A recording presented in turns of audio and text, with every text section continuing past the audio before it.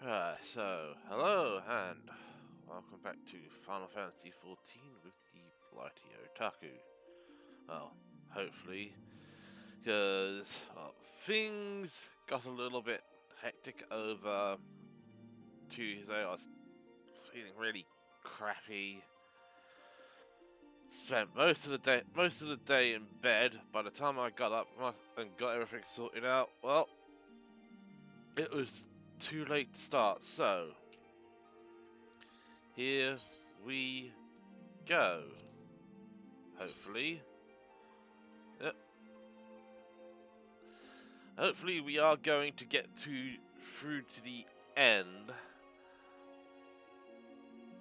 And we will actually be going from our current point to the final part of MSQ.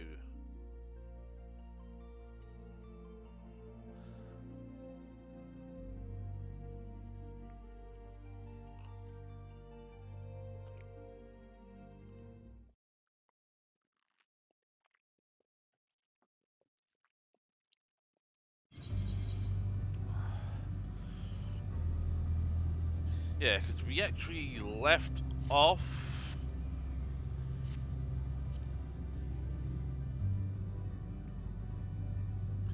near the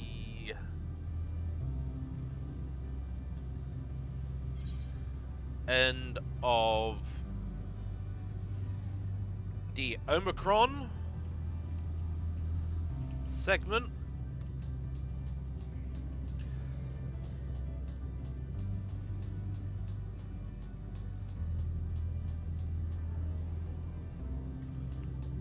So yeah, I did actually, because I'm actually now wearing all level 90 gear, but I have actually got the main gear glammed with the relic gear, and the relic gear is actually dyed white. But to actually kind of pad the early part out so that I don't actually start the dungeon and the trial until much later when I can actually get a queue, I am actually going to probably spend about the next half hour clearing other stuff out, and that necessitates a trip to, well, starting off, a trip to the Gold Saucer. Also, the only reason why the stream didn't go ahead on Tuesday is also because I ran an alt through through this part, and right, summoning bell.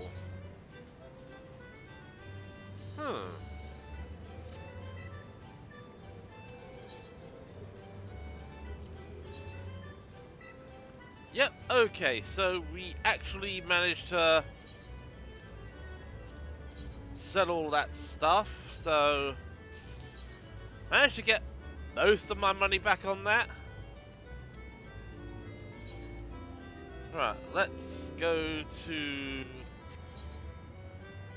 you, view the event report, and we got an oral coif.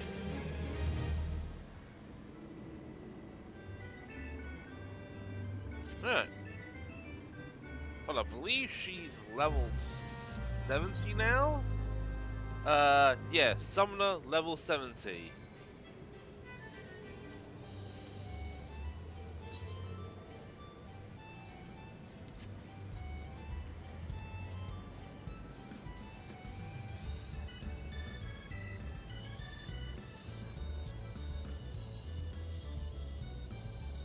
Alright, hang on.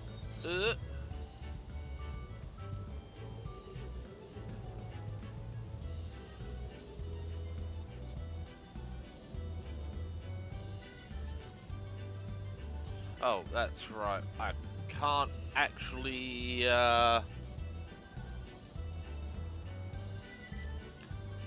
hand those in, I mean, these. I don't even think they're actually worth anything.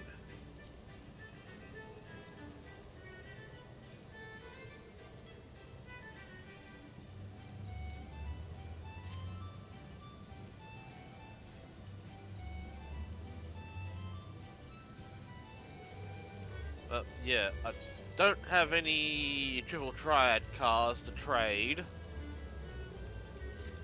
So let's just do mini cat pot.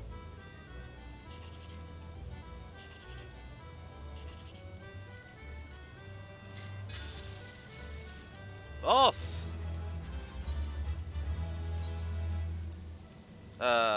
4, 6, 5, 9.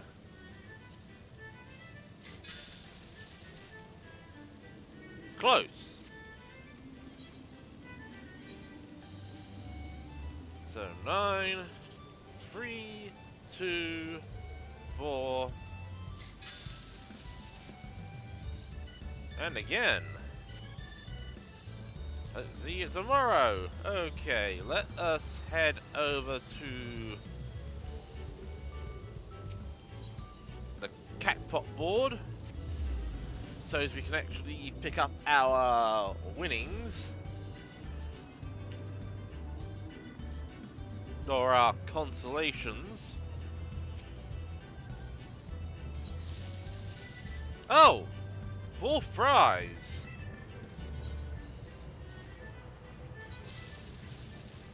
Consolation.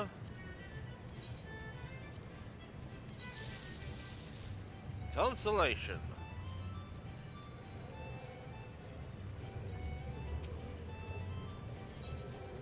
Right, purchase a jumbo cat pot.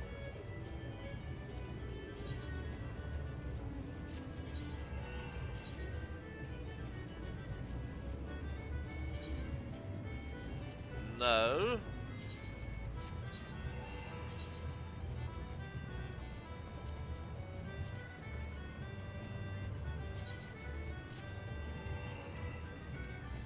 There we go.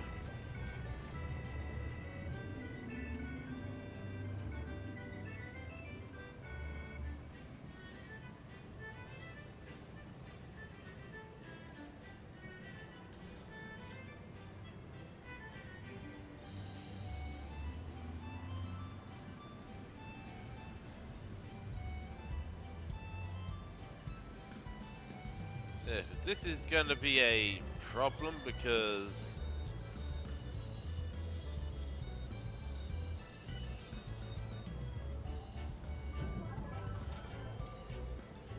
well, we have a few people here.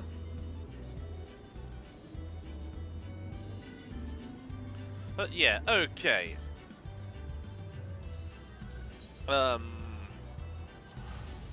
Next up, back to Linsa.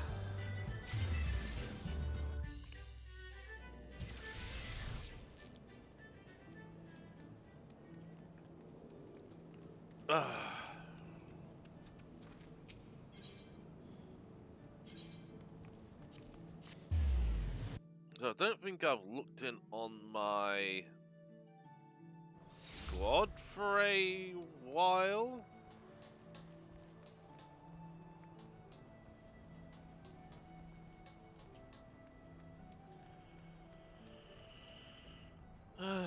Okay. And enter barracks.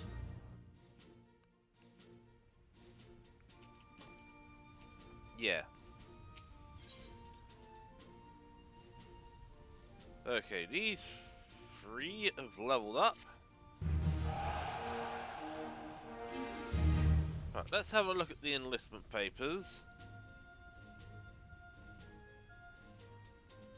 They're a gunner. Yeah, because the problem is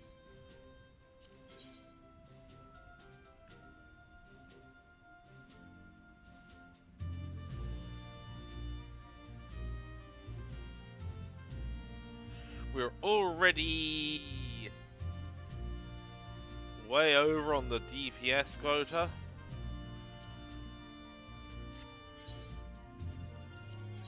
Yeah, so let's do comprehensive again.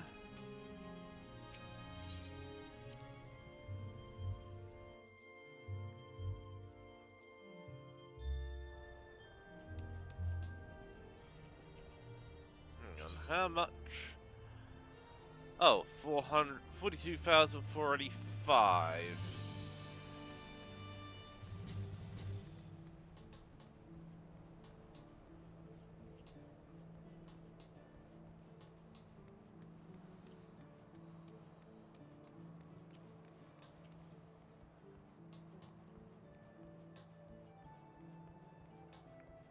So what I'm going to do is I'm actually going to be cheap about this part, and I'm actually going to airship over to Gridania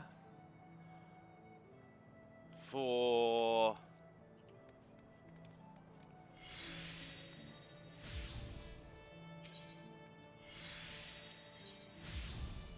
the next part, because I was actually going to do...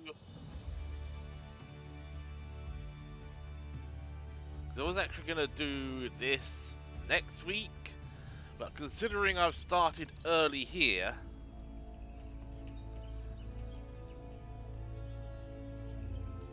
and it is probably going to take about half an hour to...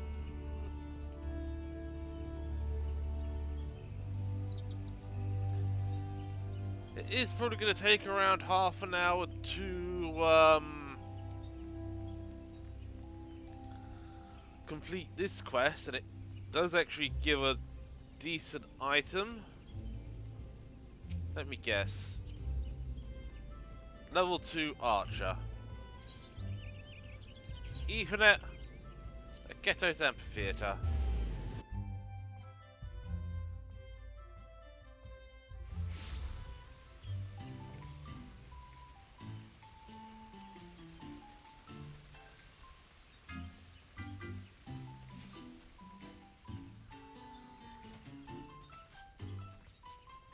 You gotta think, if I actually came here later on in the day, this would actually be a lot more crowded. It's probably the reason why when it comes to doing stuff post Endwalker, I might actually shift the time to a bit later, so I don't actually have any issues with not being able to queue for certain duties. Alright, so no love lost. Lisette the Valentione has a mitzvah this Valentine's Day. It's the season of ardor and affection, and romance is thick upon the air. I, Lisette of House Valentione, entreat you, dearest one, to breathe deep and take love's richness, its cloying, rosy radiance into your bosom. Seriously? Hold now a moment, traveller. This face? Yes, I know it well. Your love's humblest servant, ardor and adoration's foremost champion. Ah, what a delight it is to see you again. And in such blessed times as these. Alas, every rose has its thorns, and even this fairest of seasons is not without its trials. Indeed, trouble is afoot, and it threatens the heart of all in this realm. Do you recall a Moogle by the name of Kupla Gup? Self-styled Maleficent Maestro of myriad matters of the heart? Heart-shaped palm? Ring any bells? Ah, excellent. For these woes we speak of are specifically his.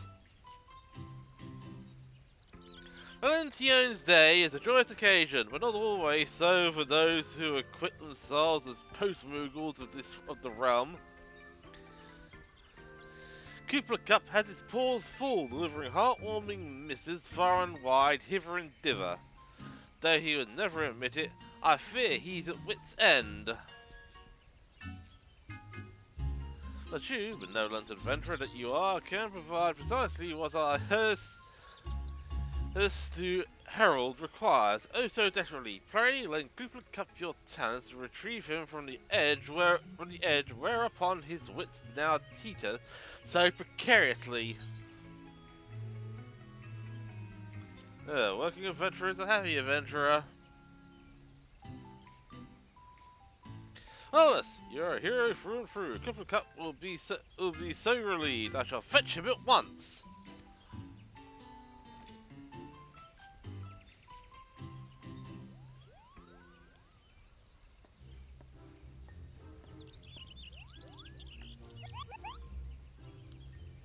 Once again this year, oh, you doesn't know about the Day celebration, have you? Once an anniversary of love, always an anniversary of love, Kupo!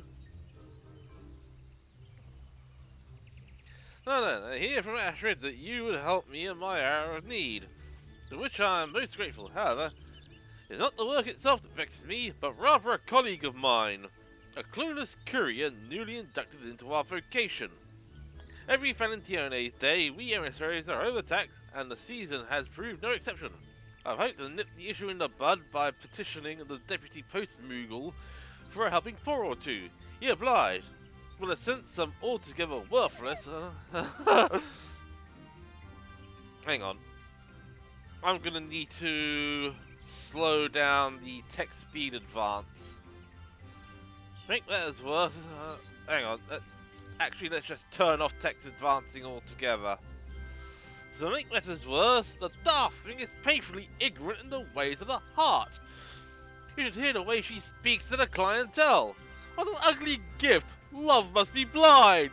And such nonsense. Left to our own devices, I fear she will ruin Valentione's Day, Kupo! Give the girl the axe, you cry! The impulse is very much with me, I assure you. I can't rightly turn away the very assistance for which I begged. I would come across as the most wretched ingrate to ever have wings. Yet I haven't the time to train her, let alone the patience. Fret not, our harried herald, you are right to have sought our help. For I have come upon the cleverest of solutions to your predicament. We shall enlist the help of our Dorothy's adventurer and House Valentione's very own Astrid to accompany said callous courier.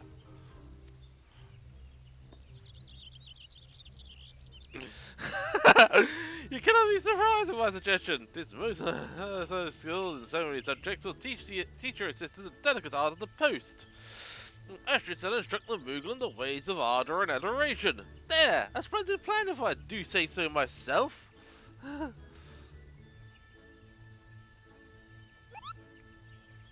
you most sure you're up for a task? Isn't too great a bother?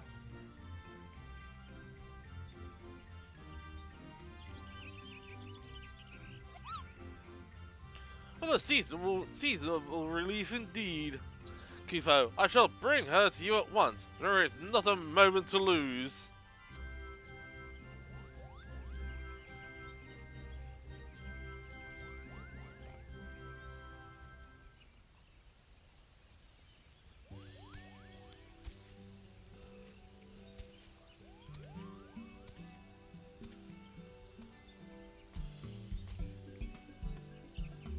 Let me introduce my fledgling post-Moogle charge. Hookty Pico! Oh, Lord Chocobo. Oh dear. This is rather awkward. I confess your friend's name has slipped my mind, Kupo. Salutations, one and all. That's why, Chocobo, his name can't have slipped your mind because it hasn't one. I refer to him simply as my partner, dear. Or now I'm feeling particularly silly. Bird! Many acquaintances of mine have attempted to provide him a name or two, but none of them are ever sick. Or should I say, I always forget them.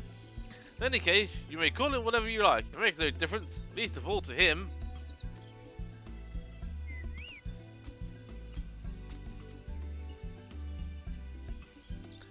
Yes, well, be that as may, I've tasked Pukti Pico with 3 deliveries, all of which I would ask you to join her on.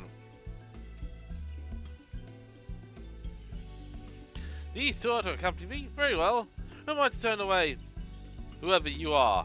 Our first step is the Carpenter's Guild. Bird and I shall await you there.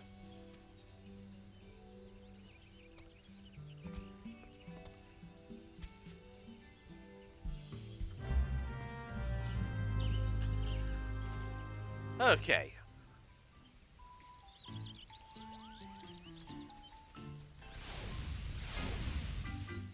And that was a load of minions spawning in.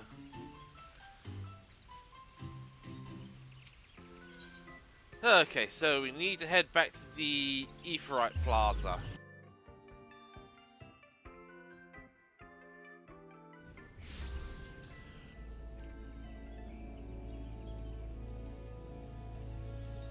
And this is also the third time I've done this. Yeah, as you can see, we are a little bit,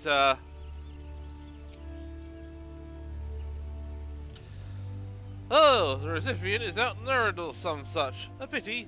As for the parcel, well, since no one has been able to take it, I say we just leave it in any old place. There are other assignments to be getting on with after all. I say, now hold there a moment.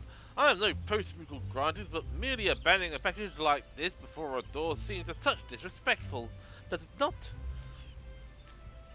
What we have here is a gift, an item crafted with love and care. It deserves to be treated as such. Who is it from exactly? A young woman, if memory serves, daughter of the man meant to receive this. Oh yes, and there was something about her training at the Culinarians Guild, I think. My memory is hazy. We won't want anyone to steal the parcel. You make an interesting point. The man is out on an errand, yes, and since he's at the Carpenter's Guild, it stands to reason he's out collecting lumber. And from the Botanist Guild, like as not, we shall start our search there. For a Valentione's gift must be delivered straight into the recipient's hands.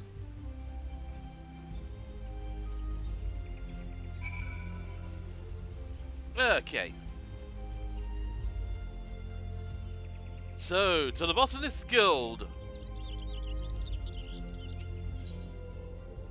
Ethernet. Botanist Guild.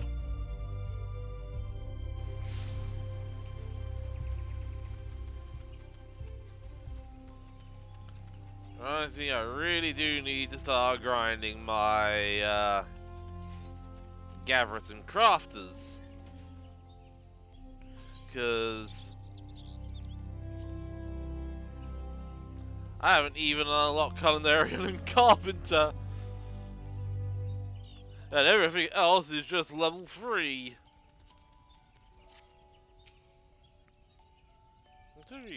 A delivery for you, sir.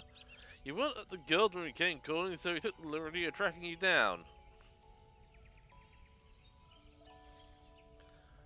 Alright, give it here. Oh, what is this? Valentione's Day chocolate. Now, this is a surprise. My daughter's an apprentice in the Culinarians Guild, you see, but I heard she'd been selected to make the chocolates for the festivities this year. I certainly didn't expect to receive any myself. Oh, how wonderful that you did. Not every day one's daughter is accorded the honour of crafting such a beloved confectionery. She must be quite a culinarian.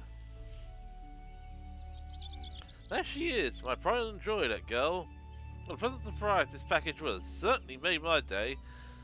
I can't thank you enough for bringing it all the way out to me like this, like you have. I'll never forget this kindness. Goodness, seems like a bit of an overreaction to being handed some food, doesn't it? That's what savvy post-Googles call customer satisfaction, Kupo. Agreed. There is a lesson to be learned here, Pukti. Joy is not meant to be kept to oneself. It is a feeling that yearns to be shared, and we played a part in bringing him happiness. So it is little wonder that he wished to share his felicity with us. So joy is meant to be shared. Well, when you put it that way, I suppose that's not so foreign a concept. When something makes me smile or laugh, I do tend to talk my companion's ear off about it. and I'm often made the happier for it. That time is wasting. Best be off on our next delivery. The recipient awaits at the Whistling Miller by the looks of it.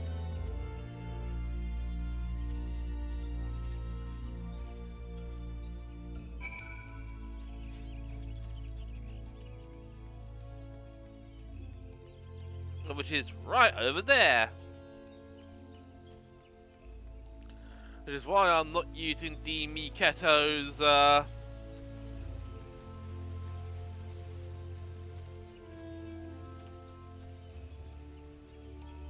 Ethernet shard. Pardon me, but I have a delivery for you, ma'am. For me? Oh, it's from one of my dearest companions. Look what they sent. Pink seashells. I need not extraordinary. Look at their vibrancy. Ah, and a card. Happy Valentine's Day. How delightful.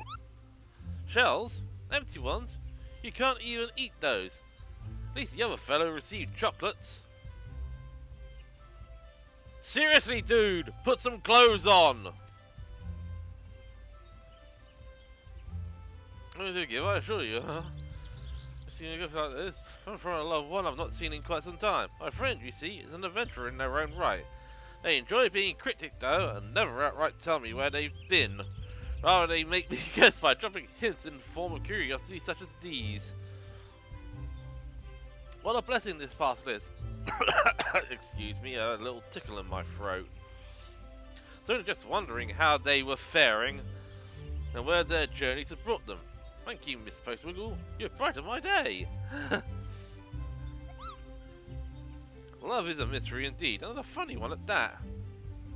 It's my pleasure to tell you, Pooksy, that love is a many splendid thing, and we each have our own unique way of expressing it. The friendship between the girl and their adventurer companion is a perfect example. That gift, which appeared mere frippery to you, was a treasure in her eyes. Yeah, and if you actually do this before you do Stormblood, the third option is not visible. Perhaps her friend is travelling the Ruby Sea. I suspect you may be right. Outside of a few specialty traders, seashells of that quality and colour cannot be easily found in the landlocked regions of the realm after all.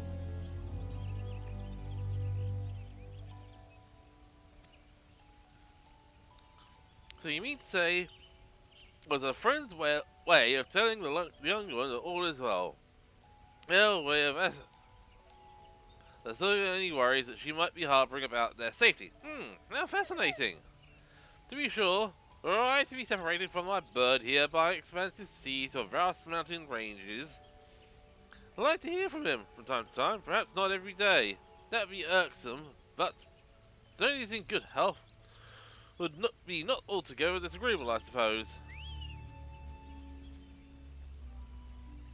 Anywho, no sense in losing ourselves in thought.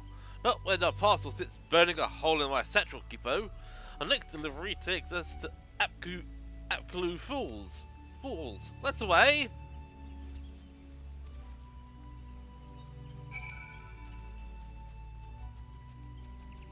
Well, let's pick up the pace. And greetings, sir. I have for you a parcel from one of Uldar's prominent art dealers, Kupo. At last, her earrings, they've arrived. Goodness gracious, how stunning they are! This craftsmanship, this meticulous attention to detail. I couldn't have hoped for a better present for my wife. She'll be over the moon to receive them. Her birthday is coming up, you see, and I wanted to ensure her special day is just that. I've even given Cooper Cup's palm a vigorous pat. I can tell that one touch is enough to bring a couple happiness for all their years to come. Let's hope so. You did well to bring these all the way out here without a scratch on them, you know. Begin to worry that by the time I received them, the poor things would be nothing more than scuffed, dented rocks. You've got a bright future of you. You've got a bright future ahead of you in the postal service, friend. Thank you.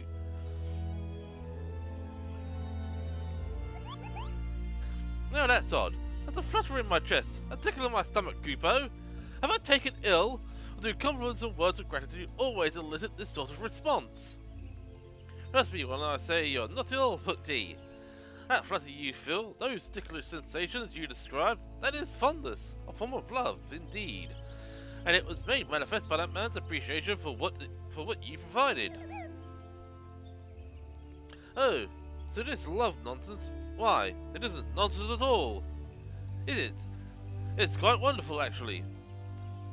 I liken it to that feeling when my bird and I settled down for an afternoon nap in the Twilswood. I tucked myself under his wing and we were warmed by the sunlight breaking through the trees.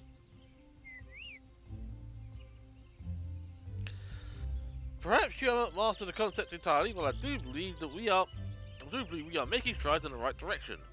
You certainly seem more attuned to the ways of the heart than when we first made your acquaintance, at any rate. Now that all three parcels have reached their right hands, let us return to Miketo's amphitheatre. No doubt Kipler Cup is anxious to know how Pukti fared.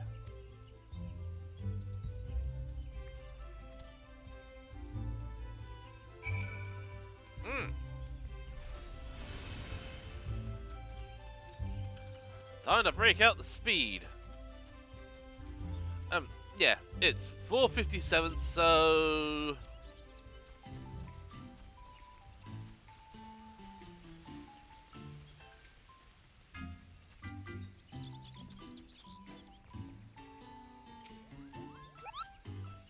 Here they are, our readers of affection, our heralds of the heart, returned at last, and not before time, Kupo. Tell me, how went your deliveries? They did, each and every one. The recipients were all thrilled to receive their parcel, and I'm pleased to say that Pukti Pico learned something along the way. Yes, I do believe I did. Love is, well, it's quite a bit more complicated than I first imagined it to be. There are hidden depths to it, ones I didn't see before. I may not be an expert on the subject yet, but I like to think my ignorance is not quite as dire as it once was. You are making progress, certainly. I'm glad of it. And just so long as you did not offend anyone, I could not ask more. Anywho, you spared at least 3 citizens of the realm from potential cruelty. However unintended it may have been.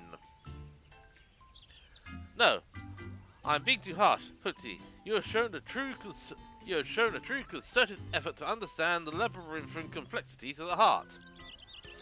And as a reward, I'm inclined to set you another task. For in truth, your work is not yet finished.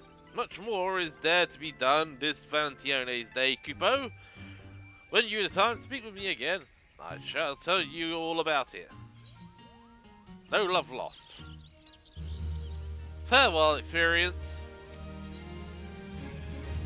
Though it is 1,440, which is only a drop in the ocean at the higher levels.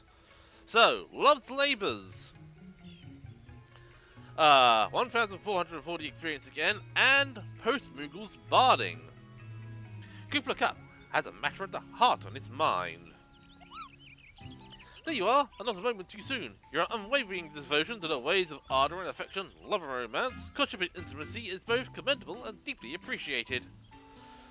So, the task of which I spoke, it involves a woman by the name of Aoze, who only just posted a parcel with no small amount of urgency. However, she then returned begging us to call off its delivery, a highly unusual request. And her eyes, twin pools of sorrow, Kupo. She fled straight away. Ere I could even get my bearings, let alone ask what troubles her. So, will you help me seek her out? You are too kind. Now, as for the young woman, she is an Elizon of great beauty, and thus should not be an easy one to overlook. Last I saw of her,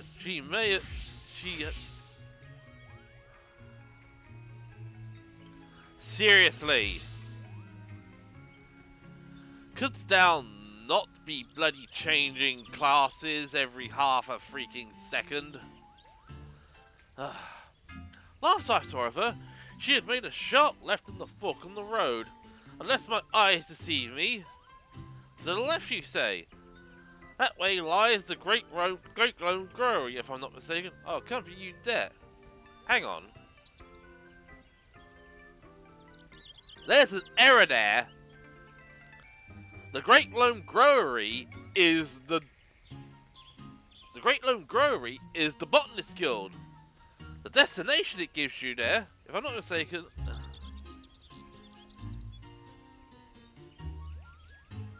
Look at, oh. Yeah, to the left actually goes to Nofitica's altar.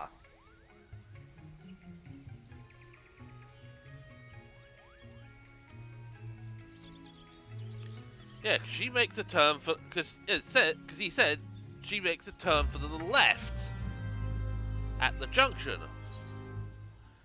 If she heads this way and she heads left, she would actually be heading down here to Nofitica's altar, not up here to the Great Lone Growry. She would have to take a right to head to the Great Lone Growry.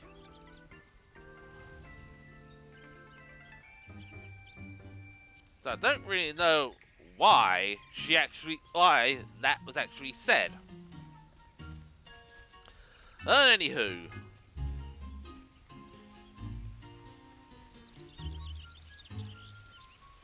Over to the Ethernet shard and to the Conjurer's Guild Ethernet point. And we turn and oh, look who it is! That's Alois. Who? Me? Yes, I'm Alois. Why do you ask?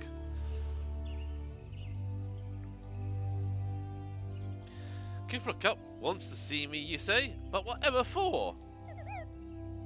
He's beside himself with worry, Kupo.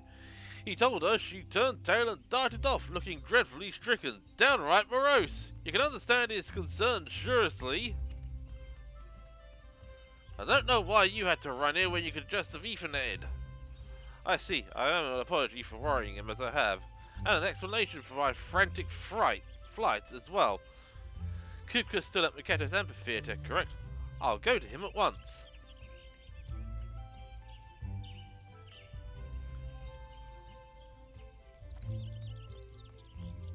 Actually, never mind, she's already gone. I suppose I should go and fetch him then, shall I? Meet us at the amphitheatre. And do hurry. We wouldn't want her dashing off again. Okay.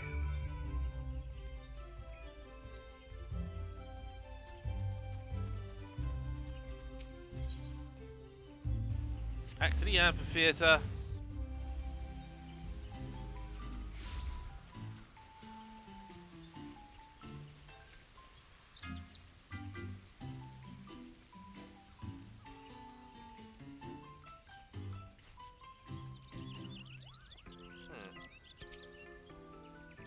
Here we go, and cutscene. Let me start by saying how grateful I am that you think to come and check on me. Truth of the matter is, I received an offer of marriage. I meant to accept, which is why I came to you instantly, Kuka, to see that my reply would be delivered safely. However, as I was writing to tell him yes, I found myself hesitating more than I ought to have been. I began to wonder if I was making a terrible decision, not only for me, but for him as well. The man who seeks my hand is of his guardian nobility, and goes by the name Azomil. At the moment, he's quite ill, and is seeking treatment here in Gridania. Do not misunderstand me. I was overjoyed to hear of his devotion. A life spent with him would be a wonderful thing. But I am no noble. I am the most common stock, no more special than a weed underfoot. I wasn't raised with the aristocratic manners a future wife of his requires. Who am I to marry into nobility? I must destroy my precious missive and pen a new letter, one telling me I can't go through with it. But that one I'll hand deliver. I won't have an emissary of love delivering such ill tidings.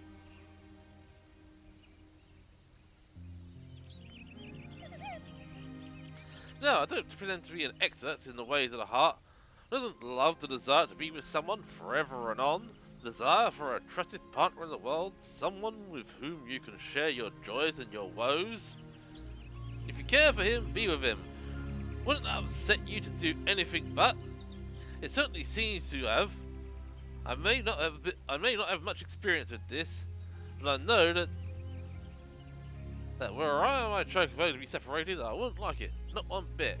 Don't believe in giving up in this. Don't believe giving up is the solution, Kupo.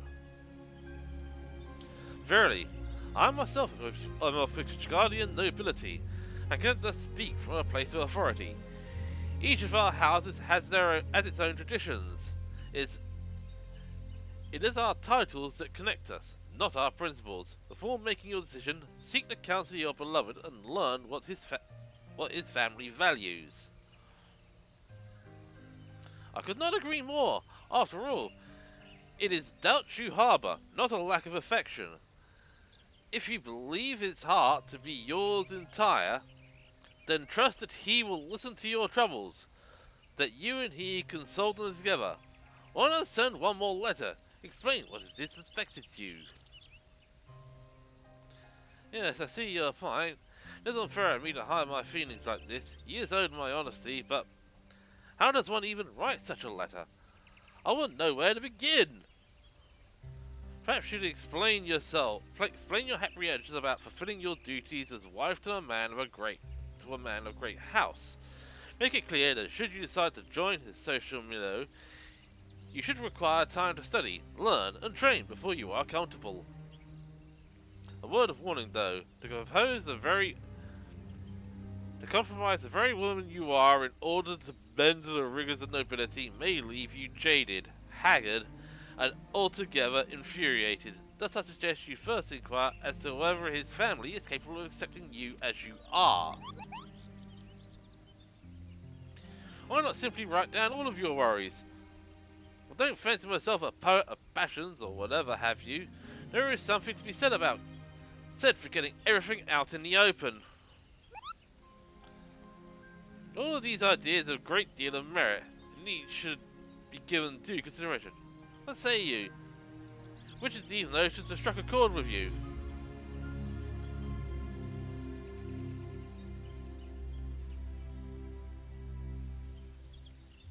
Yeah, tell him exactly what concerns you.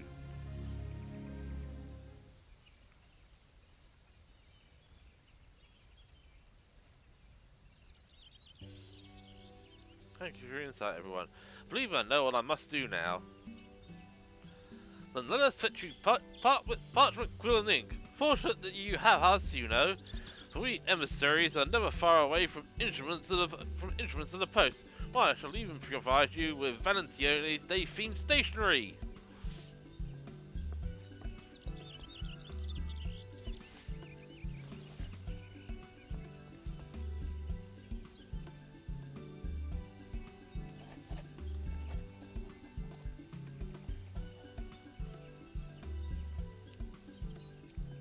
There, it's done. Now all that's left is for him to read it.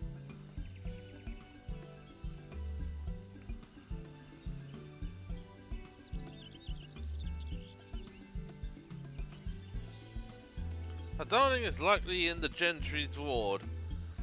I know he enjoys sitting in solitude on a bench not far from the gates. He'll be there like as not.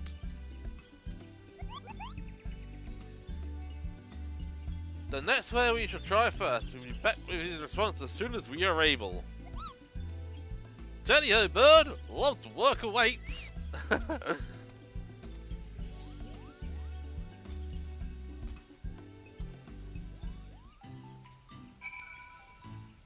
Ah. Oh dear, I'm so fidgety. I can't sit still for nerves. And a dozen minions just spawned in. No, I can't take this any longer. I refuse to stand idly by while my future is decided without me. That does it. I'm going to the gentry's ward this instant. She can't. And she's gone. Our duty as emissaries of love and affection demands that we see that love long last through this trying time. I shall meet you at the gates of the Gentry's ward. Okay.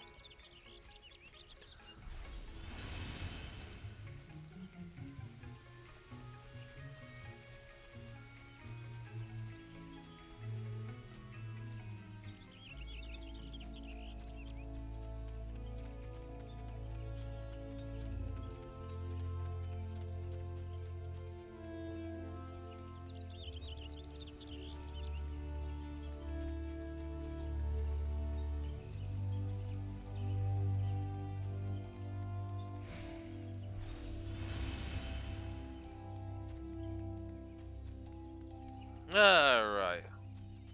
Oh, and here she is.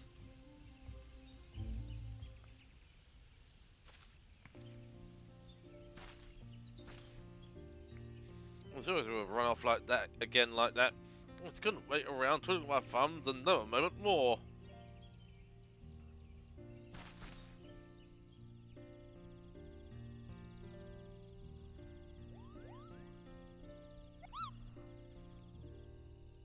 You know, a letter for you from Miss Alois herself, Kupo.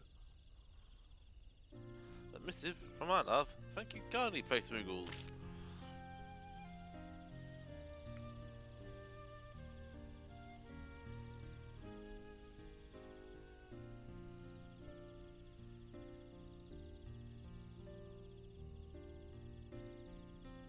Perhaps it is not my place, but if I may... Alois thinks a great deal of you. You're not sure if she wrote the letter you now hold. You can see plain as day how much she cares for you. If there's love to be found in this world, it's there. And every word she has put to that page. The heart and its intricacies aren't my forte, I admit. But if you've even half as much affection for her as I have for you, she has for you, then what you two share is something wondrous. I can only hope that you can both weather whatever troubles come your way. The heart isn't my forte, indeed. For one who claims such a thing, you show remarkable. You're quite changed from the Moogle I once knew. Can't be impressed, Kupo. Good to concern yourself over my and Alois' affairs. Your kindness does you a great deal of credit.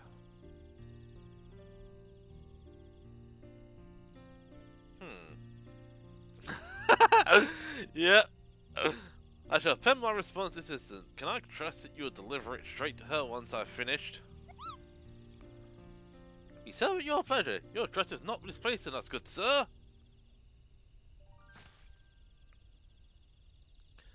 Yeah, you should return to get something at once. Don't be here when he's got up.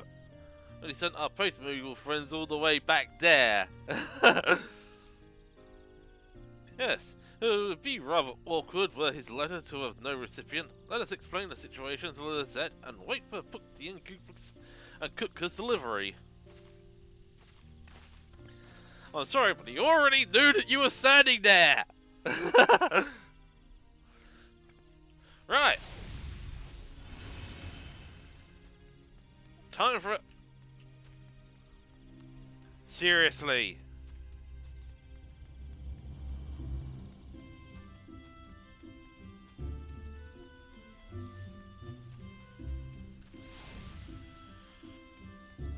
Okay.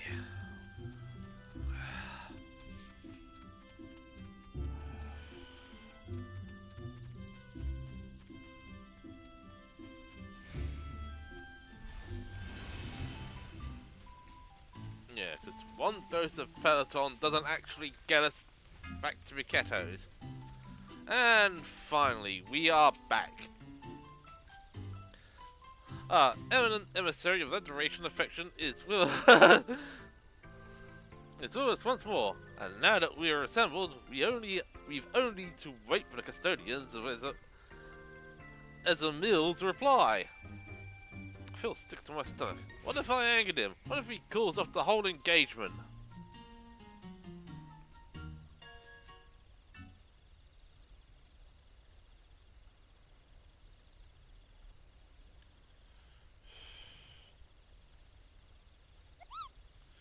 you returned of your beloved's painstakingly penned post in bore.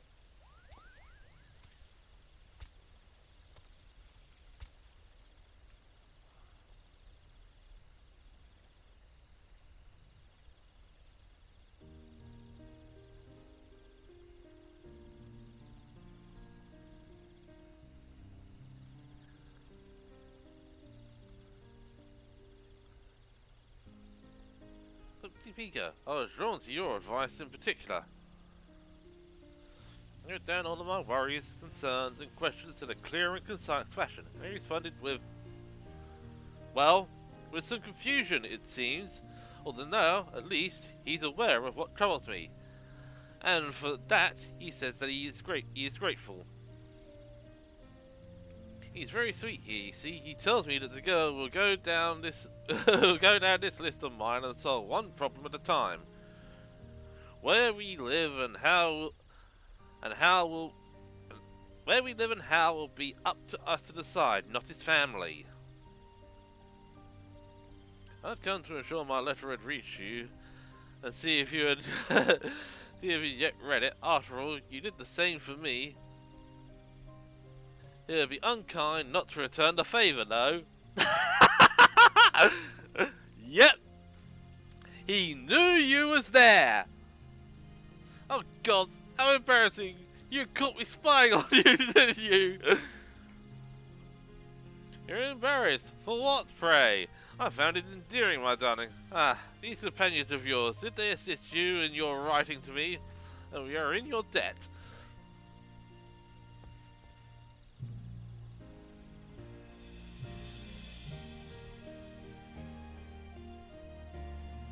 Ugh.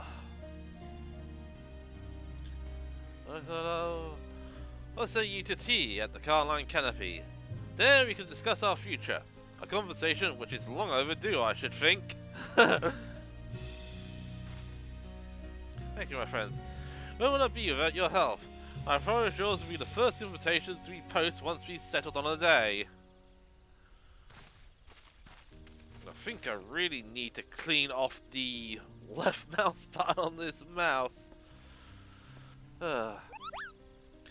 Goodness gracious me!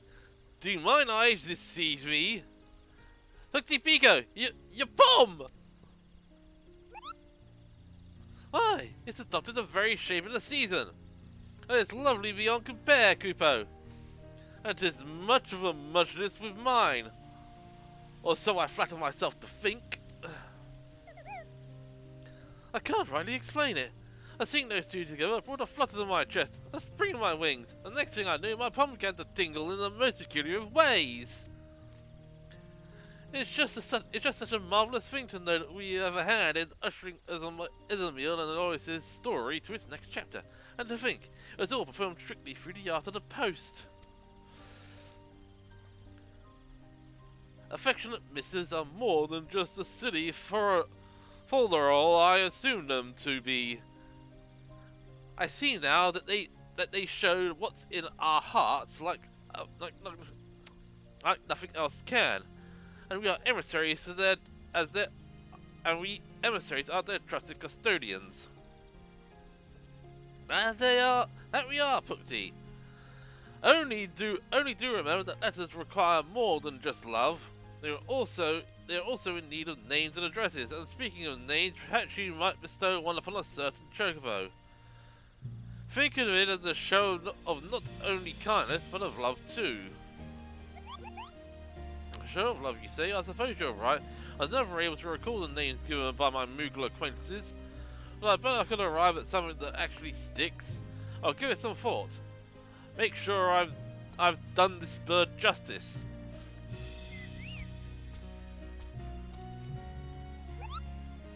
My once foolish fledgling has wings of his own at last. How proud am I to see you soar. You're a credit to the emissaries of ardor and affection with your heart-shaped palm. It is my most sincere honour to have you among our ranks, and I pray you will continue this most revered work. I'd love nothing more, Kupo!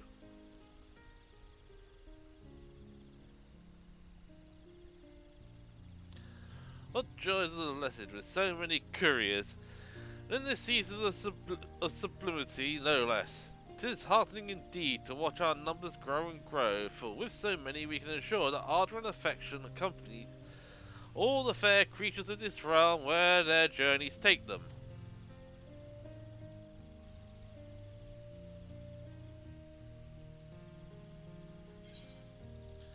And with that, we are done. And 1 hour in, no less. It actually took a bit longer, and if you can pronounce that, you are better than I am. And let us redeem the post-Moogles barding.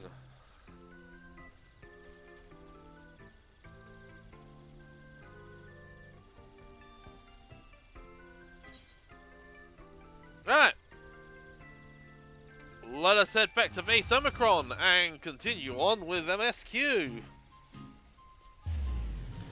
Hopefully, once I reach the next point, we should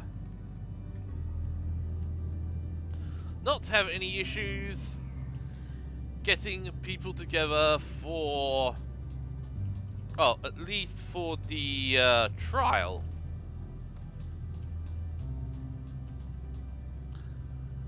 And now we have to actually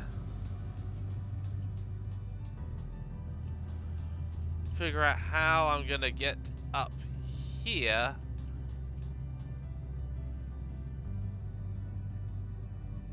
Wait, have I actually cleared out all the ether currents in this area? Oh, 90 yards to north east.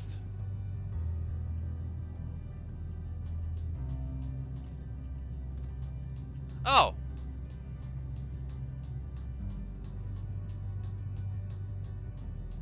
Which way is that dude looking? He is looking this way, so let's try to be cheeky sneaky and thank you. There we go, 1 ether current. Alright. Next.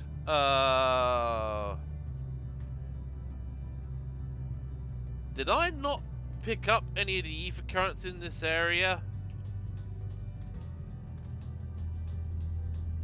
Alright. That dude is looking this way.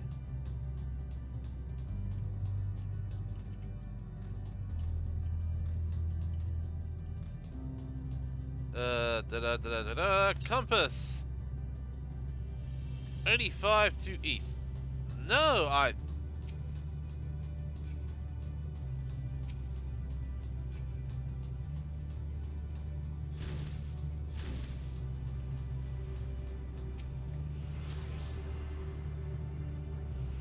either I didn't pick them up or I missed them completely. Is that all of them? 1088 yards to the north. Map.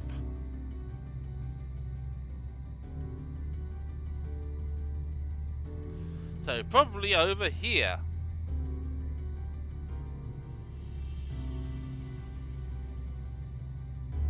Or somewhere around this area. Alright.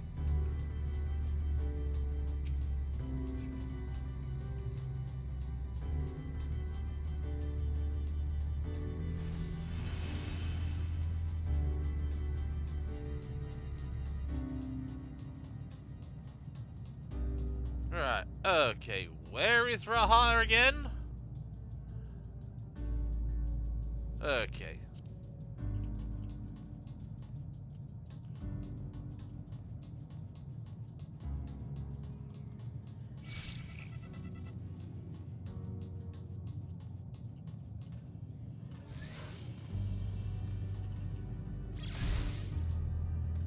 I'm sorry, but would you please do me a favor and bugger off? Ah, okay, so there is actually one person here.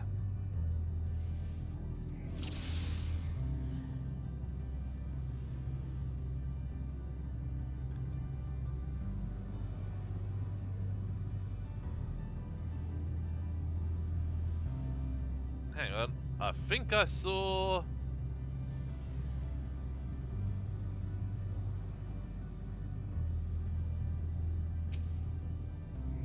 There we go. Wander around ceaselessly as if lacking a clear objective.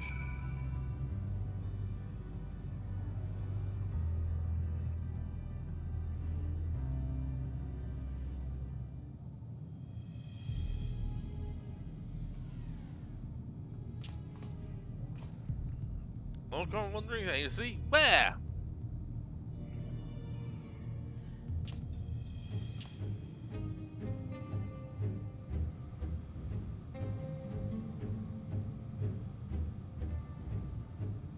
Ah, I see it.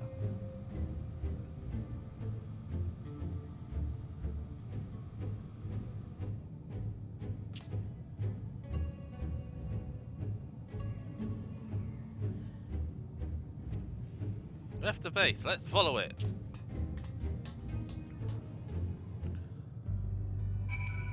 Right.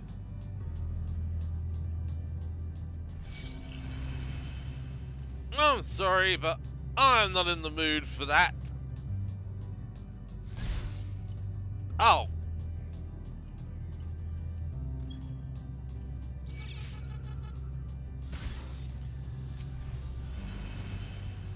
Ah, crap, I forgot. You can't use Peloton when in combat.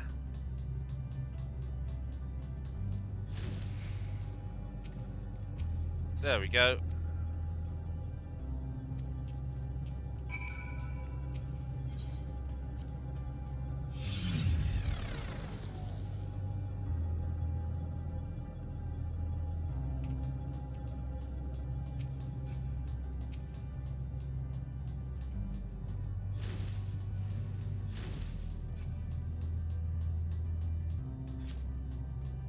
M017.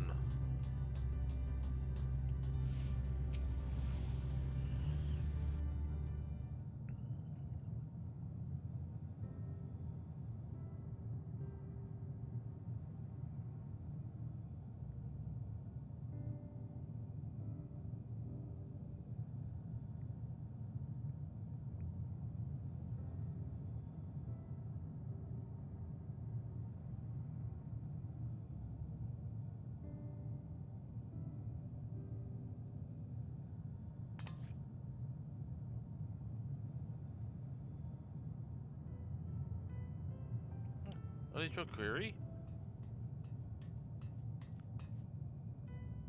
Ah, you found it. What are you doing here?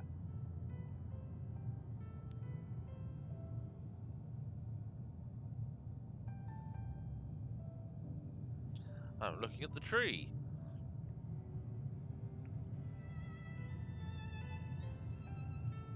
Quite an unusual specimen. What is the device attached to it? The tree is a sample collected from another star. As it cannot survive in our environment, however, it requires life support. That is the function of the device.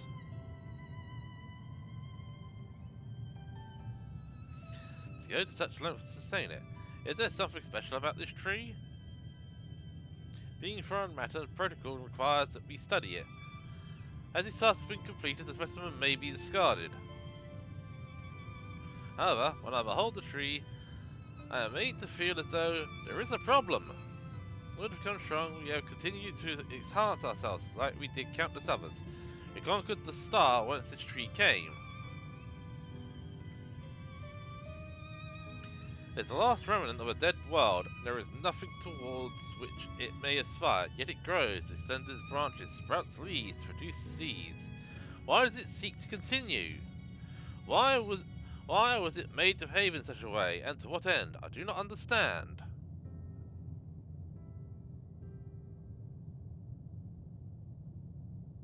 I see. Out of curiosity, does this pertain to your duty? No, it does not. My apologies. I shall return to my designated post and assume a state of combat readiness.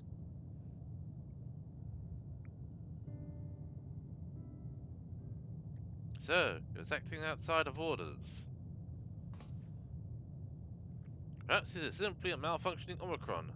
They are by no means uncommon, but it may also be a unit possessing the ability to make decisions, one not unlike Sir. I believe this bears further investigation.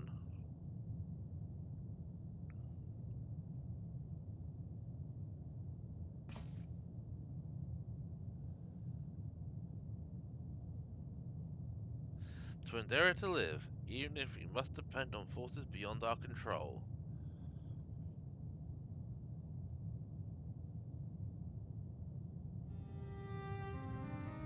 One day, when this adventure becomes a part of your... You think I will be mentioning it?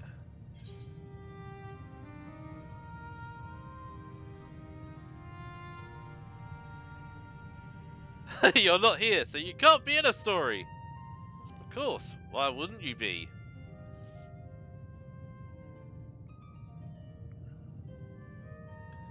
You truly think so? That would be a...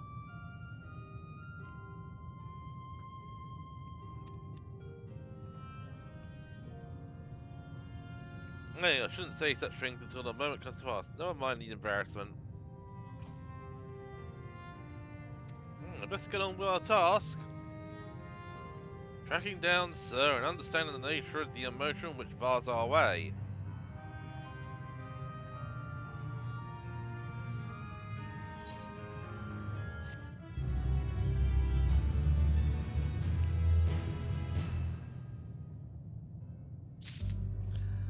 And this quest would actually take note for programmers because it is something that you, it is kind of the first program to make sure that all is well. Hello world! You return to the outpost for now. The others will wish to hear about the errant Omicron.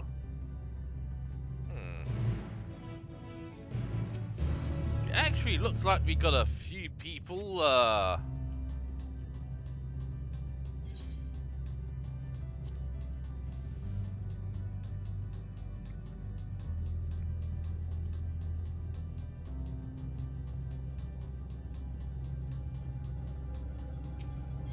passage to the Fallow Portal.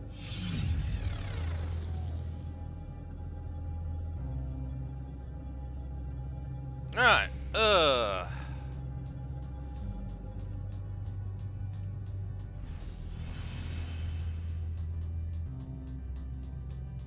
I should probably have teleported back to base Omicron. Oh, Reaper. As a, I said you found a suspicious Omicron. That's good because the units we were on were the same thing to say about the extended operations unit, as there is no way to arrange a direct meeting. Still, that serves to be rude that it's business as usual at the outpost. But enough about us. Tell me you learned something more useful.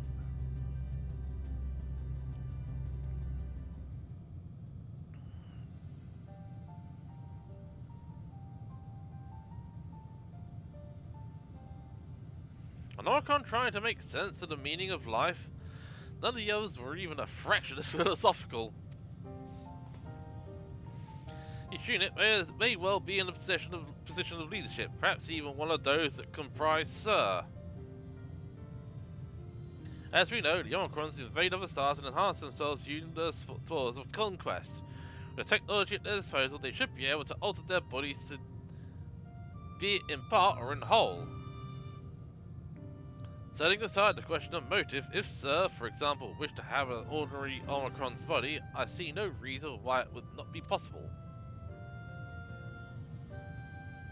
The problem is how to go about ascertaining if that's what's happened. When I attempted to probe further, it promptly ended the conversation. If it is indeed Sir, I doubt it would willingly reveal its true identity.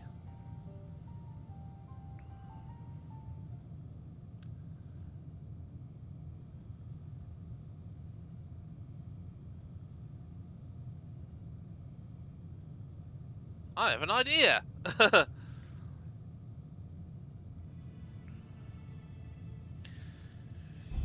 We use lightning on the console again, but we make it stronger. Much stronger. At that moment, should the unit exhibit a reaction that could suggest that it has a connection to Sir. An inspired idea. I dare say it is worth a try. I had a feeling you'd be on board. This time, you must allow me to do the honours. Or stand guard in case your incantation draws sentries to the scene. On my part then, I'll approach our suspect and divert its attention. Which is closely for anomalous behaviour. Yes, shortly before you are returned, an Omicron appeared from the same direction. Rather, outpost then off towards the console. At first I assumed it was a unit on patrol, but perhaps that could be our errant Omicron. We must seek it out and begin our operation at once. Unleash a veritable storm.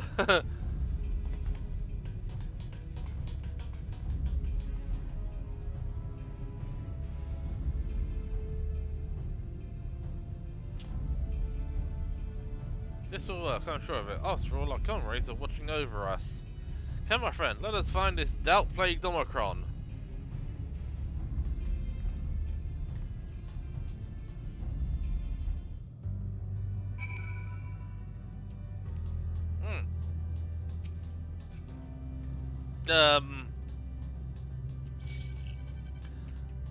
Oh, screw you then.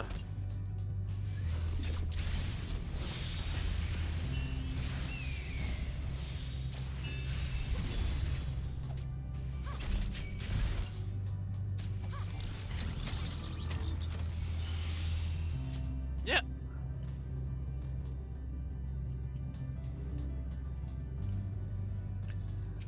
That was a special order of get bent. Oh, screw off.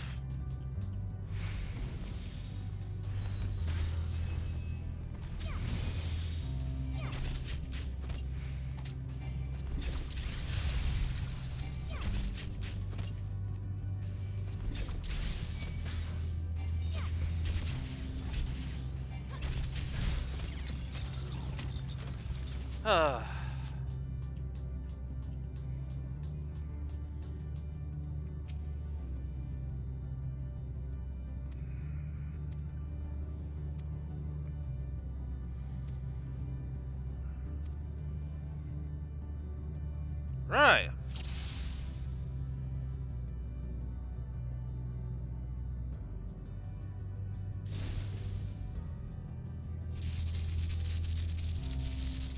There we go.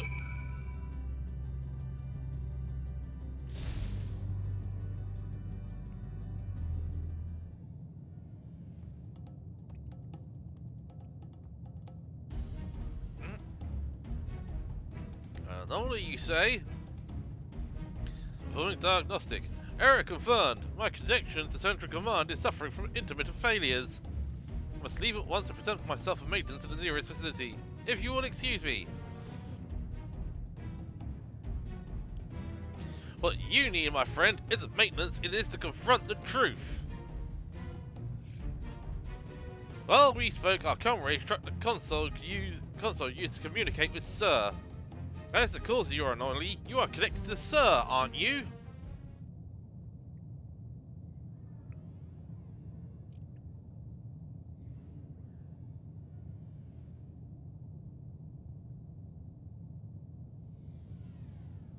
Affirmative.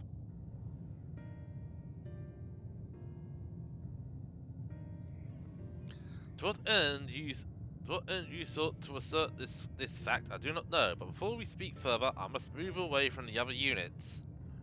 Okay. I do not wish for them to know my true identity. Very well, our friends are at the console, let us head there.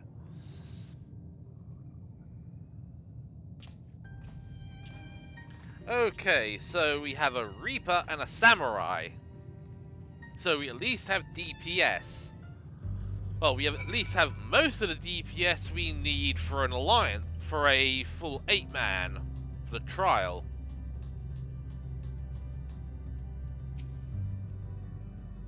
And I think this is actually a voiced section. Come on, thank you.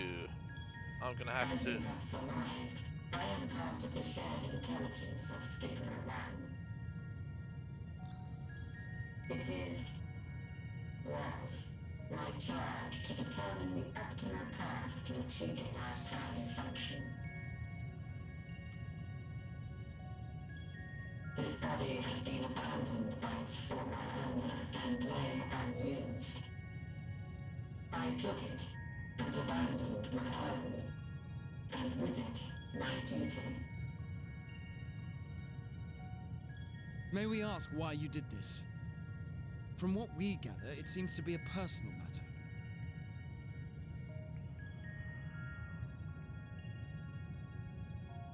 Our kind did not always look as we do now. Long ago, we possessed frail and feeble bodies. Beleaguered by stronger races, our ancestors took to augmenting their flesh in order to defend themselves. What began with limited parts eventually spread to the whole body, and at last, a means was discovered to convert the mind into data, rendering even the brain obsolete. Such complete mechanical beings were called the Omicrons, and by their might, we came to reign supreme over the star.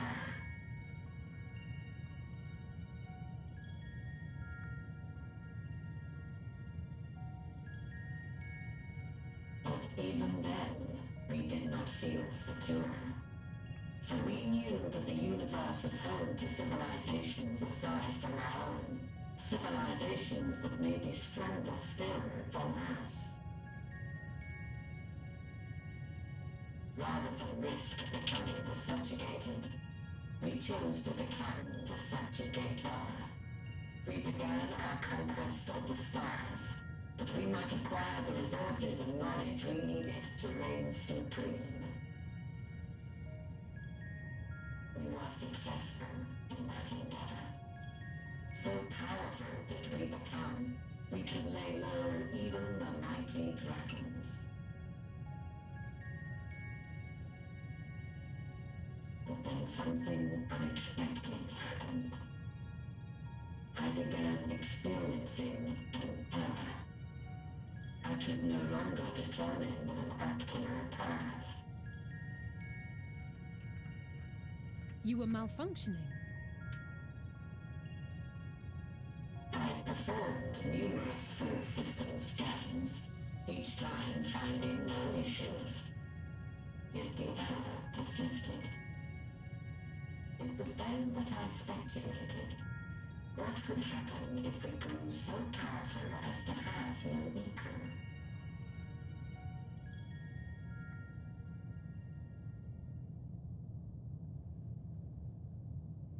To become stronger was essential to our existence. Our every action has been in service to this objective. But if nothing lies beyond this, can it be truly said that it was essential? Have we been engaging only in wanton destruction?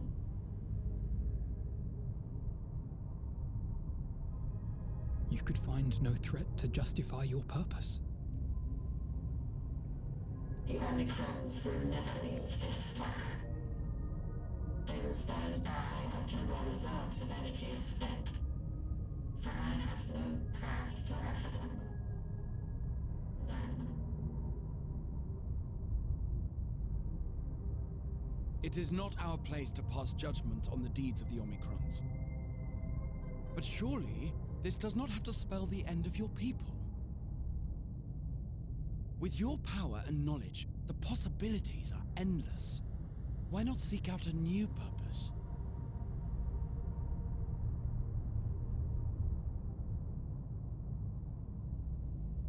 That is impossible. In the beginning, we had a higher purpose than our pursuit of power. But but we lost sight of it when we so irrevocably altered our fundamental forms.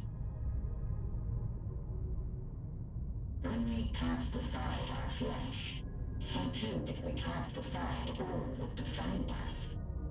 Nothing remains of who we once were.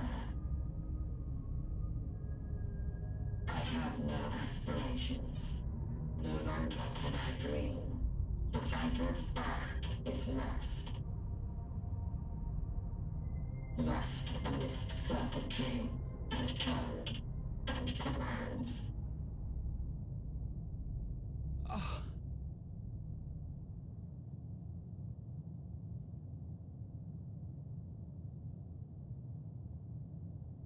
I believe I know how to overcome this despair. The words are ready in my mind, but ere I speak them,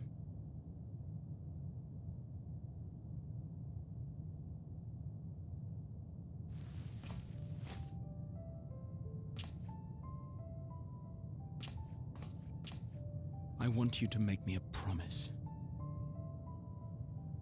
Be it across time or space, our promises have always connected us. And so I ask that you indulge me once more, that this won't be the end.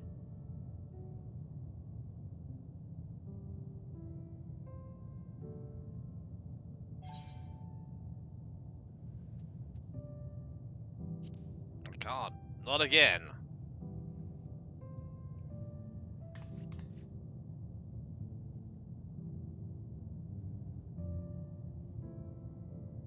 Forcing you through this again is the last thing I want, and I'm sorry. But we've never broken a promise to each other. So I ask that you have faith in us, and hear my request.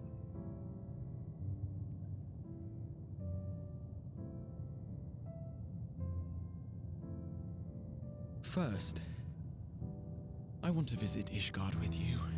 Properly. We scarcely had time to look around last time.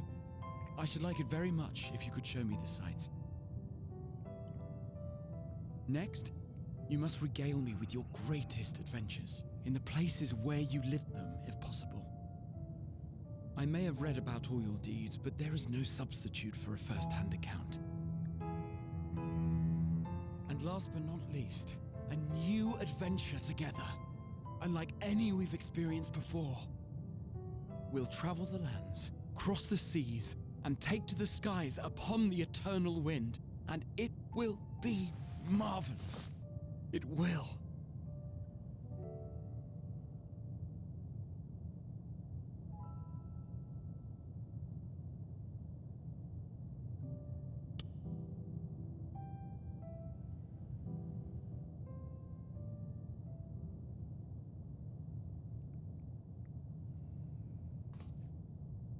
If you would humor me a moment.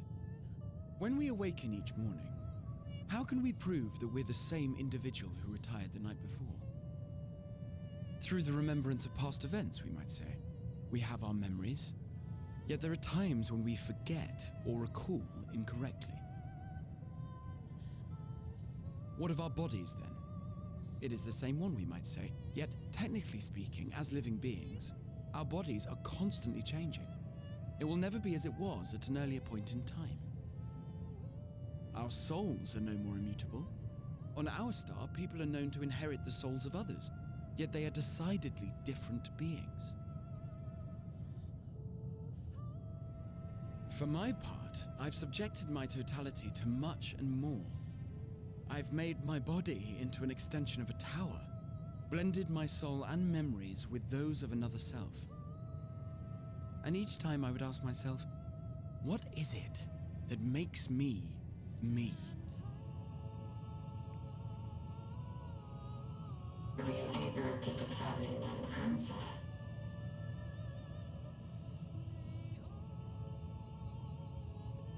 No, but that doesn't mean I'm confused. It simply means I'm the same as everyone else. So I posit this. Who we were need not prescribe what we now hold in our hearts. Whatever came before, what matters most is the present. For me, that is being here with my friends, full proud of how much we've grown together. So I urge you to not give up. Heed your heart's desire and hope that the future you long for shall be realized.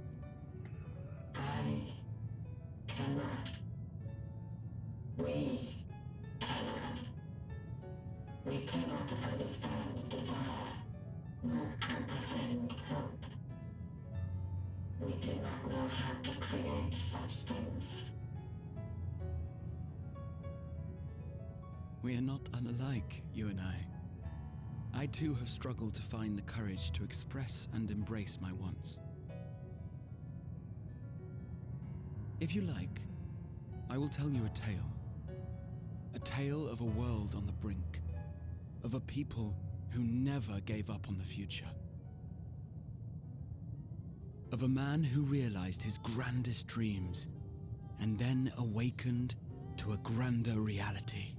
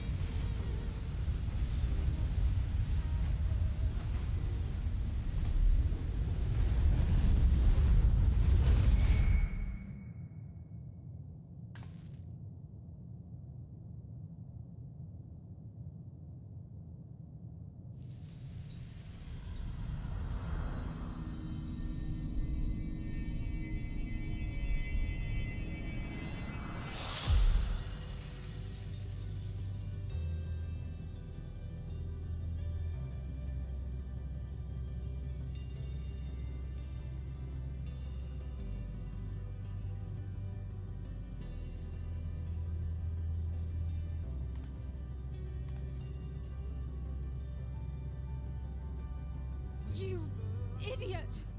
Just once, stay with us to the end.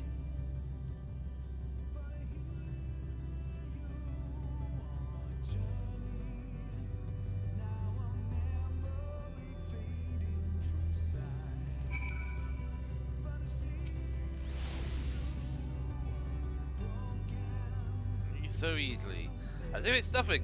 How do they think we feel? Next time we meet, I'll give them such a flick, and that'll be just the start.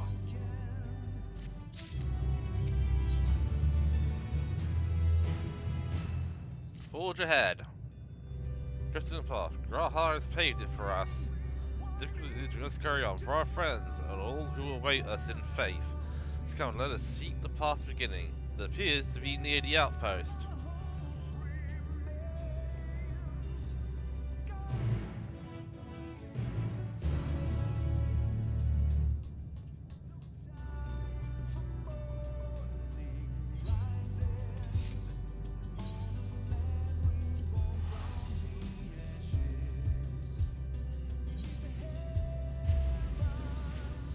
Yep.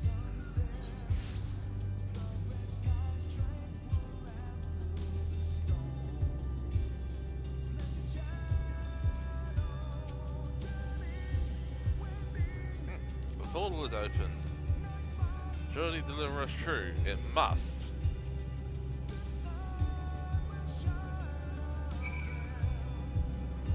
Well, I'm getting ahead of the rest of that lot. Travel through the portal.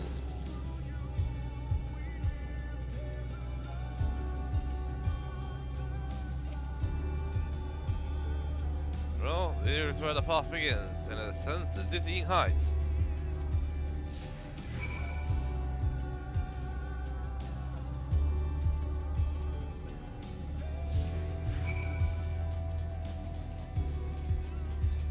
Right.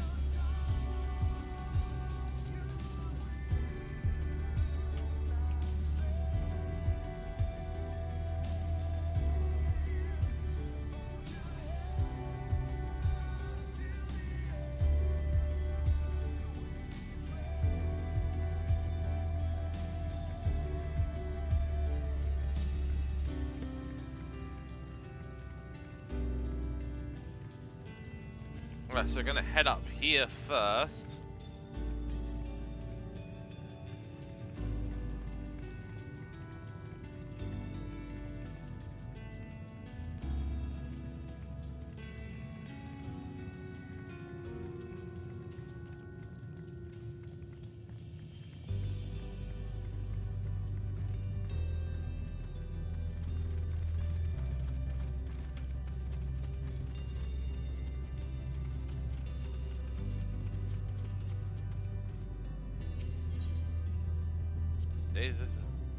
Usual star shine in the distance. To think that they all could have birthed civilizations. To think that everything that they built has gone to dust. Their peoples lost to despair. Of the stars floating in the sea of midnight, ours is a lonely aberration. And yet, no matter how many worlds have met their ends, with you and Anastasia beside me, there is nothing I fear. No ocean so vast I cannot cross. Those broken stars I see, shattered, ruptured, unraveled. I wonder if there also was recreated at their ends. Sight of them fills me with a sorrow I cannot describe, and a truth I cannot deny. Birth and death, whence we came and where we return, a wheel from which there is no escape. Right. And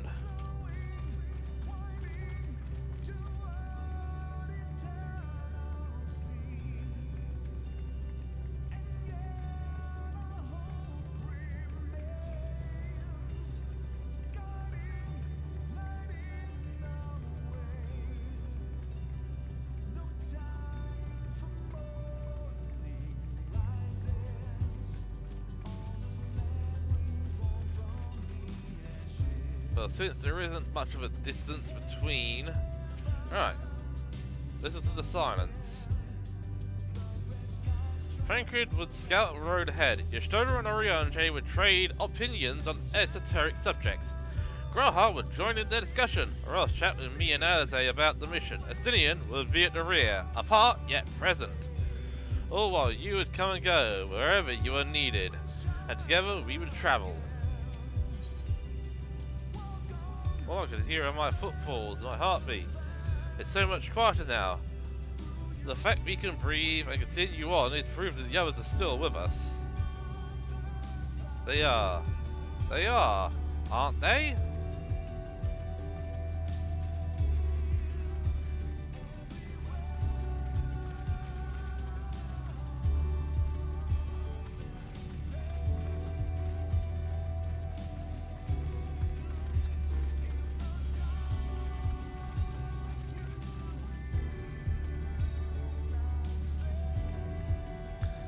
Oh yeah, and we'll see the model actually glitching through the ground.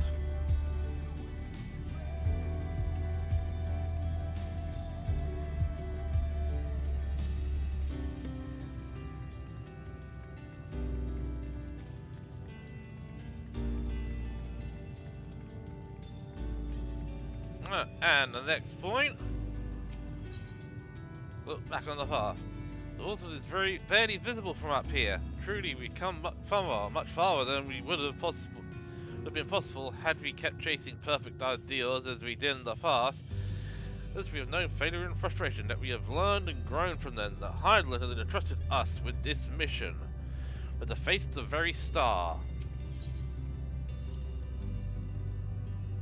It's all a dream, isn't it? A long, elaborate dream. Any moment now, I'll wake up in my bed, still a student, grandfather alive. I'll go about my day, relieved as the fragments of that other life faded away. And that would be happiness, wouldn't it? And none of it. No, I wouldn't give up these experiences. Good and bad, they are mine. They are me.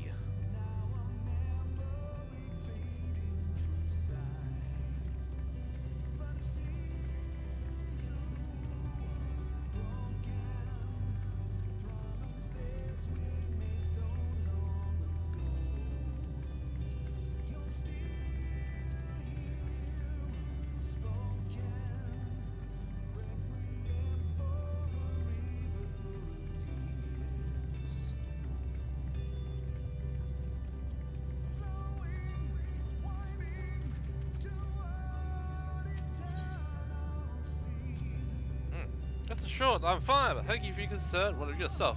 No, we can't afford to be too leisurely.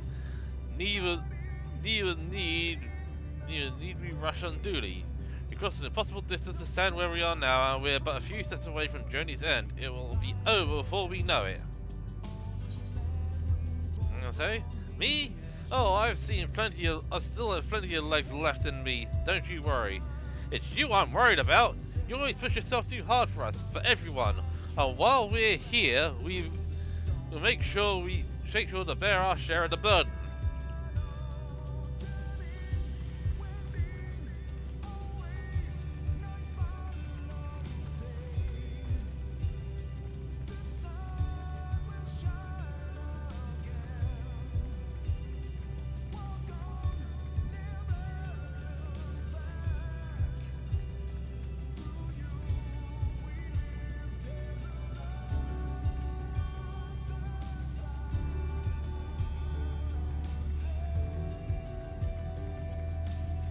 Here we are.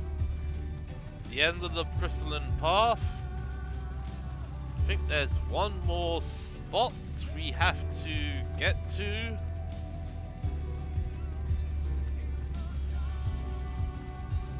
Yep.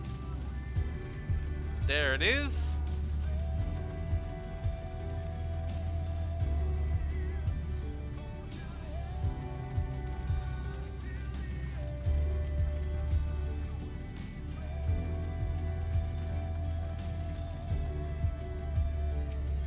Well, for no. Look at the path ahead. Well, this is it. The end of the path and the beginning of whatever awaits. There are greater hardships. We may be made to feel powerless, yet come what may, let us have no regrets. No, let us have pride in what we have achieved.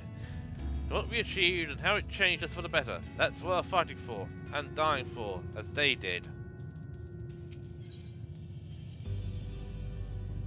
There's some structures up ahead, still a ways to go before we reach the dead sun. Given all this, I know how naive it must sound to hope that it all works out somehow. Still, you'll forgive me if I wish for it all to say. Not that you of all people need it. It's just, after all the help you've given me, for once I want to be one to help you.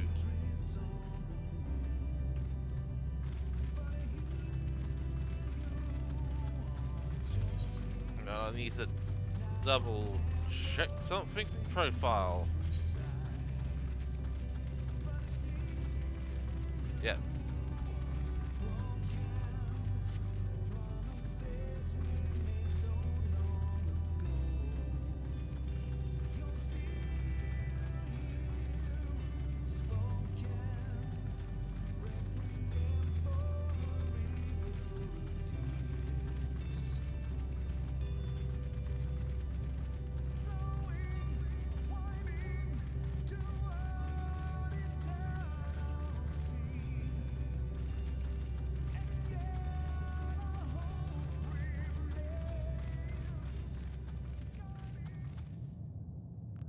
And the music cuts.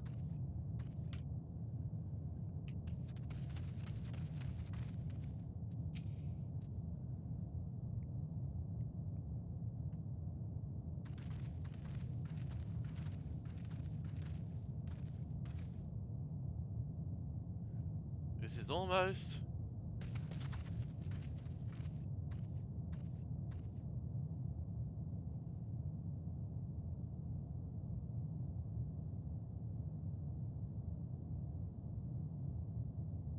normal. Not unlike many cities we know, but it's definitely quiet.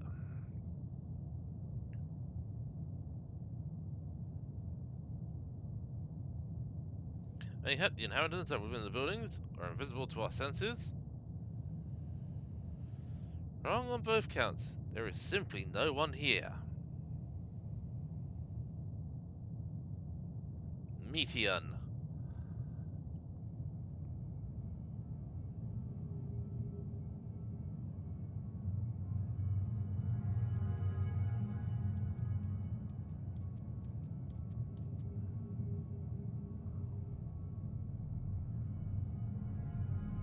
just how I found it when I arrived. Another star which once pulsed with life, but no longer. How it ended, I do not know. Invasion? Sickness? Suicide? None can say. None live to speak for the dead. They are gone. Gone. Search all you like, but you'll only end up turning back.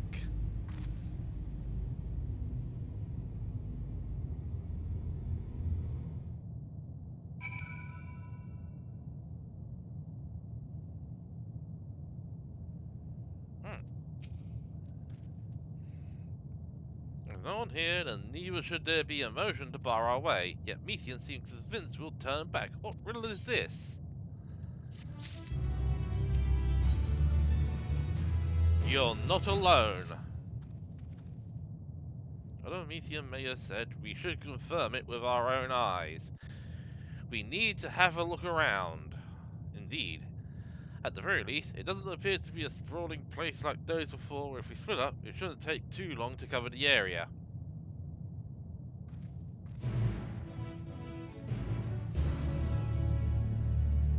Right. Vantage point.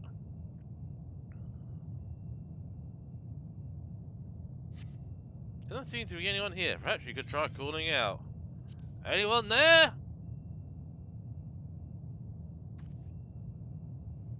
If anyone has heard you, they did not respond.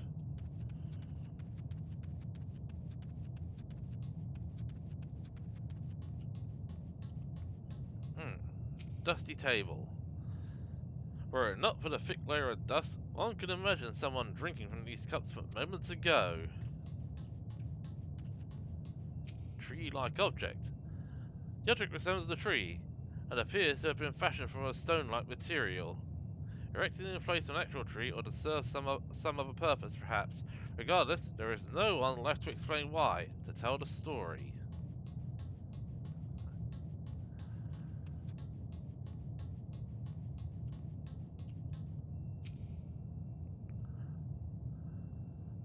This place is reminiscent of a bar, but neither patrons nor staff are anywhere to be seen. Egg-shaped containers line the shards, with a loose few sitting on the counter. Vessels for the beverage, in all likelihood, a venue bustling with activity, until it was not.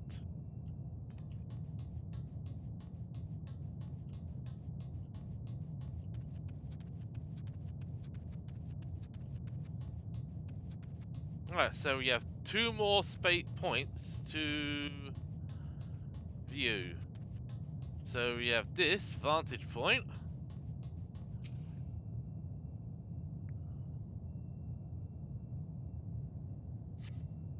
In the distance, you glimpse Alice picking her way through the ruins, but otherwise find no signs of life.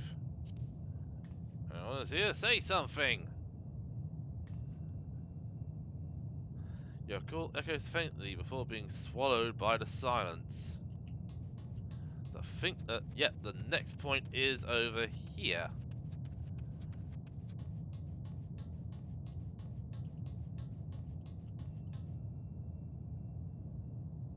Rusty door.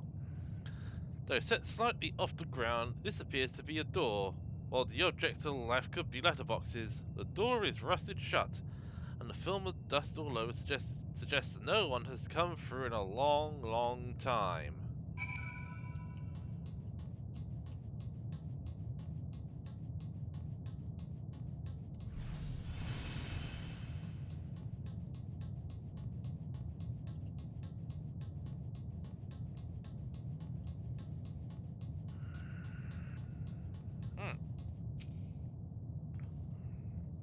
Take a look at this. If the road was a little longer, we could take it to just beneath the dead sun.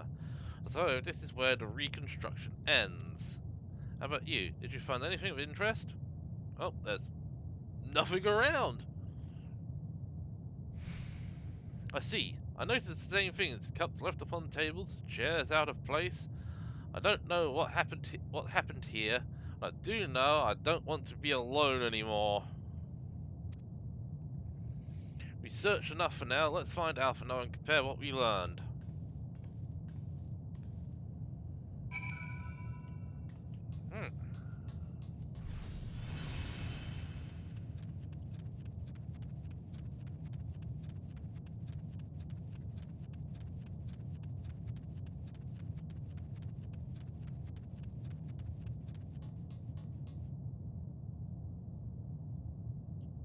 on. I thought I saw someone around there.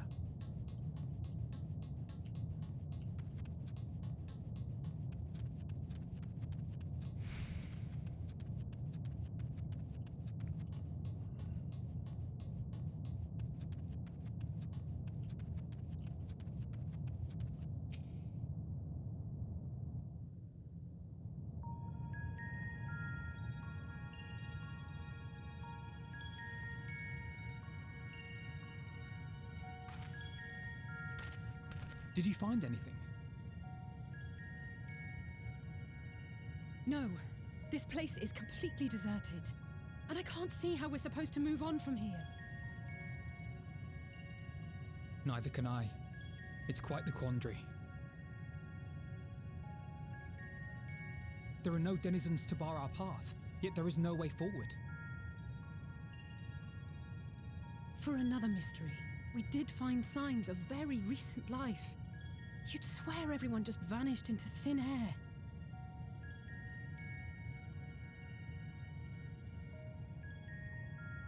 I wonder how many ruined worlds like this has Meteon seen. Ah. Could it be? Yes. Yes, I believe I may have puzzled this out. Despite how it appears, it's no different this time. There is someone here who has wished for this ruin.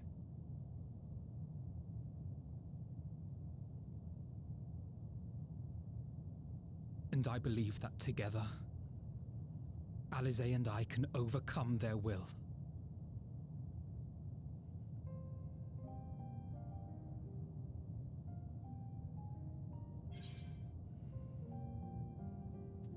Stop.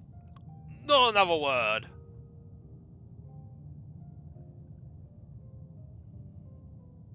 I'm sorry, but there is a chance, and I must seize it.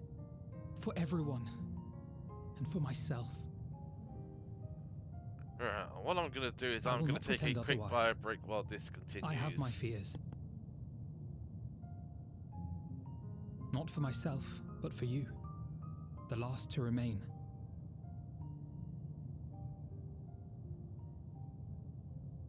You are no stranger to carrying the burden of others. But I can only imagine how heavy the weight would be this time.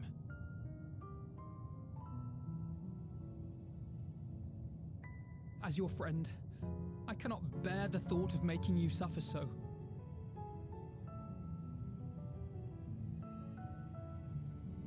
Then why suggest such a thing? It's too much to ask of anyone, even her. Why must she be the one? Why must she fight alone? More than a hero, she's a dear friend. Not only to us, but to so many others. There are so many people in the world who care for you, and yet... And yet...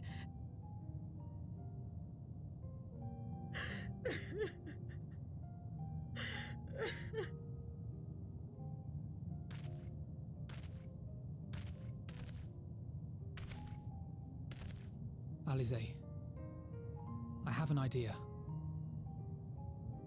Given the nature of this realm, it may be possible to do more than unbar our friend's path. We might also pave her a new one.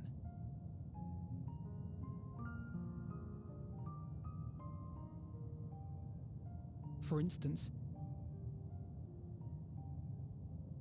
a path where she finds happiness at journey's end.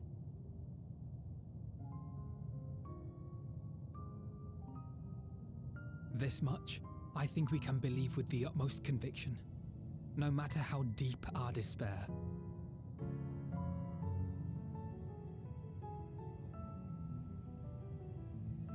So please, believe in us too, and press on. Right. Thank you. What are you? If the plan's decided, then let's not dally.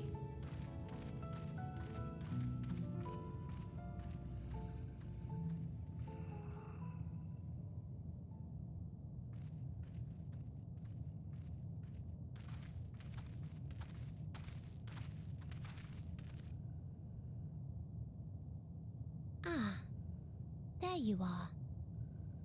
It was as I said, was it not? It was. We couldn't find anyone. But this place isn't entirely deserted, is it? You are here.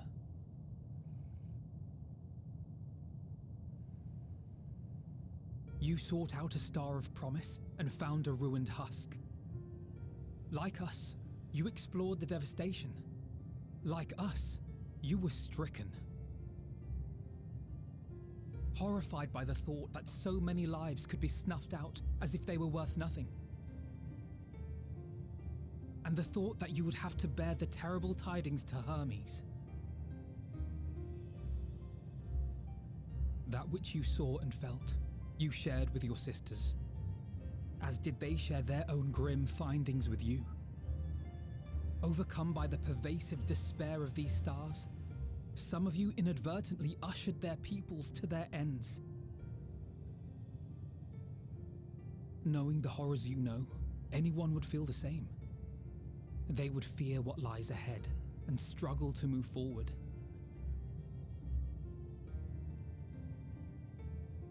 Fear. I had forgotten that such a thing existed. So focused have I been on shepherding despair. If you can remember, then you can still face and overcome your own fear.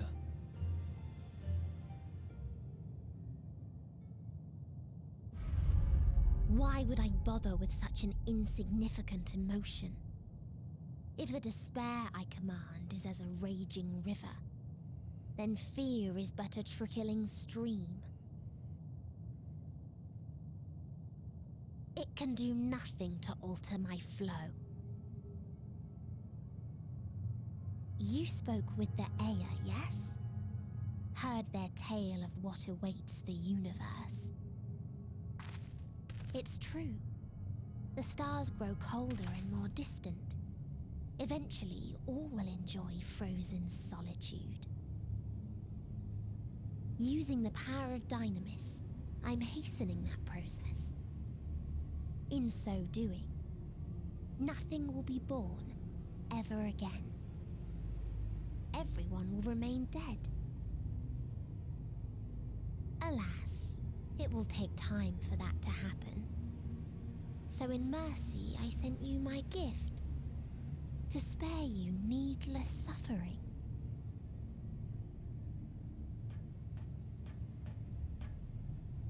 Don't worry. Even if no living witnesses remain to mark the event, I'll make certain that Atheris has a proper end.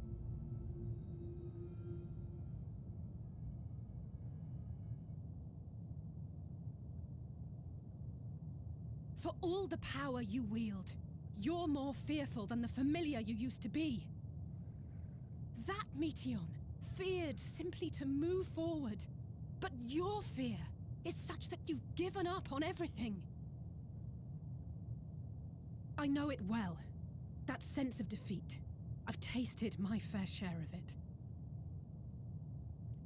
But as many times as we've fallen down, we've learned how to pick ourselves up and carry on. We take each other's hand, share in each other's courage, follow in each other's footsteps, and turn sorrow into strength. There are times when we fail. We bear wounds that do not heal. But these experiences are part of life, and they make us stronger.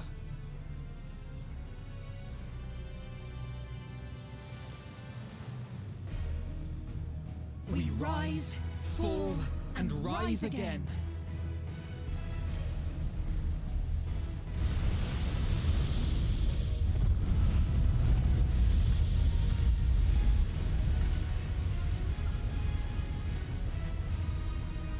worry about us. You must take the next step, and all the rest after that.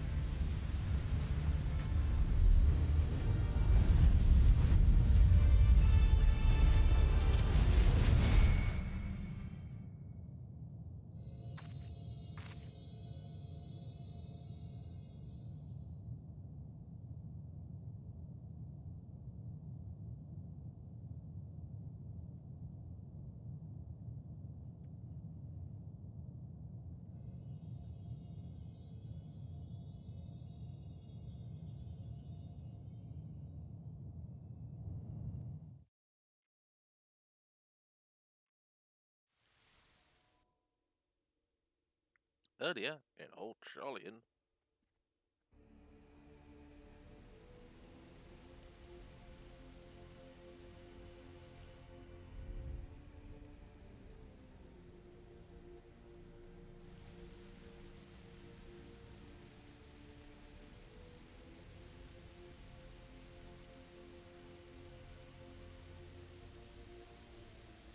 Please.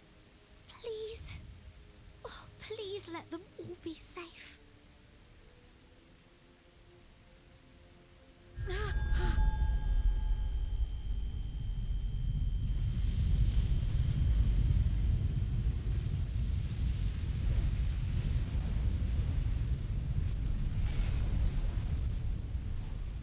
Cryle?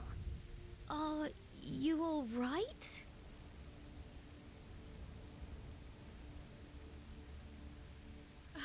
It's nothing. Just a headache. They'll be fine. I know they will.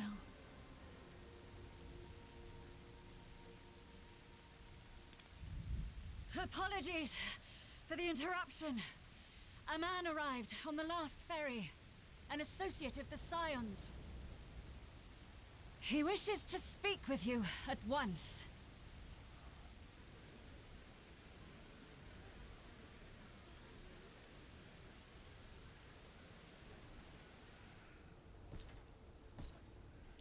That is no associate.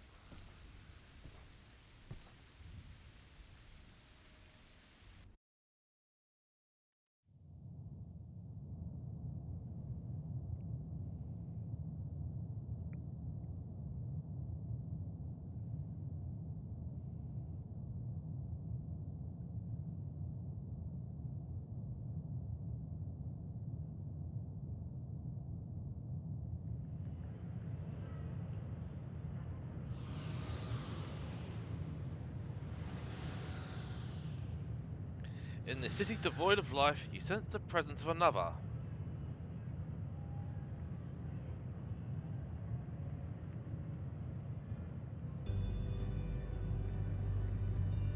The sorrow of a thousand worlds weigh heavy, and yet you can walk on.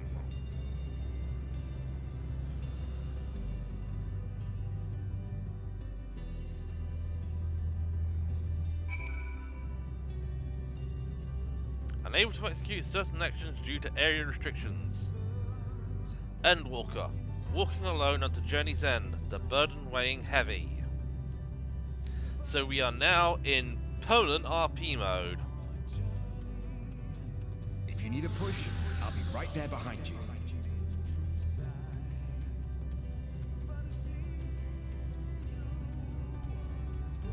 Do not despair.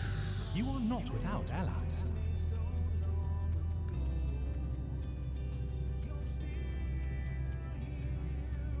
What we have sown in blood, we have reaped in suffering, and it cannot go on.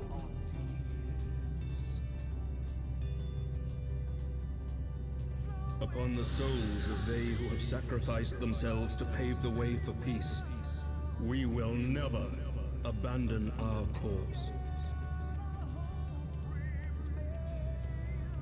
While it is true that man succumbs all too often to anger and avarice, he may yet overcome his baser instincts through the forming of bonds with others. Such victories are rarely won without sacrifice, but the prize is worth the price.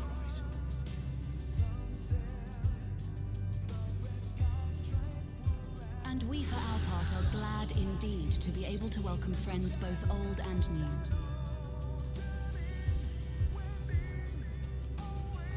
Save your tears for the morrow. You may be sure we will have ample cause to shed them, be they for joy or despair.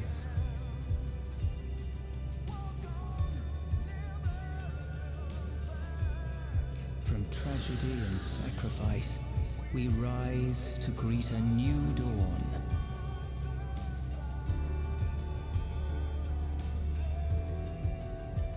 A future shaped by the choices we made in ways we could never have foreseen.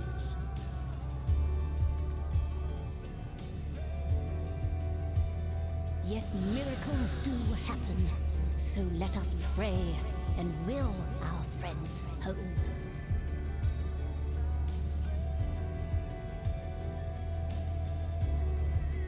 I won't stop praying until I know they're safe.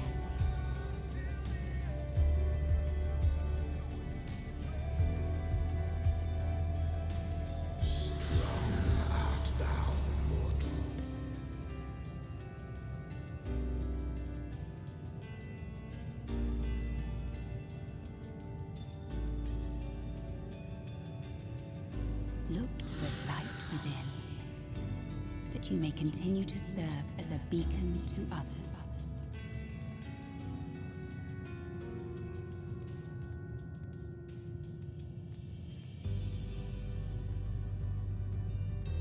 Let's finish this. Yep, and that was Ardbert.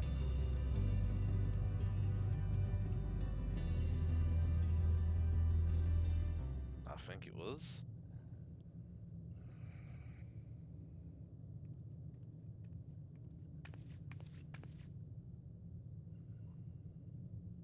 Here the path ends. There is no way to reach our nest.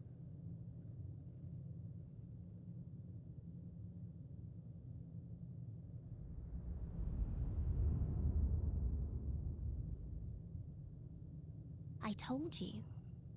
Resignation and acceptance reign in this place. The rejection of life by those who came to curse it. Those whose dreams were unfulfilled. Whose prayers were unheard. Whose labors were unrewarded. Hope cannot deliver you unto hopelessness. Our refuge is beyond you. Always has it been. Such is the nature of this place.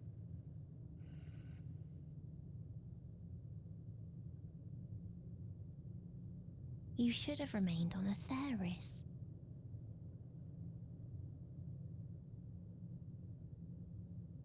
Struggle will avail you not, nor will it grant your comrades peace. Come, let me relieve you of your burden.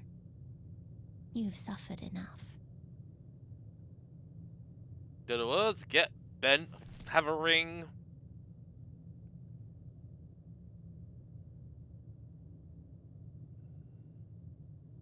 Asm's magic. So long as our souls remain, you can use it to summon us back. But you mustn't. How do we make peace with that? That's why it's too soon for this to end. There are so many people in the world. You must triumph. Be safe, all of you, and come back. I am ever grateful.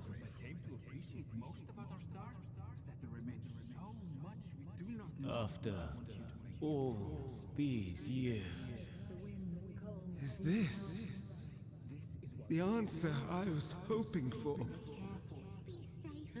So long as we remember, our fates remain ours to shape. And Godspeed. Perhaps when our time comes to return to the star, we shall remember these few days we have lost. Do not squander it. The legacy I leave you.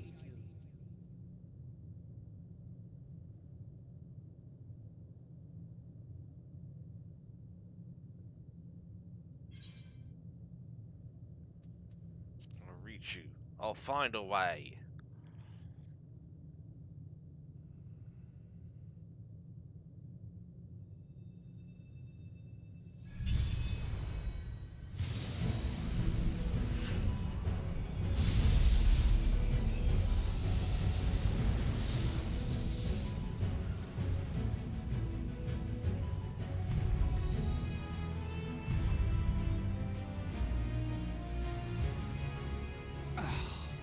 I bid them remember, but all this time I'm the one who had forgotten. A right fool you've made of me, Hermes. And to add insult to injury, I've been denied a sound rest, forced to watch this clamorous show. Oh, come now. It's been a gripping tale. Unbreakable bonds and noble sacrifice, sprinkled with moments of levity to counterbalance the pathos. It's got it all.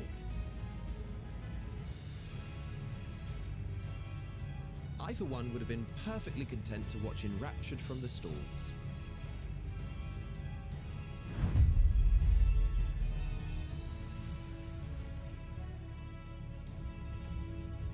But I won't say no to a bit part. What are you? Half-faded souls of the dead. Isn't it painfully obvious? Worry not. We haven't the power to defeat you, nor is it our duty to do so. Not anymore.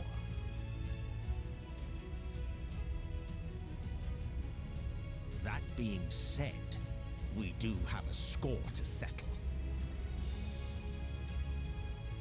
So here I am, Vinar. I suppose you needed me to tie it all together, these frayed threads of our history. But knowing you, I suspect there's a joke in it too. Oh yes, I can imagine you gloating over my forgetfulness. Were I feeling charitable, I might assume you had left room for the possibility of this outcome. Even so, you'll get no applause from me.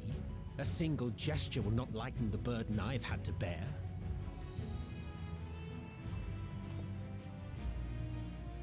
Still, you must be commended. Our methods would not have brought mankind this far. And so, as a show of respect to the last of us, I make this declaration.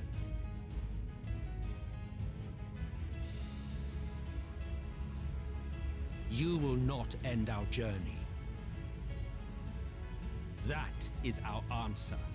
The answer of all lives of Aetheris, past and present.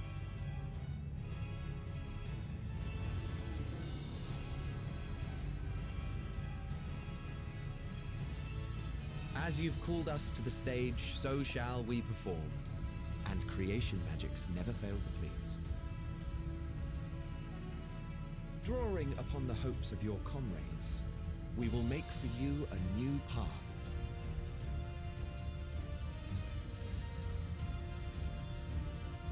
What form said path takes depends on you.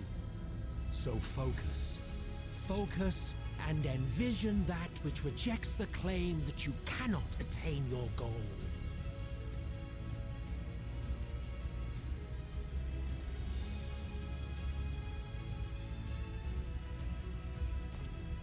Ours is the wisdom to weave the fabric of reality. Ours is the power to create. Damn it, Silk!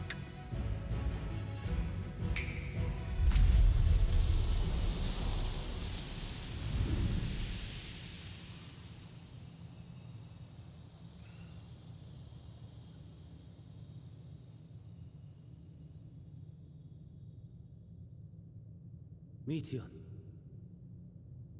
though I gave you these wings to soar the heavens, I did not teach you how to walk the earth. So loath was I to bind another living being. In the course of your long journey, you will learn from those you meet. Learn to walk and run, and so much more. A flower.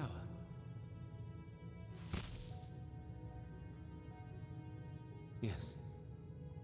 Upon your return, I will gift you a beautiful flower.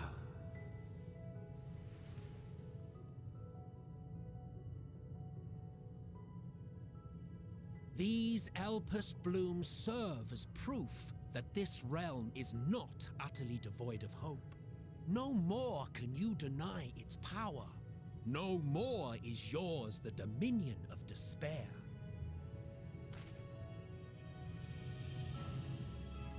In case the practical implications were lost on you, your comrades no longer need fight their fight. So go on. Call them back to your side.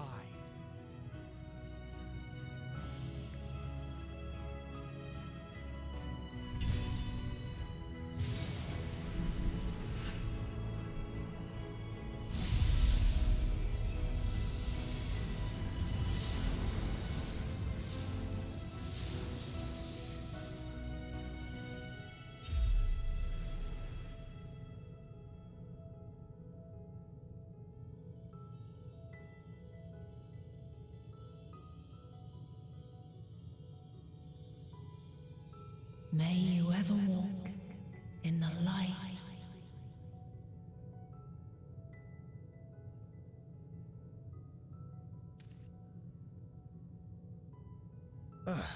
How disappointing. Not even a single scar in the making to brag about. Oh, you would say that, Thancred. You'll find a way regardless. Honestly, this is far more than any of us could have hoped for. Let us be thankful. Indeed. That we thus stand reunited is a gift. Let us not squander it, and see that we all return to Etheris. Aye. As soon as we've averted the final days. Good to see you again. Our heroic sacrifice paid off, I take it.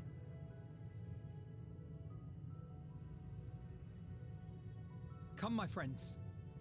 Let us carry on and finish it. Together.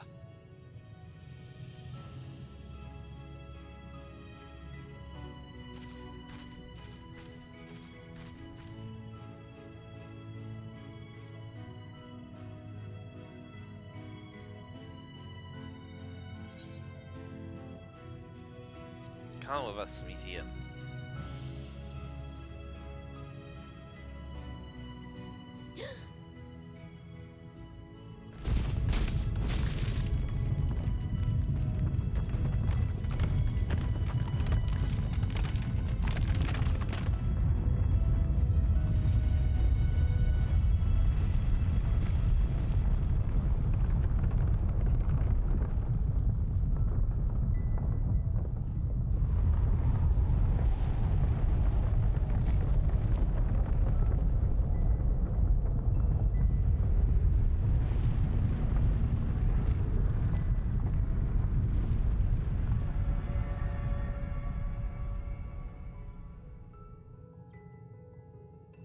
Can you hear me? The voice is within, crying in pain, wailing in sorrow, hurting, hurting. End it. Silence it. Silence our song of oblivion.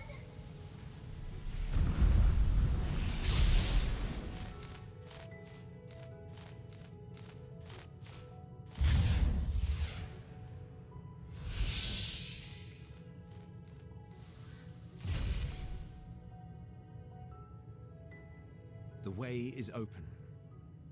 They can proceed. So it seems.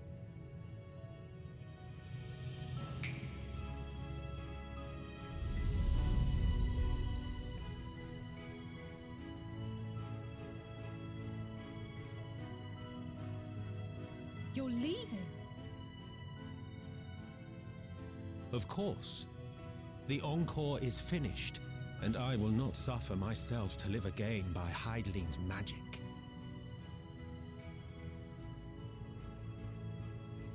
But more than that, the future you seek is not the past we loved. That is why we fought, and why I lost. But though you defeated me, my ideals are inviolate, invincible.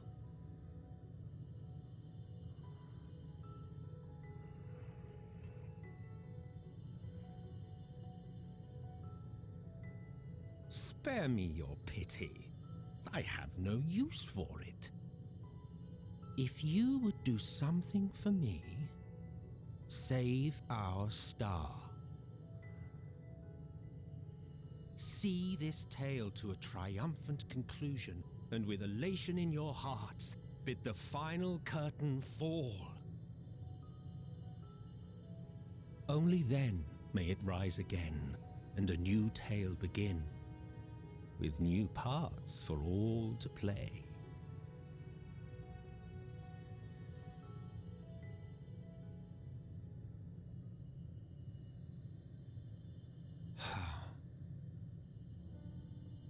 Tell me, have you been to the ruins beneath the waters of the Bounty? Or the treasure islands beyond the frozen waters of Blind Frost in Offerd's north? The fabled golden cities of the New World, the sacred sites of the forgotten people of the South Sea Isles? What about Mericidia, the southern continent? Do you know aught of its present state of affairs? I thought not. Even of your little Eorzea, you know precious little.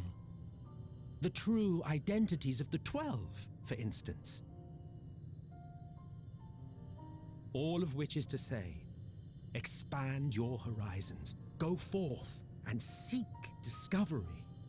Some of the civilizations in the reflections will surprise you.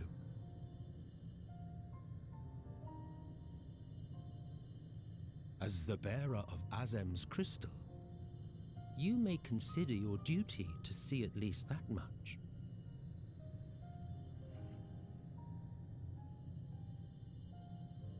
I certainly did.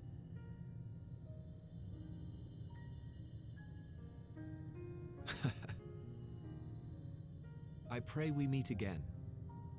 If not in this life, then perhaps another.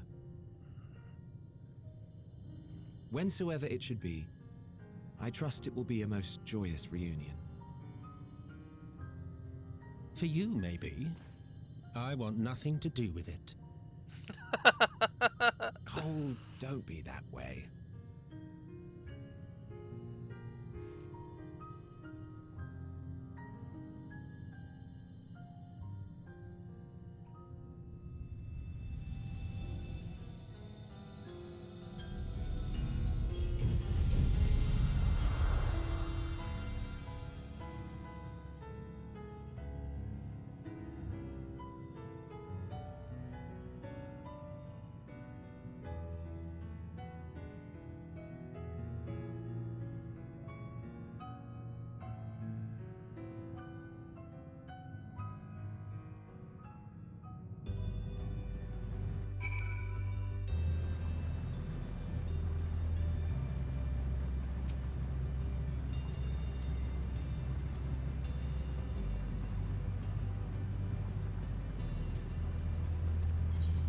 No. Endwalker.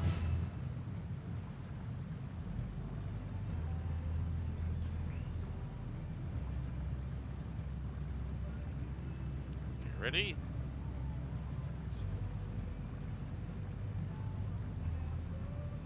Then let us set forth for the reckoning.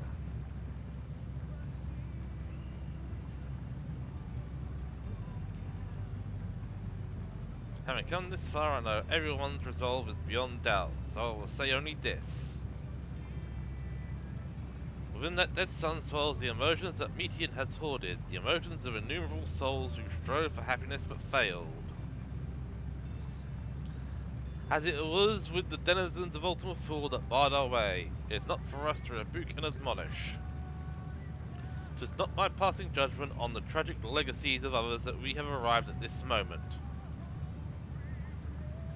Rather, it is by opening our hearts to their despair, by understanding and acknowledging their fates, while still refusing to share in them ourselves, to hold fast to hope, not in ignorance, but by choice. Should you struggle to do so, I'm here to help, as you have all helped me.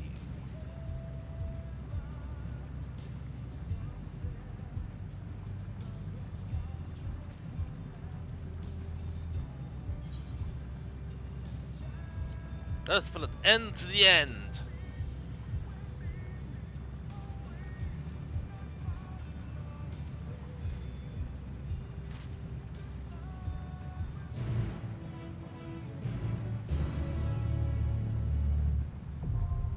The dead ends now accessible.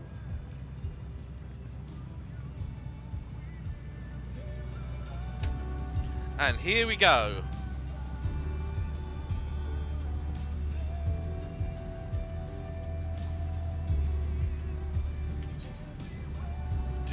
Dungeons, Endwalker, the dead ends. Now I know we hopefully should have one DPS.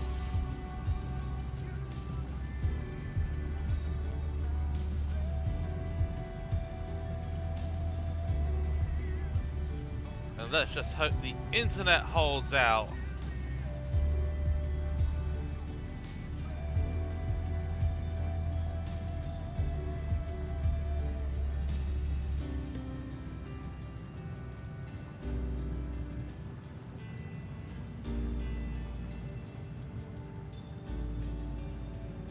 Average wait time is 6 minutes.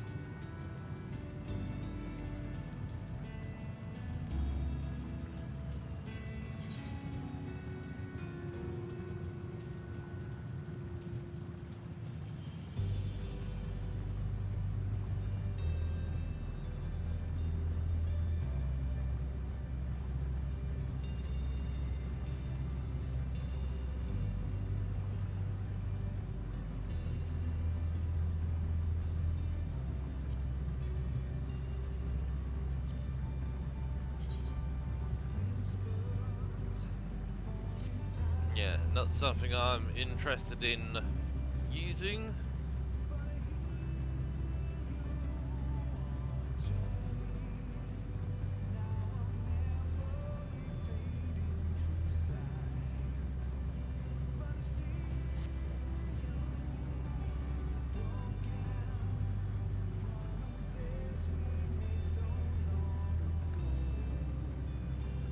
And now we wait.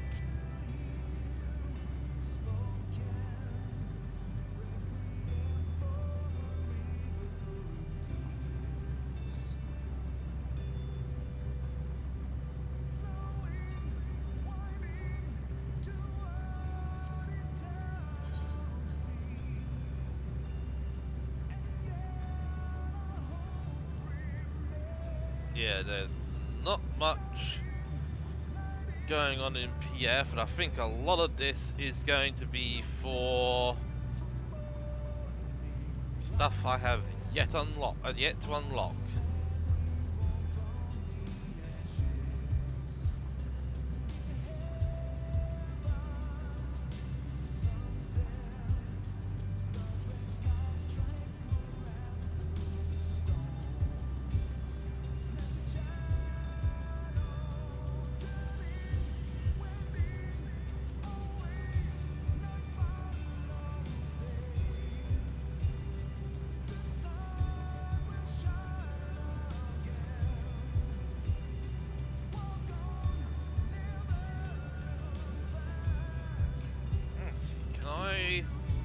Yes, I can pull up Discord. Oh! Commence!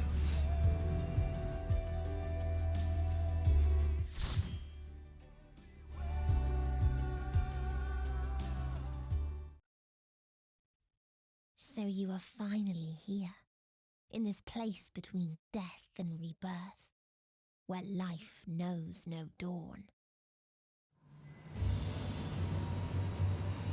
Come then. Follow me down into the darkest depths of despair.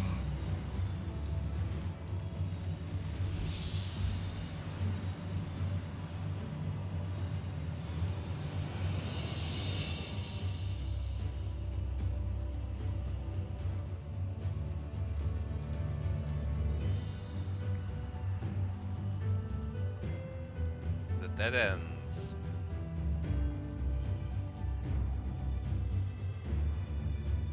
Oh, Reaper.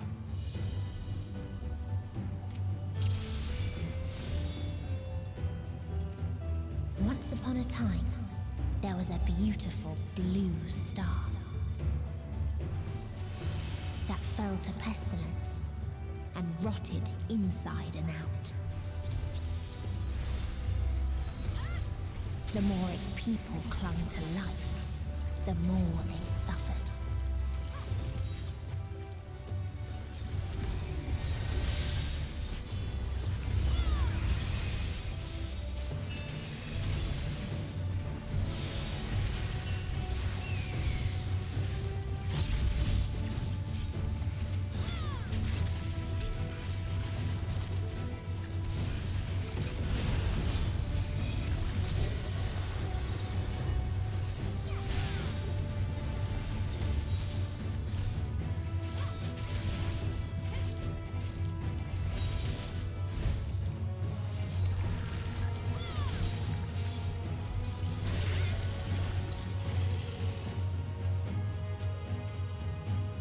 Until they curse not the illness, but their fellow corrupted.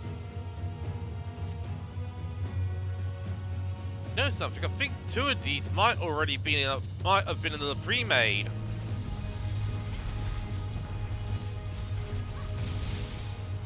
I think the Paladin and the Sage are actually already in a party.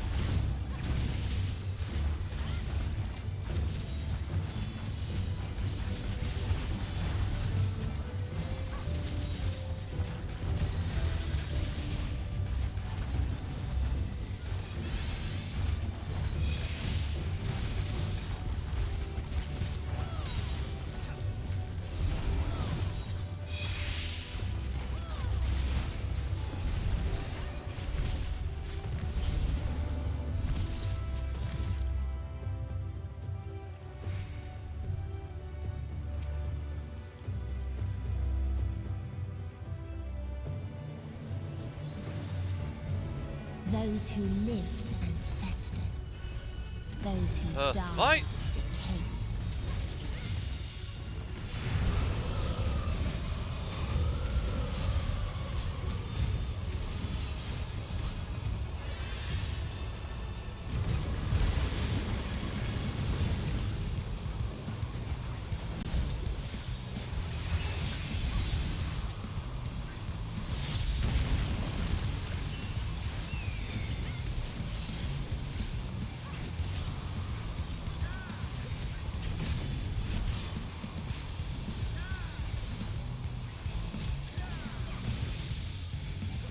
And wind has ceased.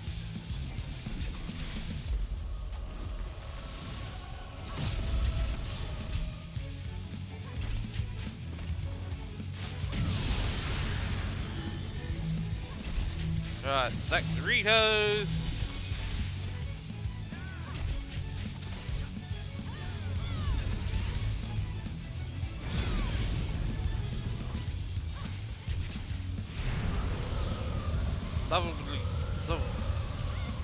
Yep.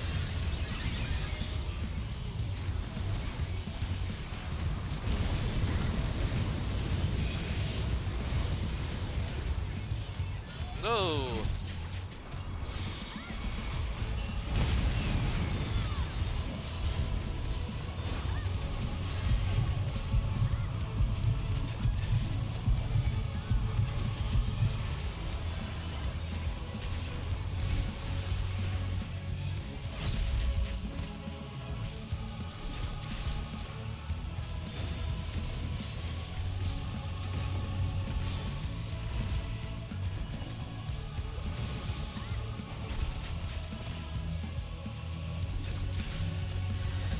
Heck.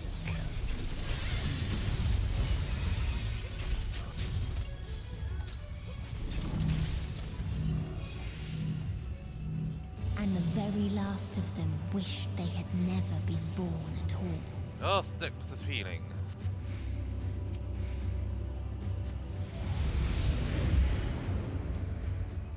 In a faraway place, a brilliant star eradicated disease.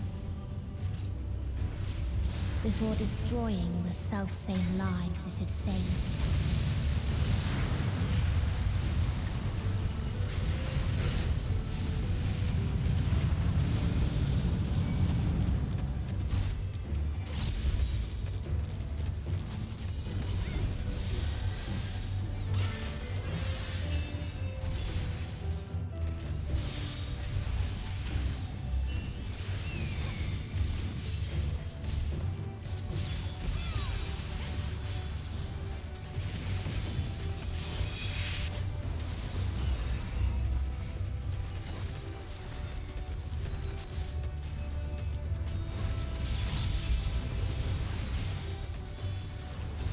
Isn't exactly what I was planning on, but anywho, YOLO.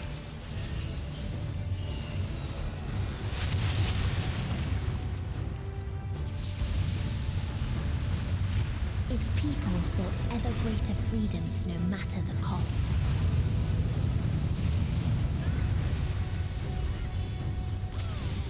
They tried to buy peace with fire and steel.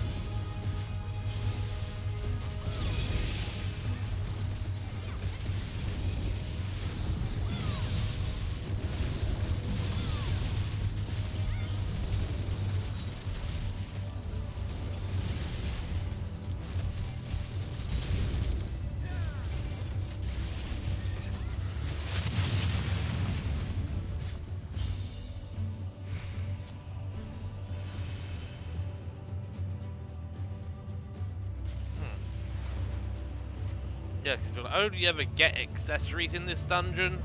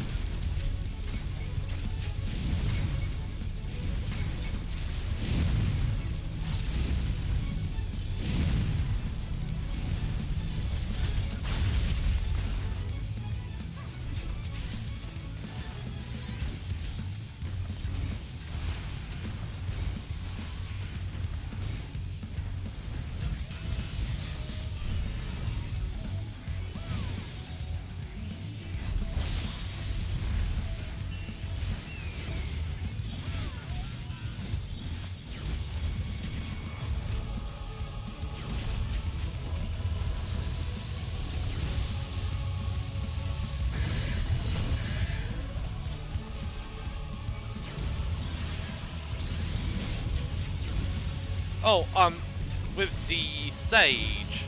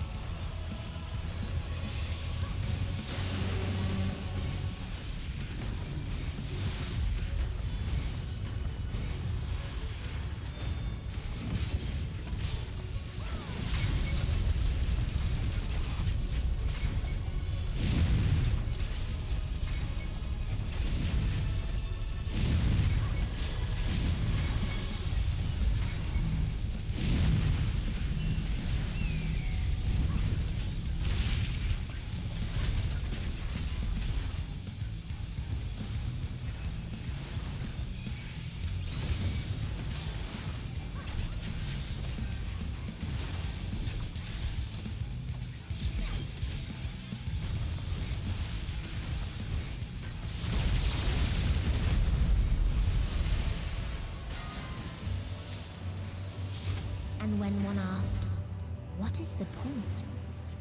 There were none left to answer.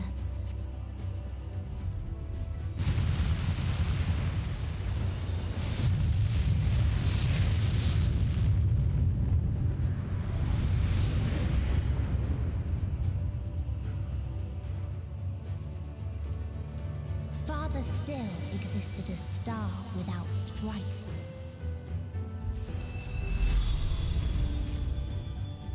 Where none remembered life's trials or its joys.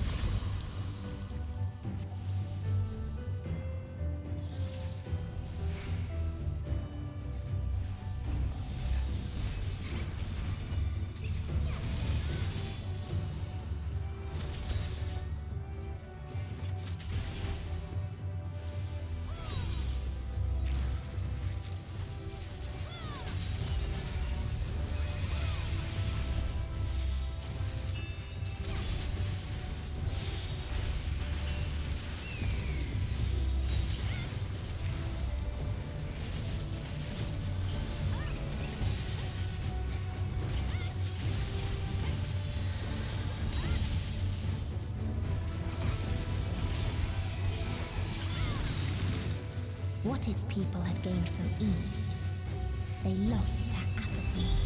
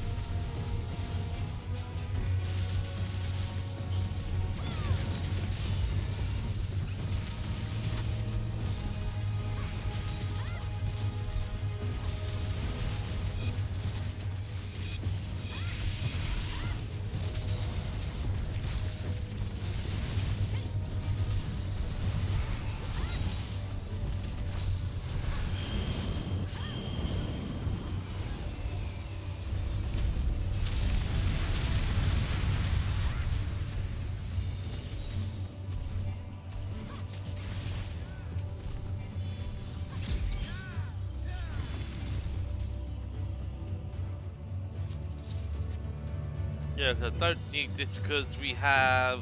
Yep, mapping the realm, the dead ends.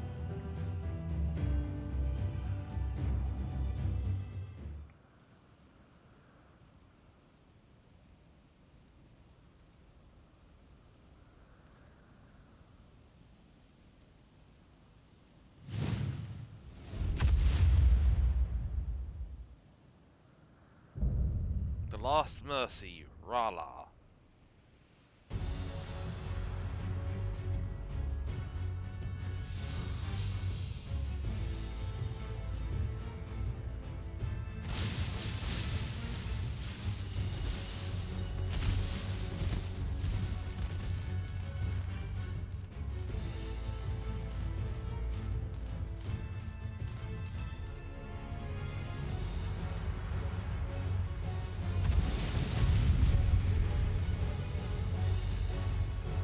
Right.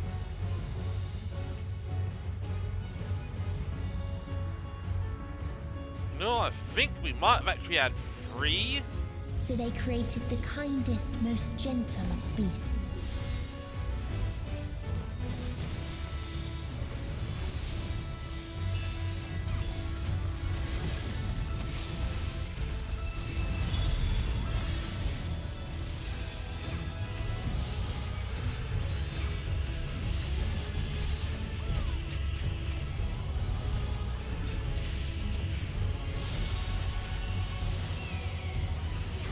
Its steps were light, and its gift was as painless as it was beautiful.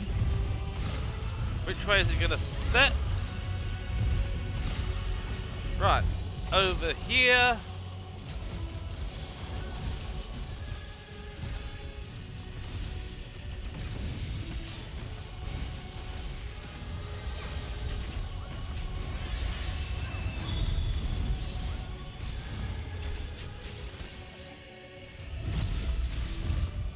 Bathed in its golden glow, they all slept happily ever after. Right, so stand here.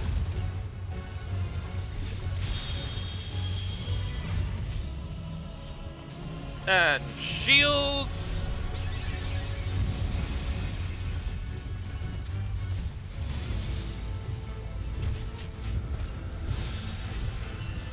Nope, this side.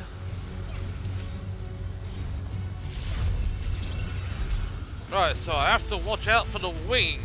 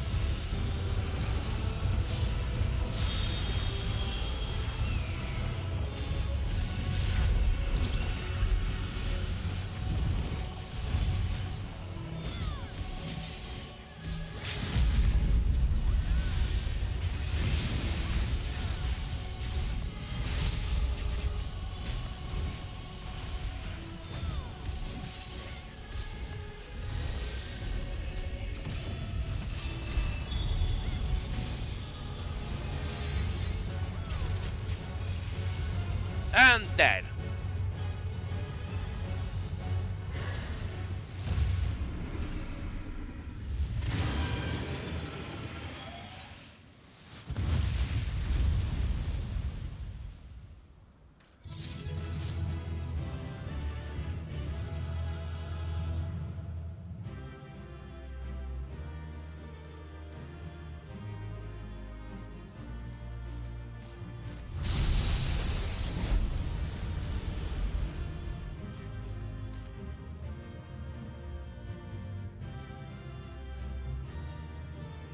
Yeah, because I think there's at least 3 people here. And pass.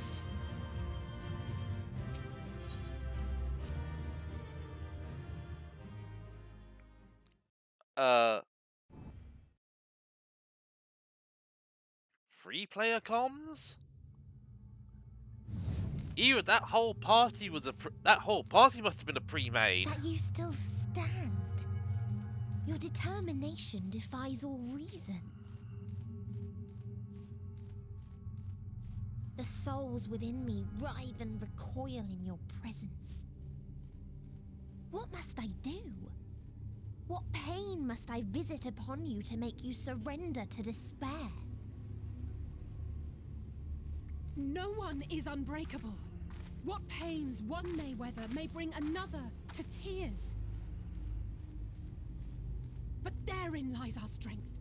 For when we fall, Our brothers and sisters are there to raise us up, again and again, without end. I see.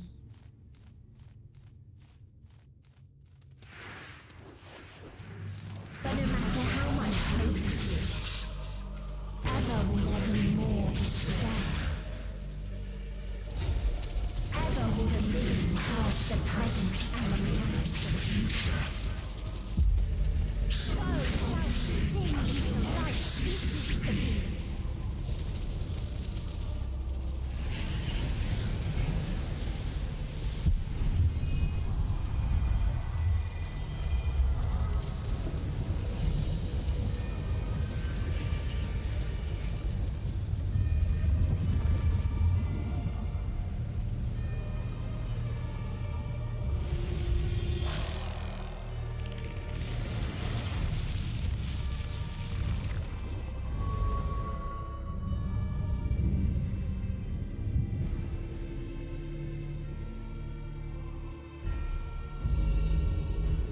Seven hells. No. Seventh hell is where chickens reside. On your guard.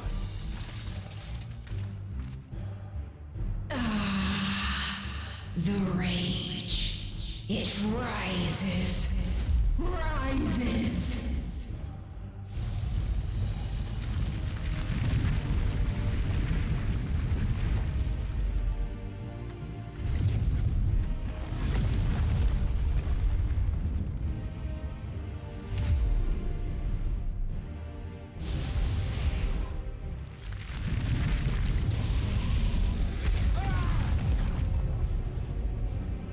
Stop!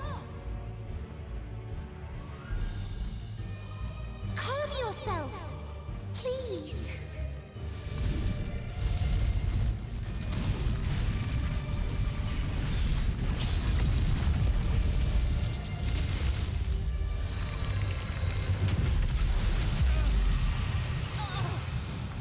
We die in pain. We die in suffering.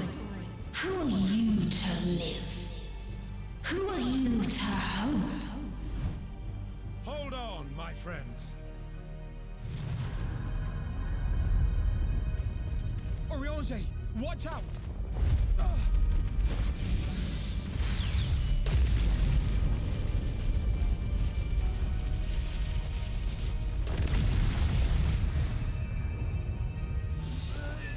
Alphino! We cannot comprehend. We cannot know. We cannot know.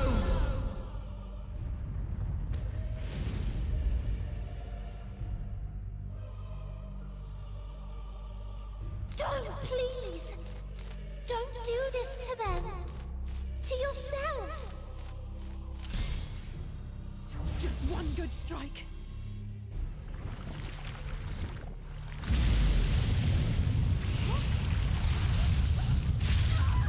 Stop! Please stop! We will not suffer alone. All will know our pain. No, you don't!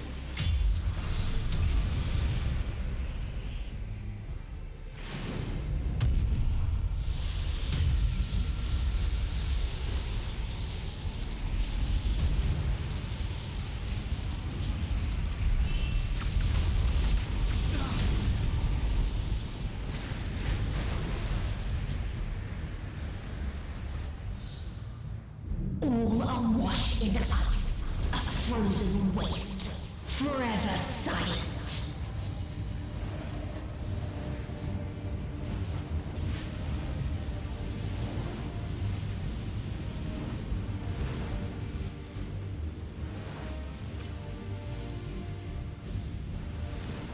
Wait!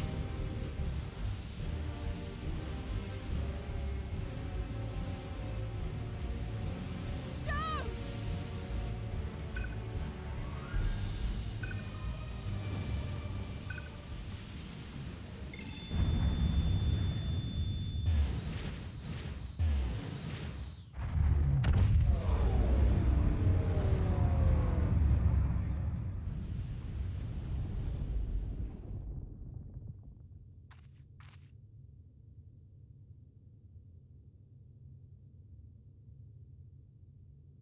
You gifted them escape. And rendered yourself powerless. Bereft of the synergy you claim is your strength. Unless you mean to call upon the dead once more.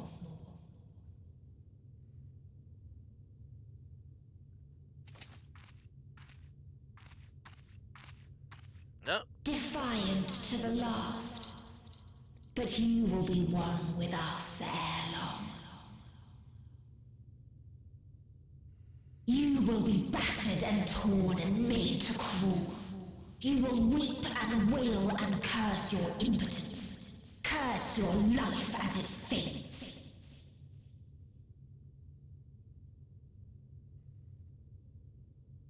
As we did. As we died. Such pain and sorrow we felt. Such anguish and rage. We tried. We tried. But it was no use. Only when we surrendered did we find release. Only when we embraced death.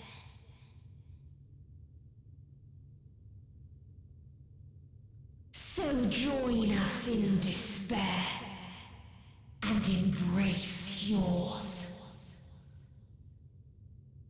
No.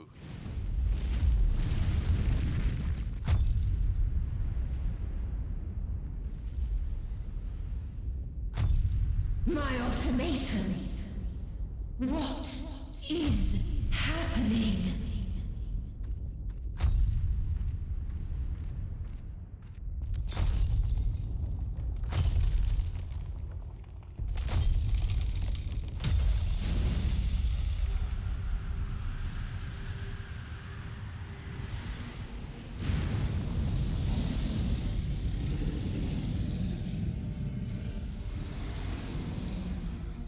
At the end of everything, I find you, my friend. I sought something in you once, as you did in me. When at last I understood what it was, I journeyed to Sharlayan to seek you out. Struck a bargain with the woman who shares your gift. In exchange for lending the Scions my aid, I was given the means to come hither. Gorging upon what remained of the Mother Crystal, I reclaimed the form of the dragon. And, hungry still for our reunion, I rode the light of the stars to you. I take it this is your prey.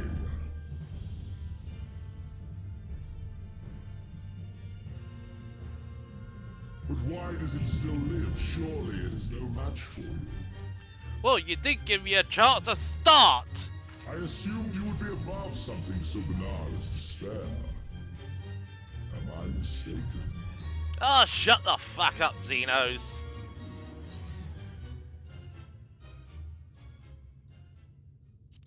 Don't want your help. And I'd rather not give it. Nay, I would have preferred that we enjoy a private reunion.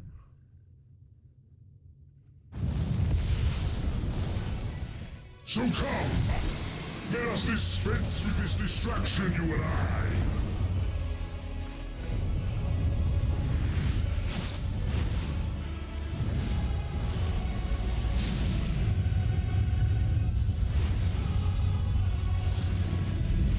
You struggle in vain. You will not silence our song of oblivion.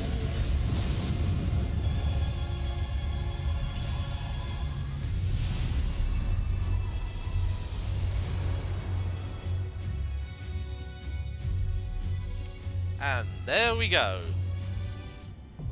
The final day now accessible.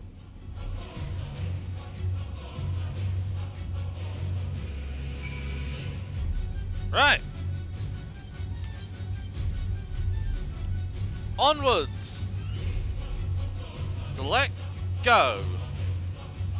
So I want to have a look at that. Oh, it wasn't a pre-made. Oh, probably the healer and the tank, but definitely not the Reaper. And the Reaper wasn't one of those who was actually in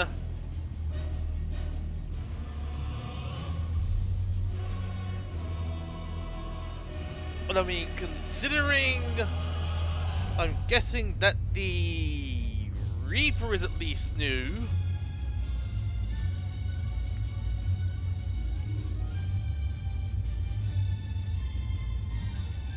Hang on. I think the person who said the message, yeah, was the tank. So I think the tank might have been bringing the Sage through the MSQ.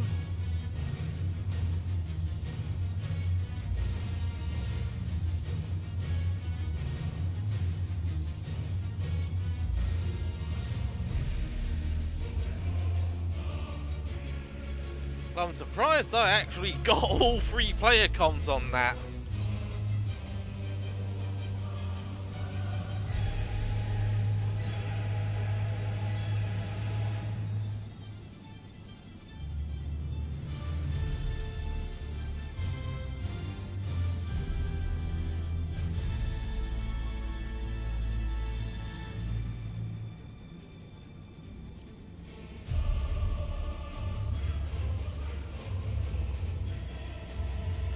Well, we've got an average wait of 6 minutes.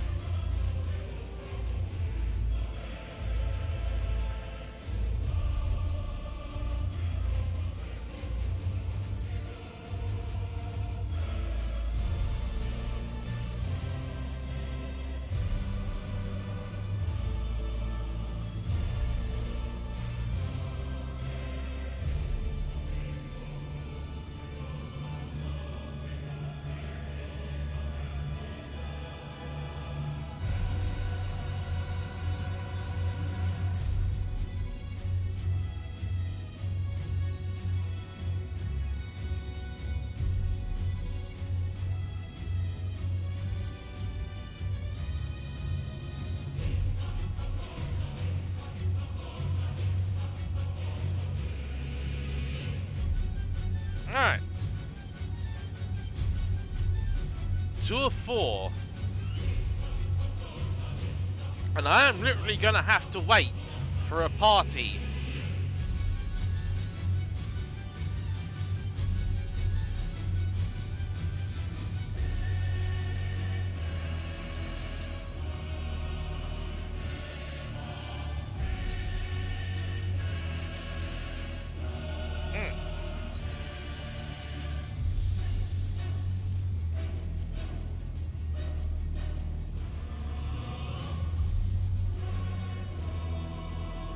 Yep, and we're now getting more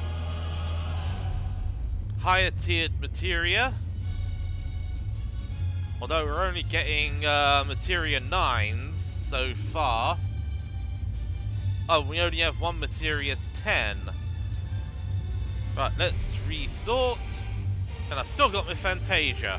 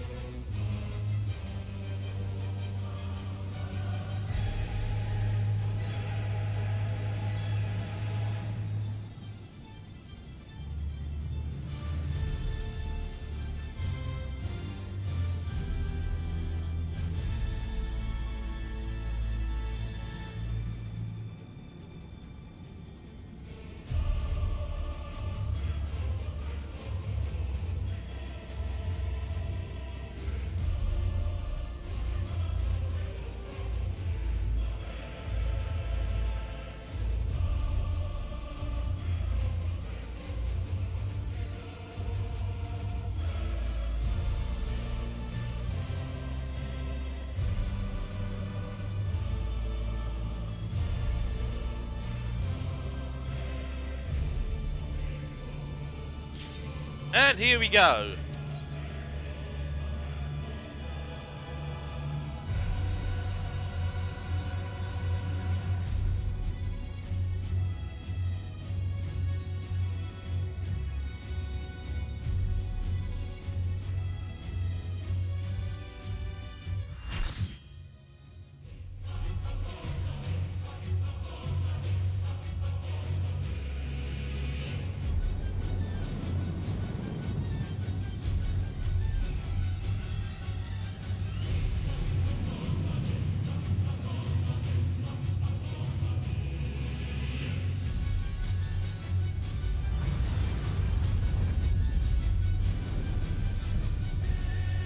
The End Singer.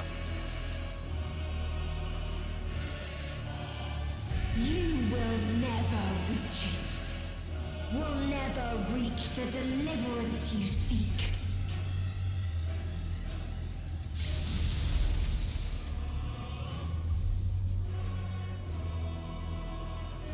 Holy crap. 3 dancers?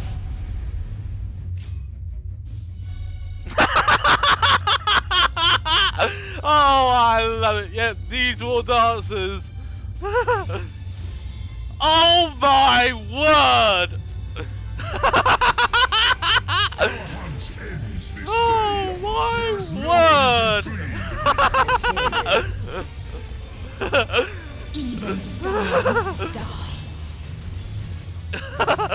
Oh my word! These war dancers!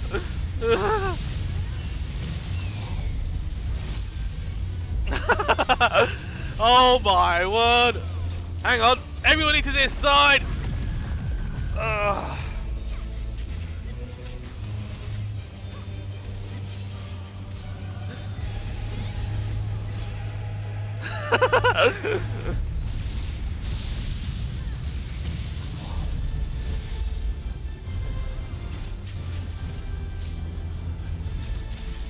Oh!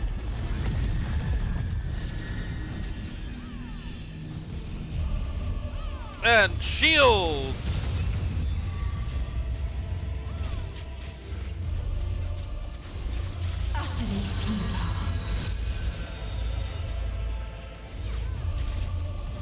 Oh! Oh, and we lost 2! We lost 2!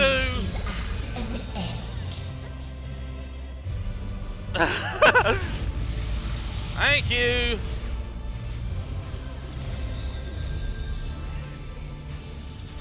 This is a kindness. Hang on. Oh, oh, thank you. Hang on. All of us have known despair.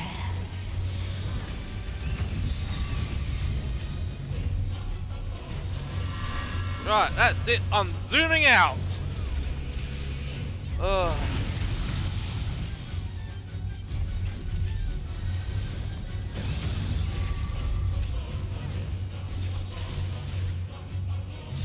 We have seen. Just a minute, I need to take a screenshot.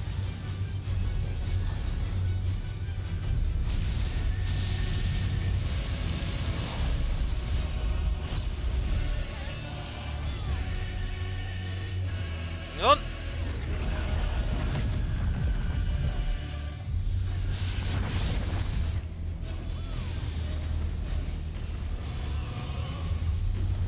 The same end. Again and again.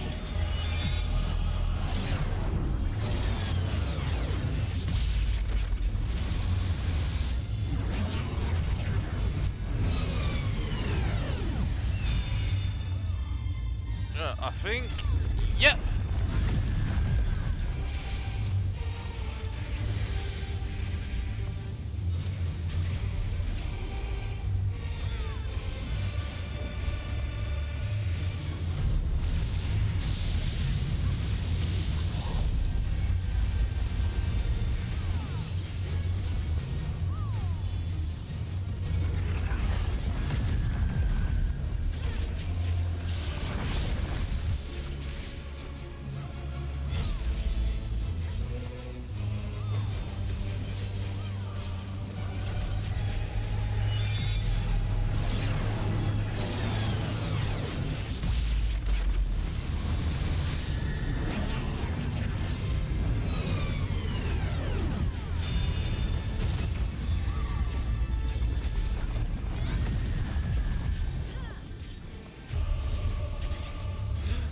A sorrow so deep only emptiness remains.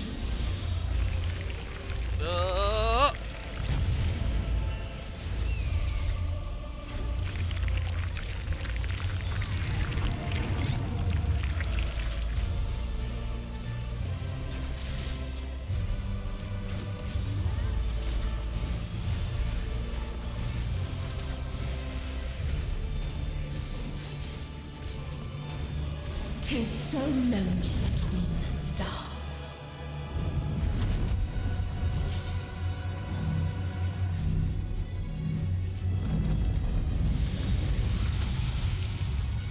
Oh, we lost two. Thank you.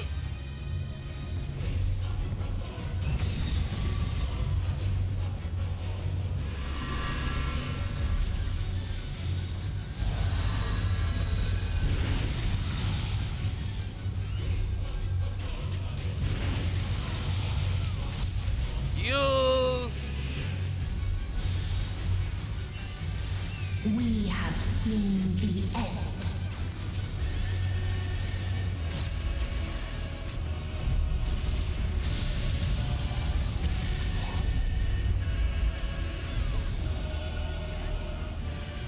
Yep. Over here.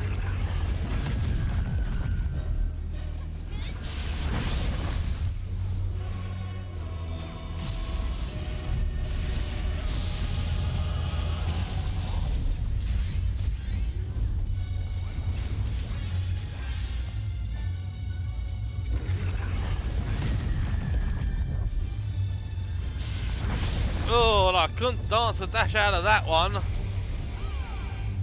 The same end. Again and again.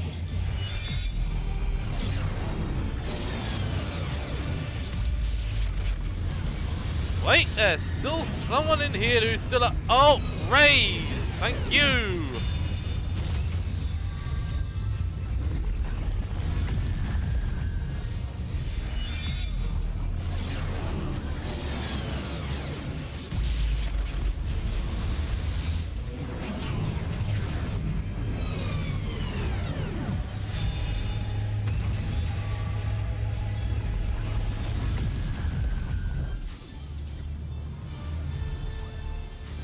Oh dear.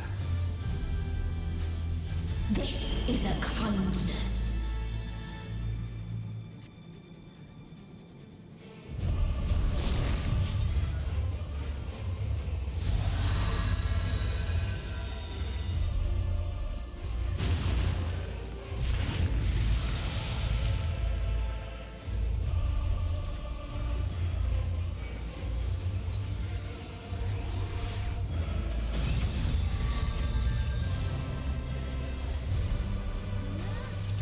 All of us have known despair.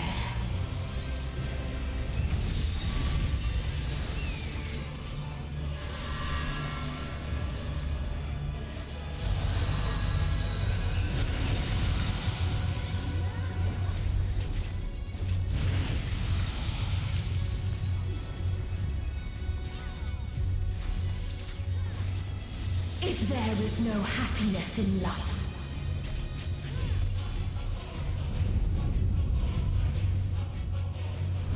there is only one place it may be found. Okay, I think we're in ads phase. No.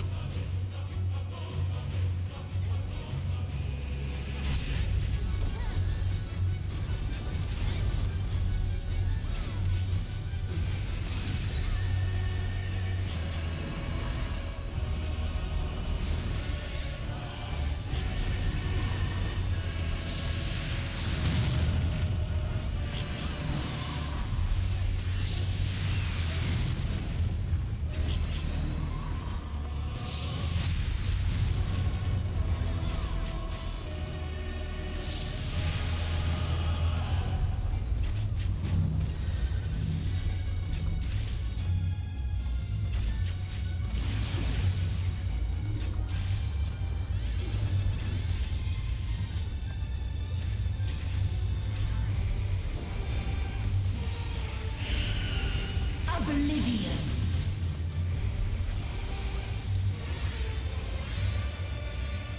10 seconds till oblivion is sealed. Gunmetal Soul!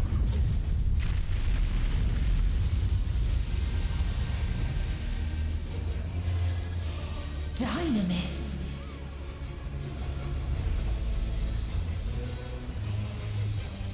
No matter. You only delay the inevitable. This is fate. I don't think so.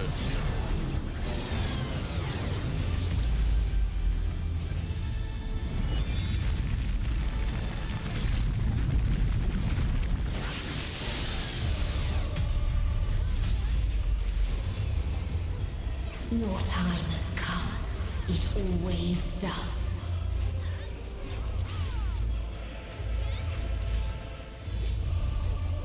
Right, I'm gonna hold off.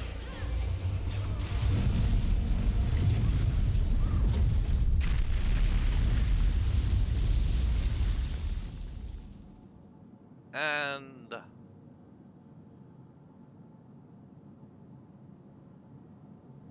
anyone?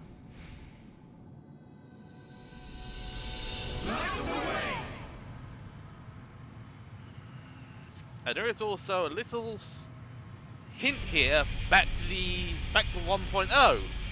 Graha, Estinian, Urionje, both Frankrid and Y'shtola are praying in the same poses in the end trailer for 1.0.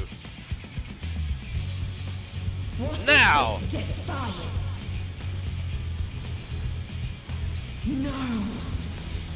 The hatred, the pain, the loss. We cannot suffer it again.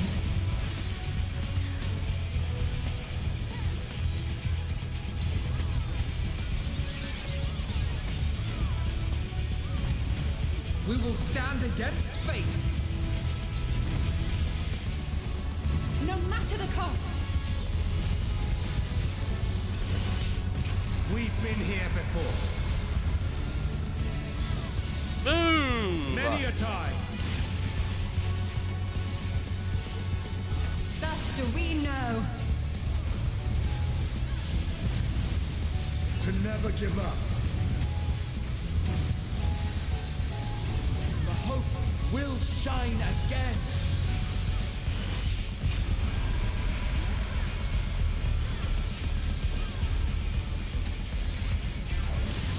What we saw. What I saw.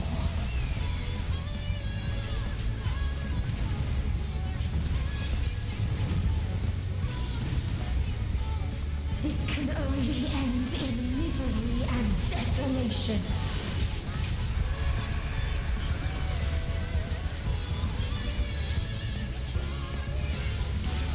No life, no star, nor the universe itself.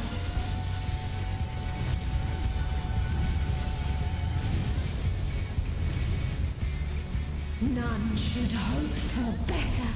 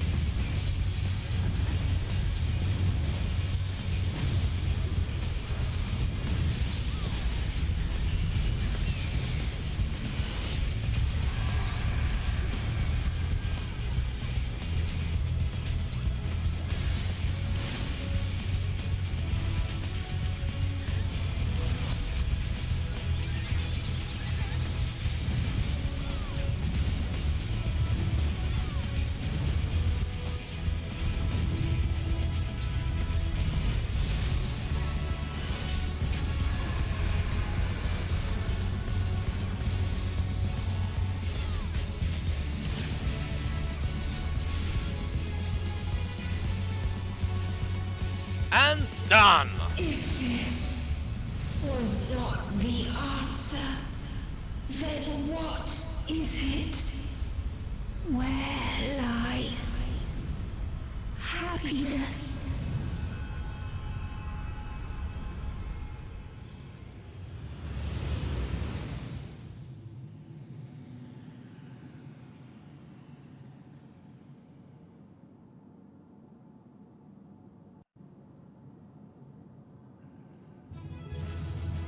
Oh dear God.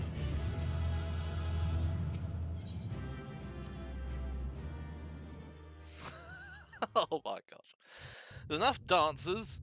I mean, we had 4 of them.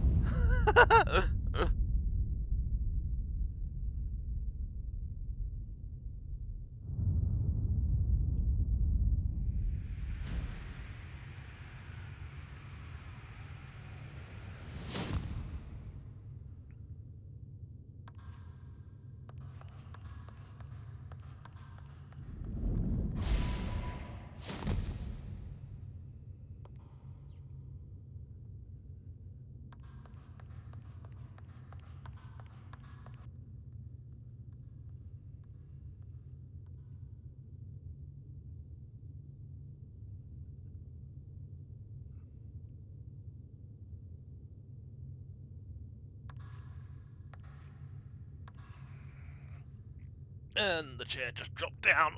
Oh.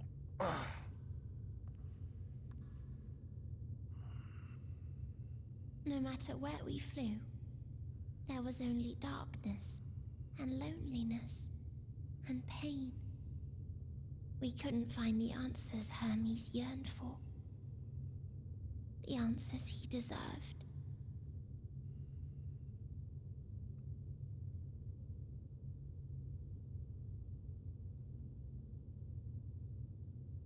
Greetings, you who are my final encounter. I wish to hear your words, share your feelings, know your thoughts. May we please be friends?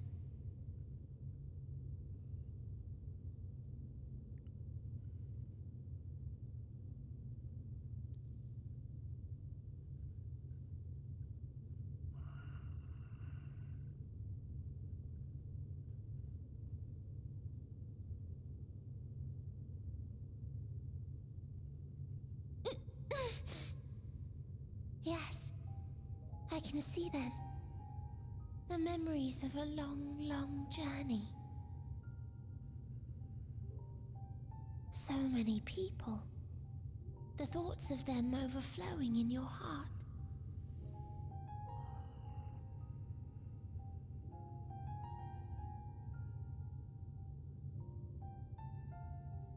What they live for. What gives their lives meaning. There was never a single answer. You gather pieces of happiness, precious and fragile, only to lose them. Then start again. On and on it goes, until death takes you into its gentle embrace.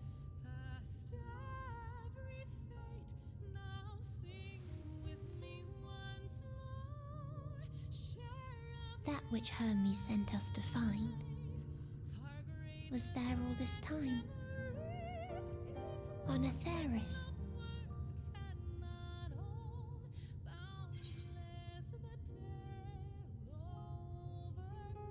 We created it together.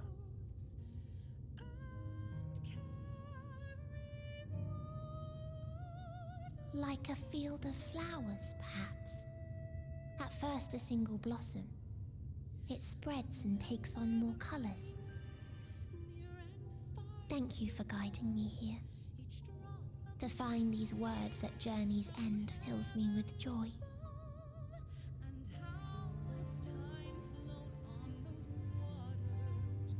And so, before I fall forever silent, there is one thing I must do.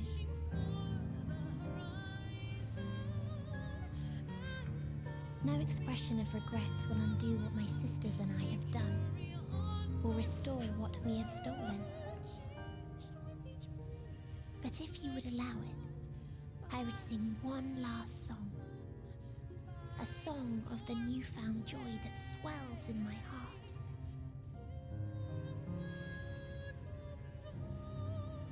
Of the beauty of light when it shines across a dark and starless sea.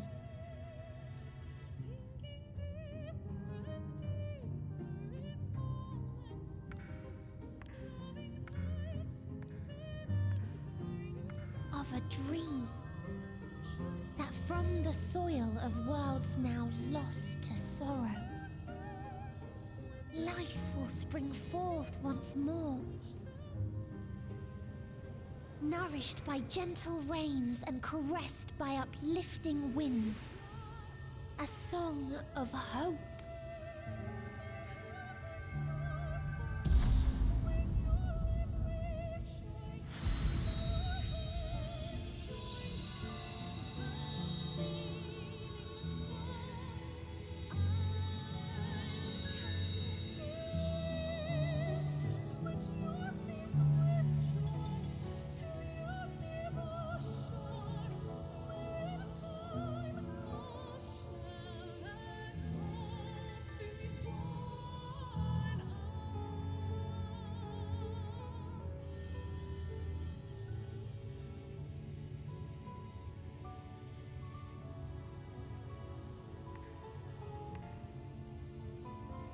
One day, life will fill the universe again, and Hermes will see this and smile. How, I do not know, but I do know that where there is a will, there is a way. After all, miracles happen every day, do they not?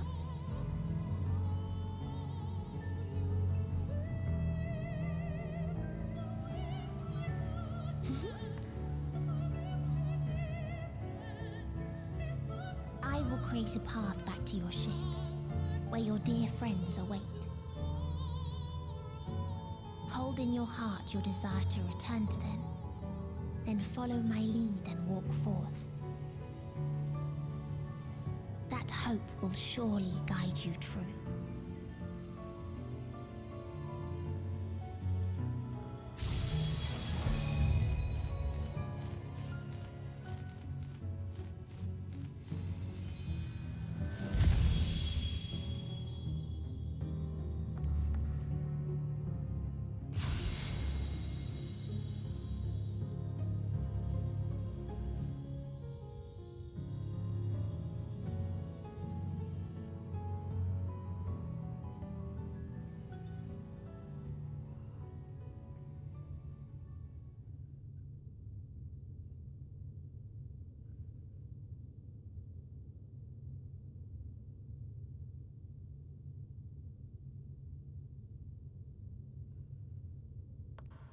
You mean to return to the world where you are hailed as a hero.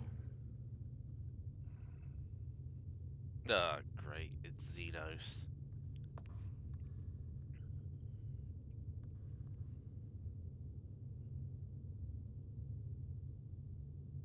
Hear me then.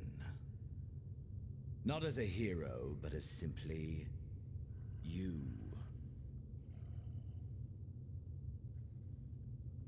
As I learned in Alamigo, you are a formidable foe. Stronger than any I have faced. Against you, I need bring my all to bear. I need burn through the candle of my life. This is the sole pleasure I know, and it is the sole pleasure I have to share.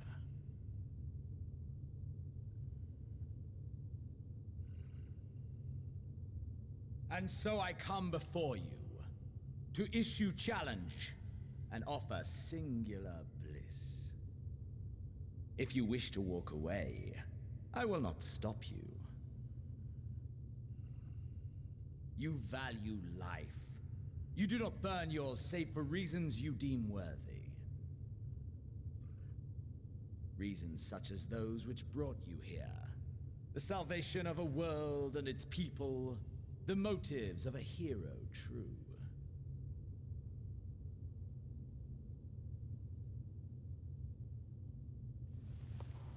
But there is more to you than that. You know this to be true. As surely as you know the thrill of pushing your body and soul to their limits. Of confronting ever mightier foes, dancing ever closer to the precipice, wondering if this will be the one to finally fill the void.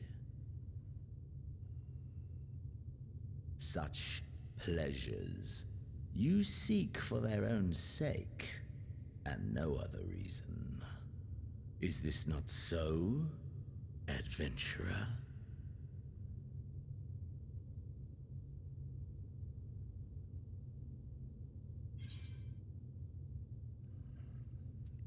I've had enough of you. It ends here.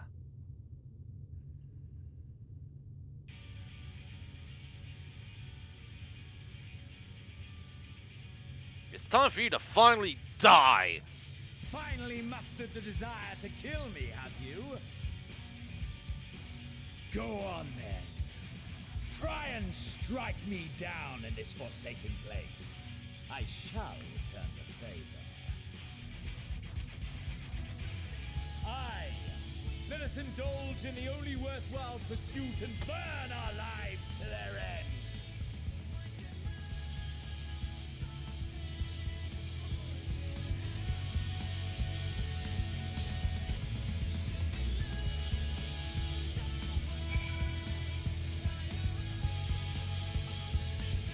Final day has ended. Endwalker objectives fulfilled. Okay, let's have a look. Yeah, plenty of dancers there.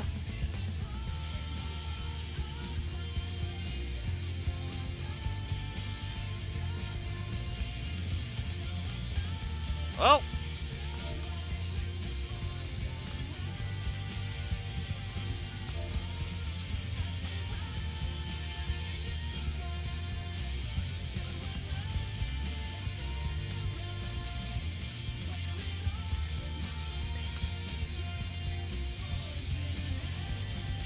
Oh, screw that. Let's do this.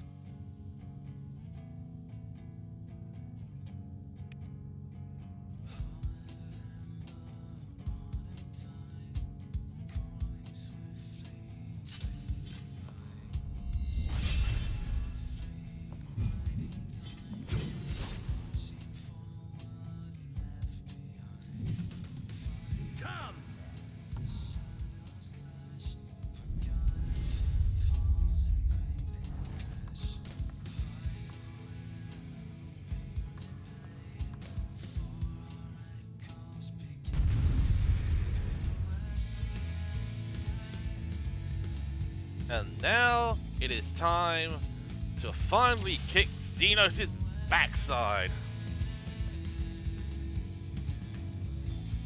And look at that!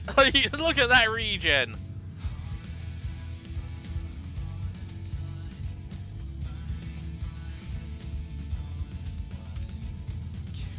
Right!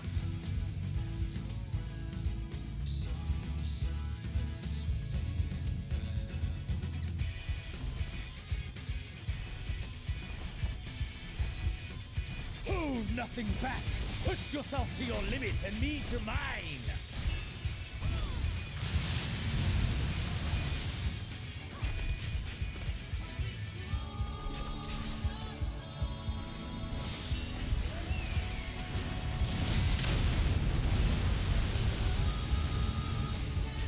Ha!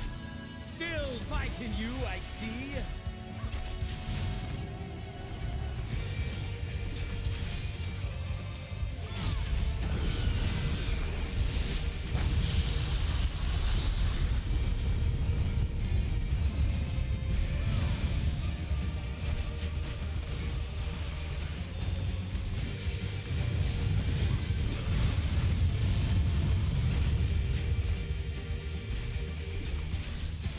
Show me your vaunted fortitude.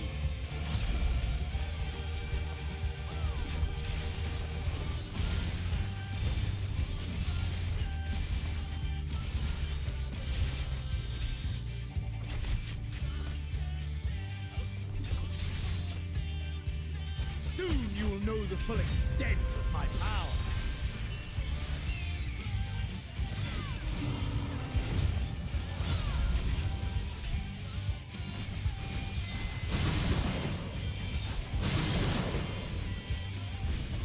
Mine for the taking!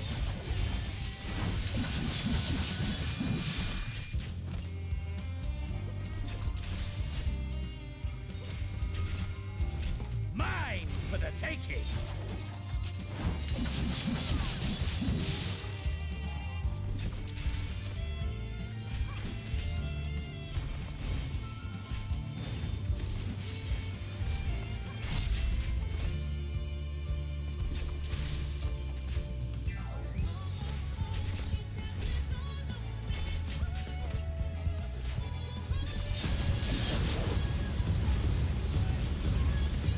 A test of your reflexes!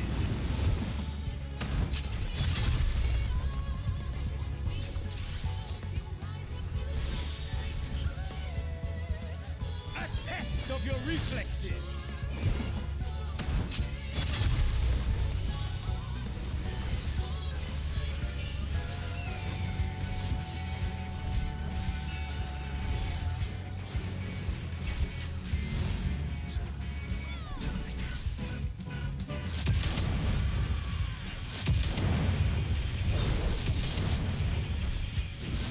Mine for the taking!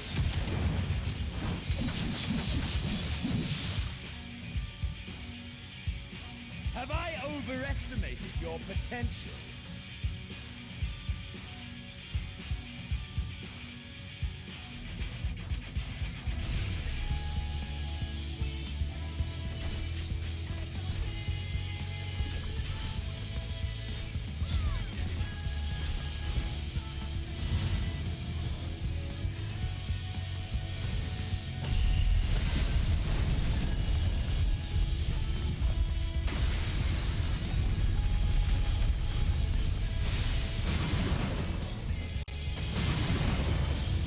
A test of your reflexes!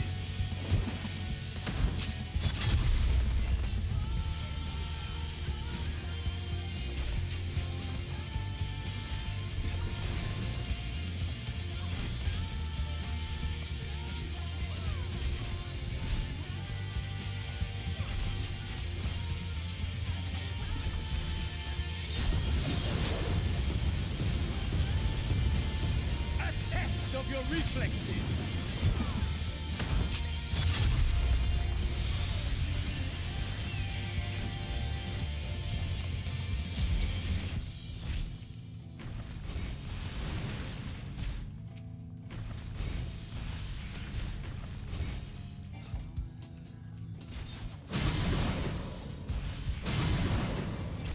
Mine for the taking!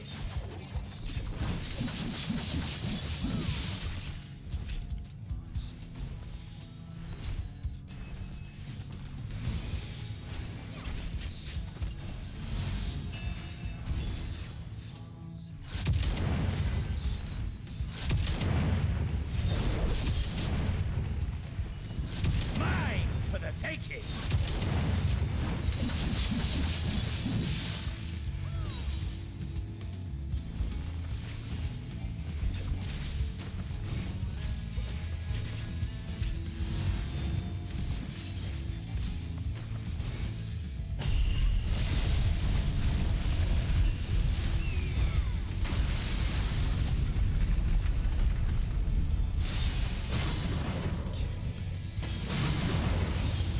A test of your reflexes!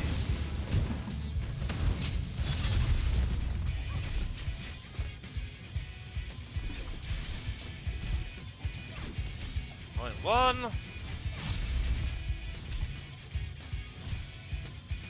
Ugh. Ah, my soul! How it burns!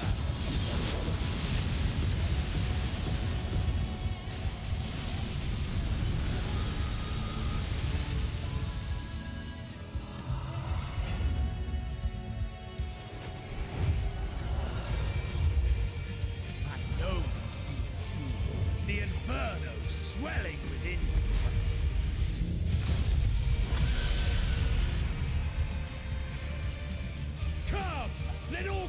and be consumed by our ravenous fervor. I have you!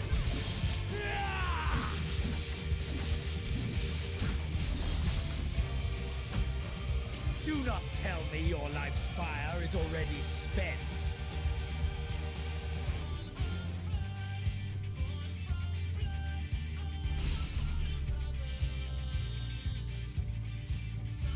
Yes, yes! Rise once more! It mustn't end yet!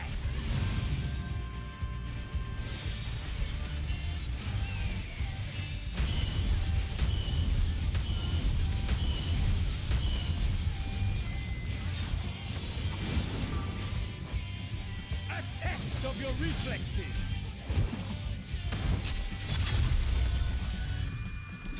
I have you! Do you?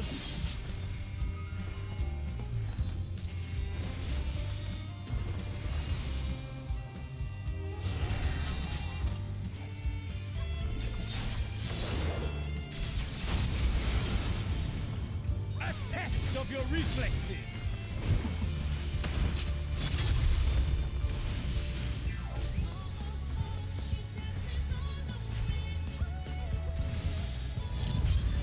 Show me your vaunted fortitude.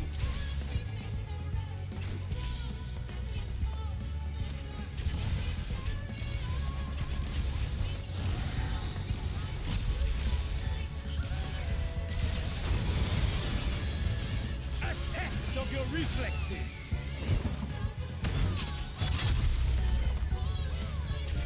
I have you. Do you?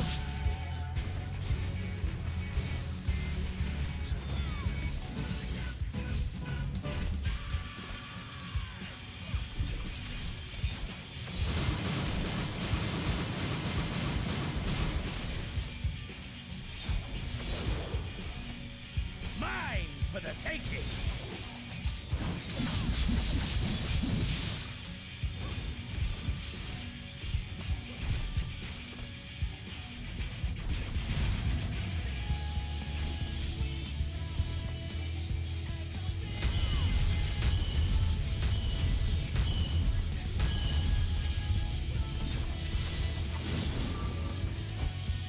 Mine for the taking.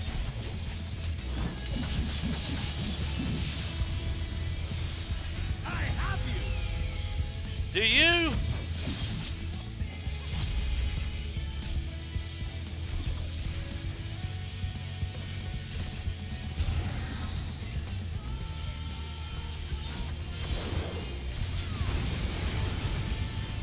A test of your reflexes.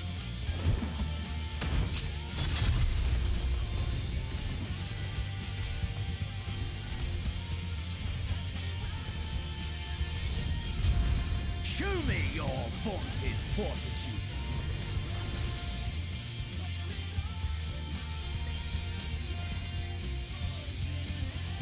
Ah! No, not yet. Not until the last of me is spent. Burn! Now fall.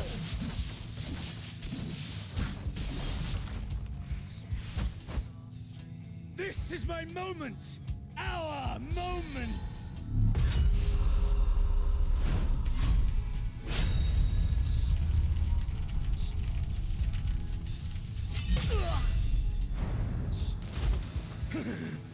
Now it's time for fisticuffs at dawn!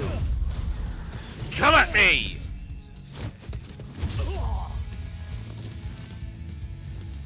Come and take the beating you deserve!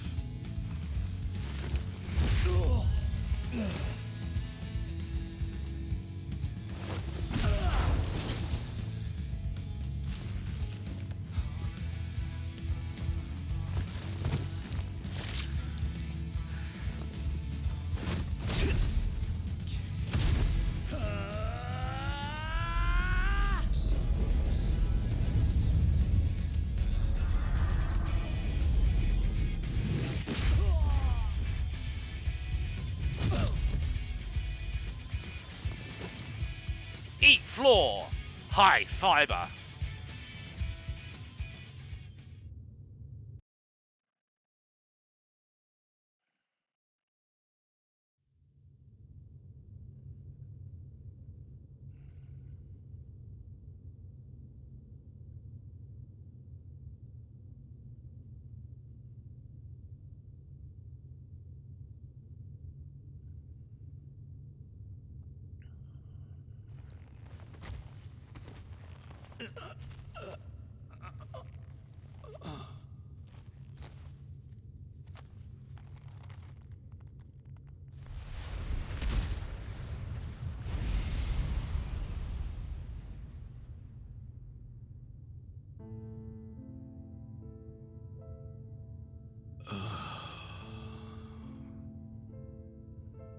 That I should lose again.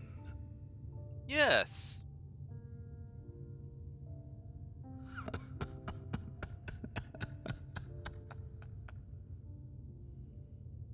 How disappointing.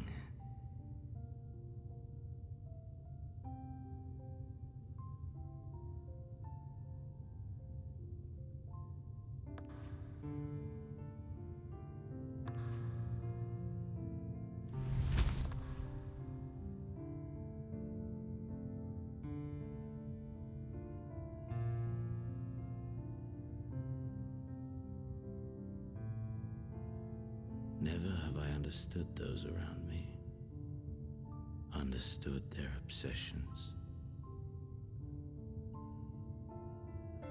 Besieged by their banality, the world is a mire of tedium and trivialities. But in these fleeting moments, there is a spark, blinding, brilliant. Gone too soon.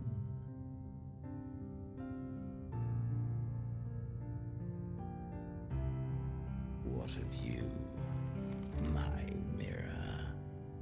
Born into this world, bestowed name, bid to seek out strife and adventure.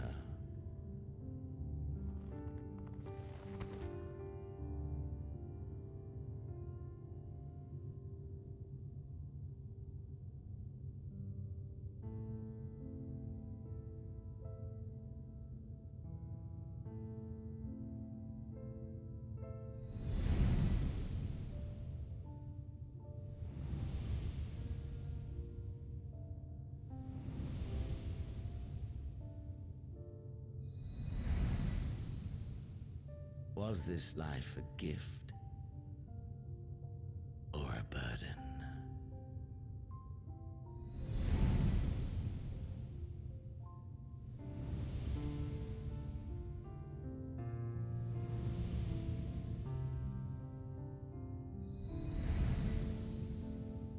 Did you find fulfillment?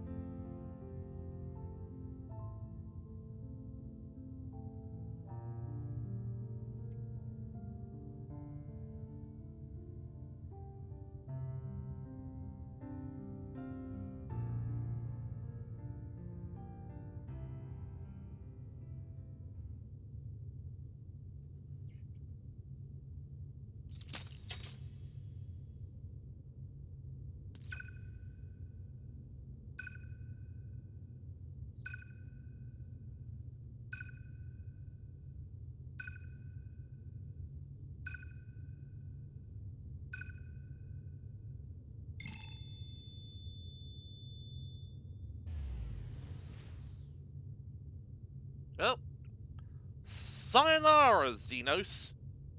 Hope we don't have to see you again.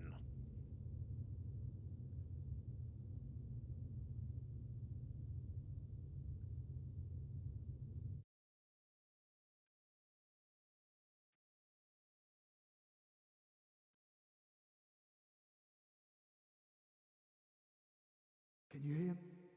Safe. Must tend to.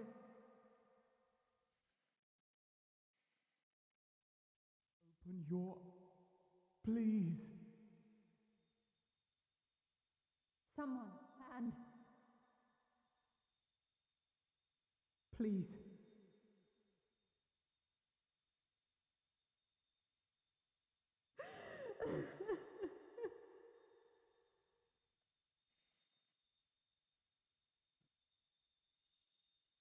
You can't leave us! Not like this! If you do, I'll never forgive you! So come on! Open your eyes and get up!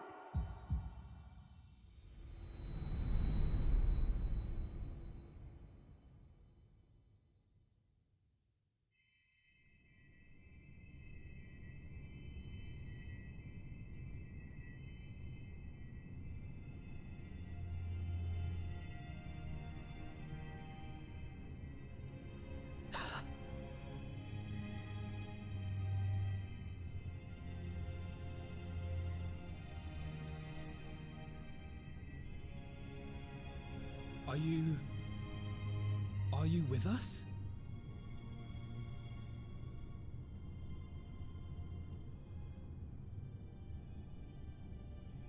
Oh, thank the heavens. For a moment we thought...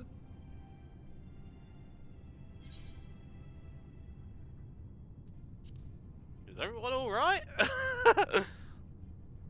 After what you've done, you're the last person to be asking that. You... How can you keep your promise if you're not here?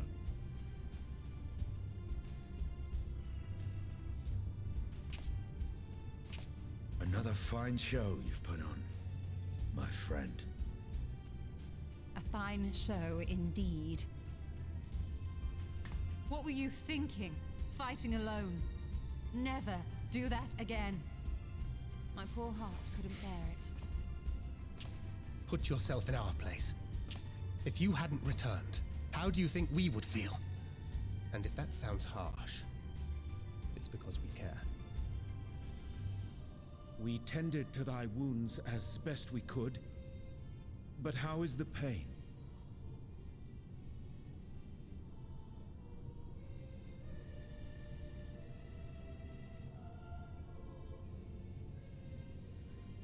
That is gladdening. Grievous as thine injuries were, however, I would counsel repose for a time. Gladdening!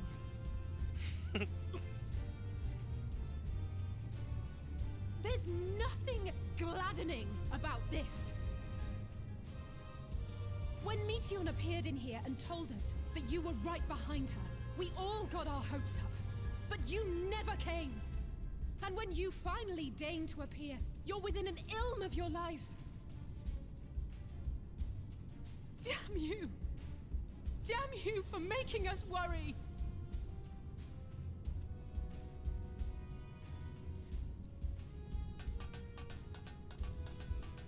Oh, those were cries of celebration! Anyway, well, the important thing is that you're all alive and in reasonably good health, and we mean to get you back that way. As for your earlier request, I'm quite certain we're in range to make contact now. Ah, excellent. Let us announce our return at once. I hope you're ready.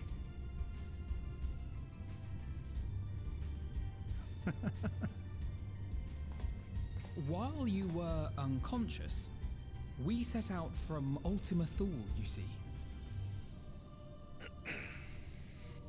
Can you stand? If so, you may wish to see what's outside.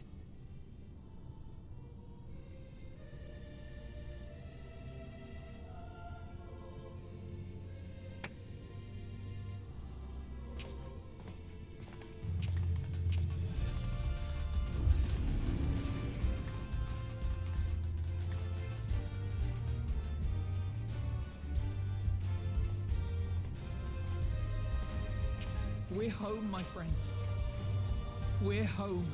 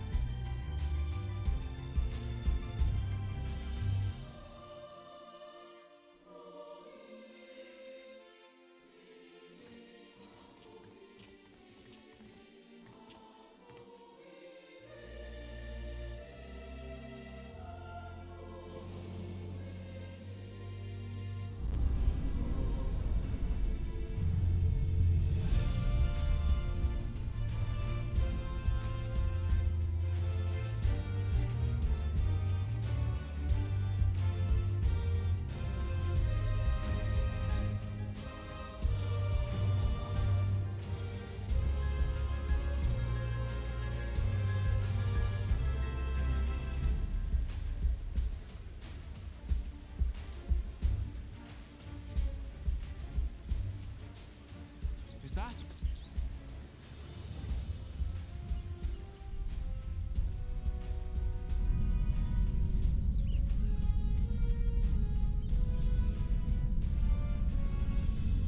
It is! It's the Ragnarok! They're back!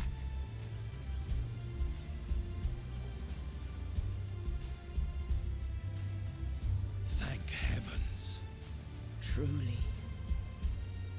They've done it! Welcome home. Yes!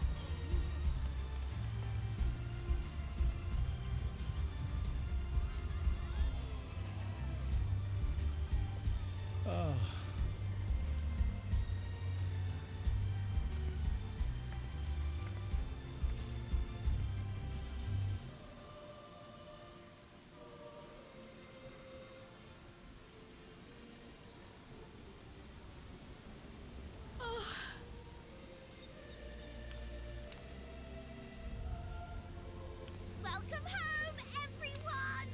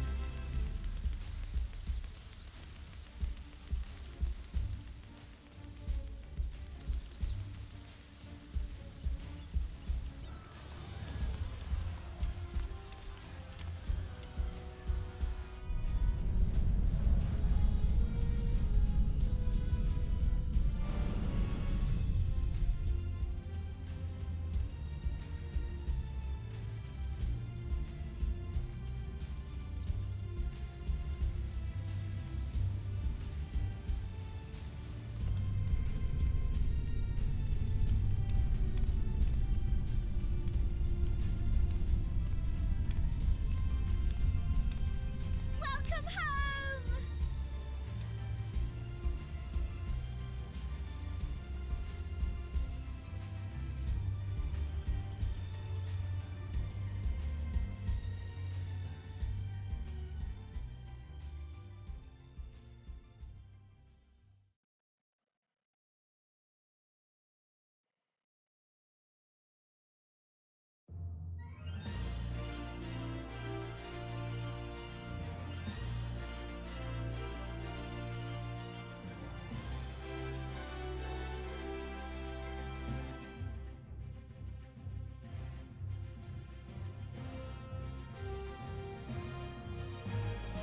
Right, I am actually going to skip this segment.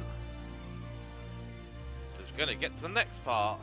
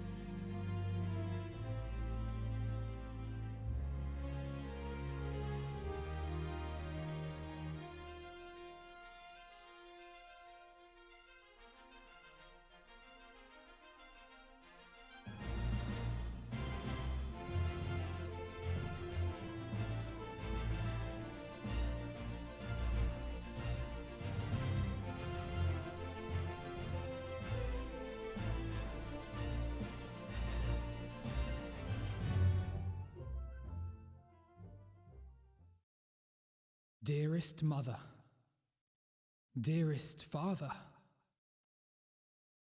this letter will be the very last that I write to you from the rising stones.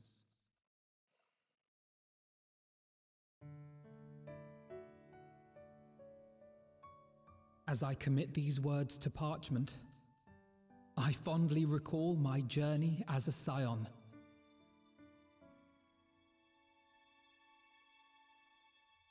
From the time I first walked into the Order's former halls, to the time I set forth to forestall the final days.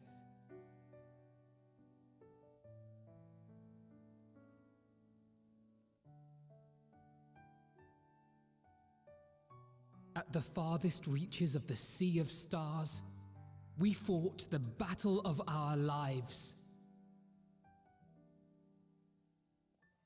Fought against despair itself, a veritable maelstrom of it fed by the resignation that dwelled in the hearts of beings not so unlike ourselves.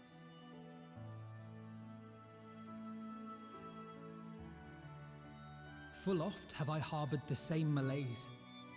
Have I been brought to my knees, crushed by the weight of sorrow and defeat, convinced that I will never rise again.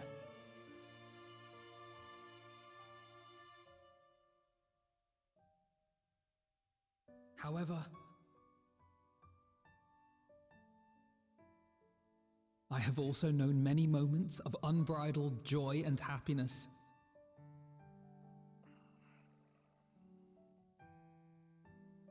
By this truth do I find hope within, blooming resplendent, like the Elpis flower.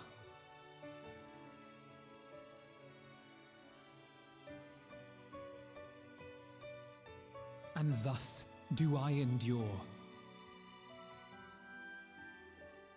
Do I look forward to creating more memories with my friends and loved ones.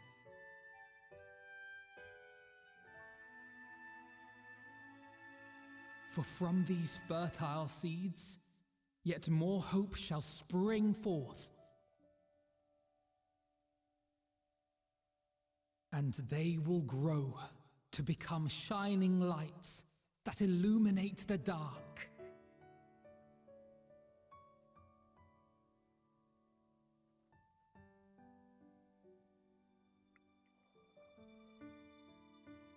Thus believing, I leave the rising stones behind, as will my comrades. For, as we have decided, after careful deliberation,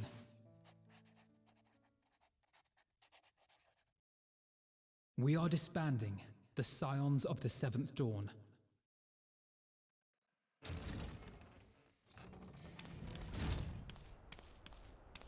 There you are, Alphino.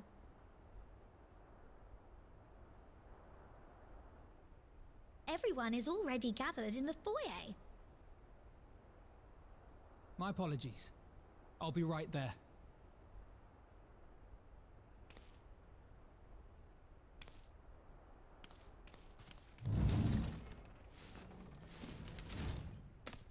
At least, that is what the story will be.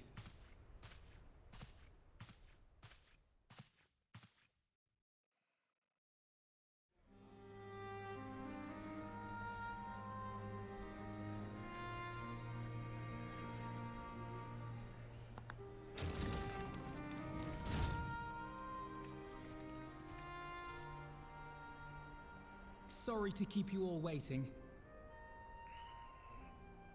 What could you possibly have left to do now? Oh, just a letter.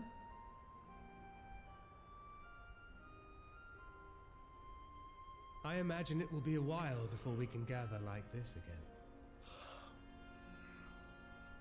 So it must be, if we're to keep up appearances. From now on, it falls to the Grand Company of Eorzea and its allies to deal with the realm's crises. Meanwhile, we shall return to our erstwhile ways.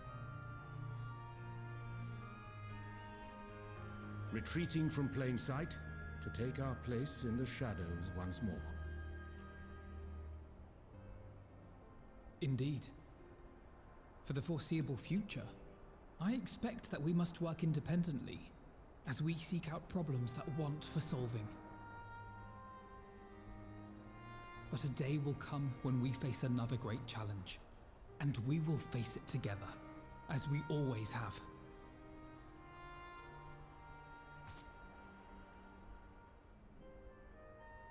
As much as I look forward to that day, I do hope it doesn't come anytime soon.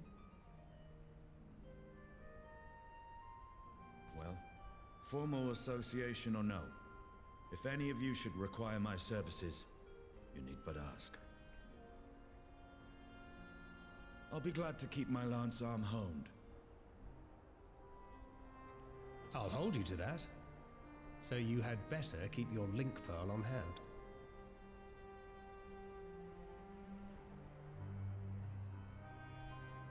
So you really mean to stay, Tataru? Oh, someone has to keep the Rising Stones in proper order.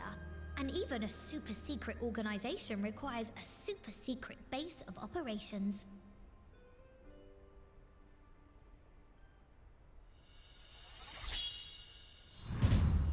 To the rest of the world, it will be naught more than a workshop for Eorzea's foremost up-and-coming artisan. If you thought our coffers were full to bursting before, just wait till I can devote myself wholly to the crafts.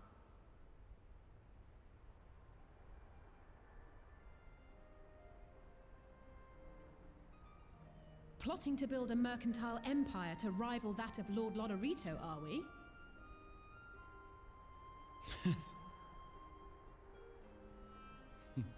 I, for one, look forward to your future successes, Tataru. As do I our next meeting.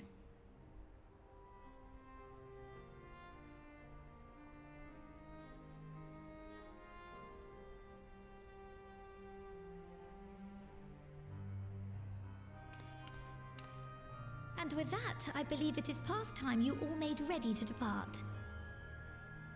Leave no preparations undone or words unsaid, all right?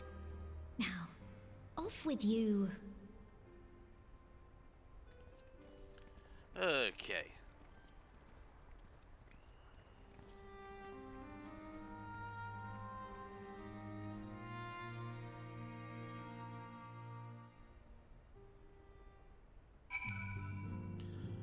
Right, well, I'm gonna take a quick bio break and do some extra prep, so I'll be back in a few minutes.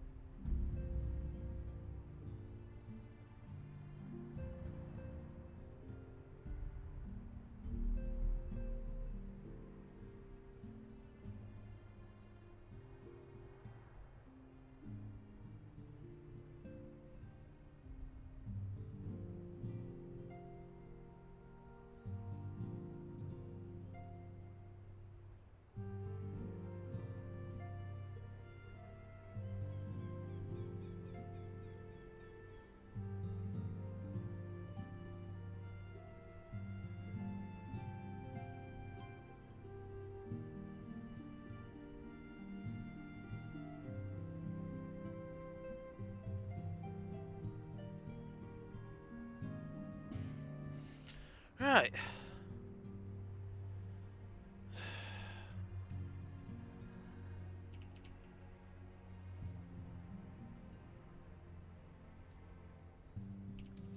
Yeah, we are all done. As our vision of video dream for Eorzea comes closer to reality with every reset the Sartek. Yes, the world may still be in the throes of change, but it is improving. I see it happening day by day, and I sit here praying that whatever new road we walk will bring you wonder and... Yep. Oh, we just have to talk to 8 people.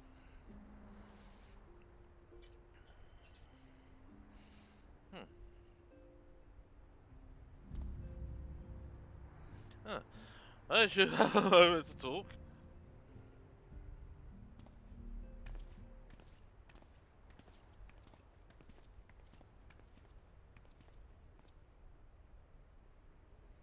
The sun's definitely away from the public eye.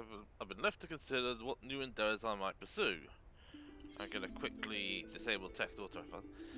After speaking with Kryl, I decided I'll be assisting her in rebuilding the students of Aldessian. Not only am I indebted to Master Galoo for giving me a new home, but had our order never existed, I would have never set foot within the Crystal Tower. How different my life might have been.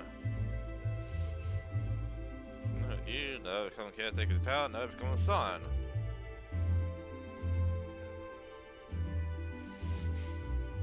New chance to do so much good, and I hope to continue to do so with the students. For an added benefit, new mysteries often find their way to our doorsteps. Mysteries that could prove ideal for fulfilling our promise to embark on a new adventure together, unlike any we've experienced before.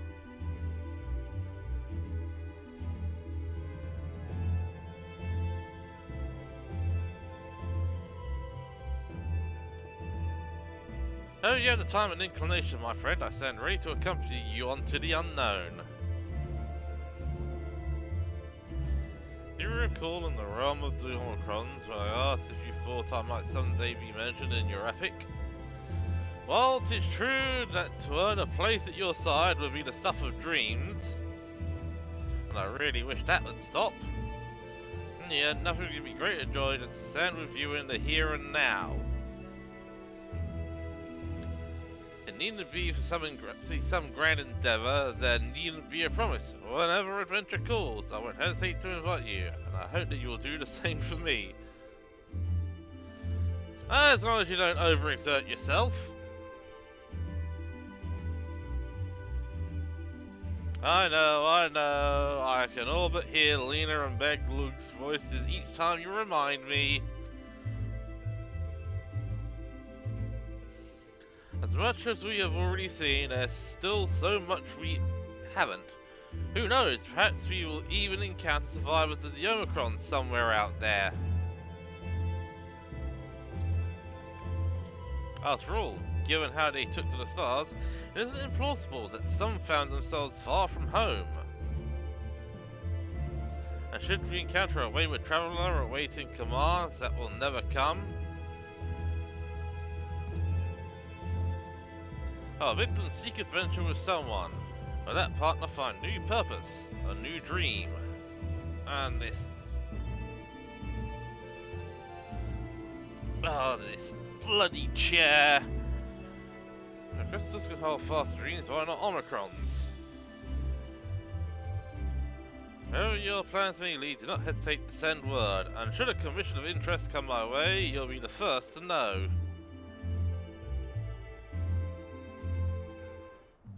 Right. One down. Stola?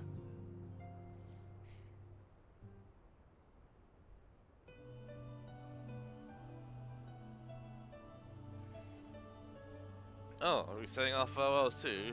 I hadn't, at present, planned the journey of any great length. Not that I am averse to a moment or two of quiet reminiscence. In fact, there was something I've been meaning to ask you. Something that has been in my thoughts since the last flames of the final day subsided.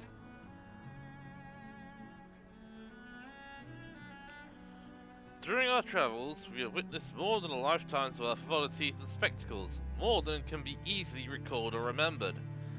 And nestled amongst those memories are certain essential facts, the history of Ephirus and the ancients, glimpses of the air, of their culture and philosophy.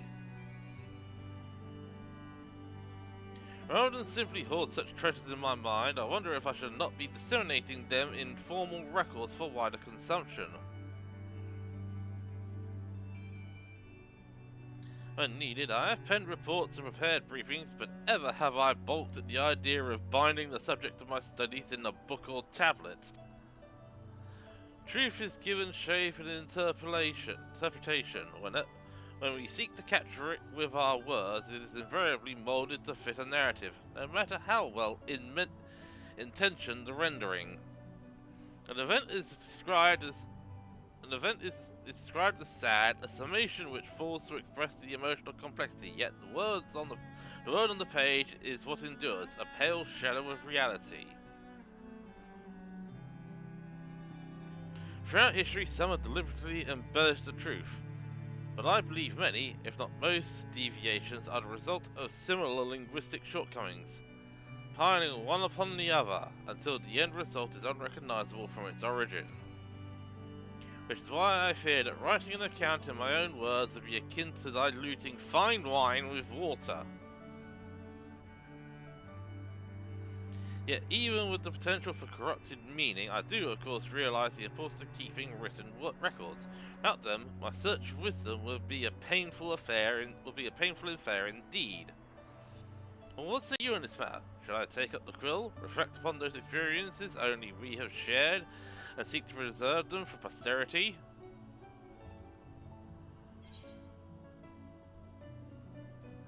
Let them be read and remembered.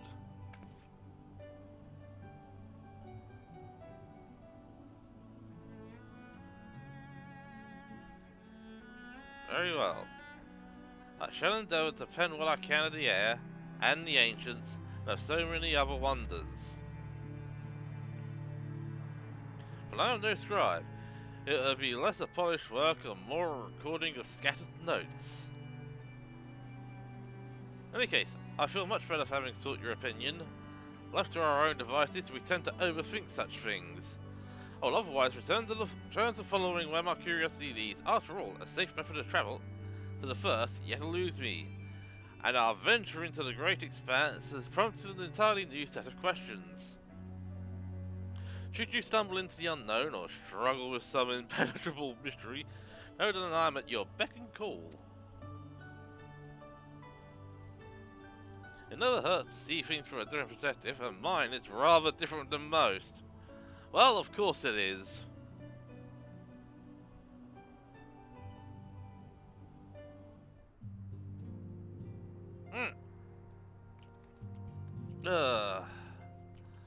Astinian!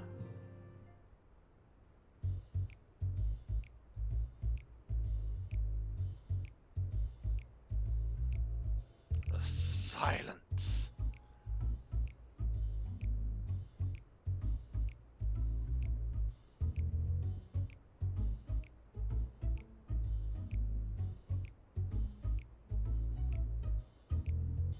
If you have something to say, then out with it. Just wondering how am I keep now?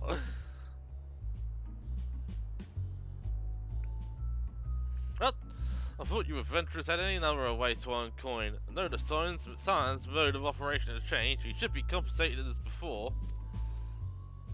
In any case, I do not want for options, even if some are worse than others. No sooner did Amaric hear about our disbandment than he offered me a position as guardsman in the Imperium district.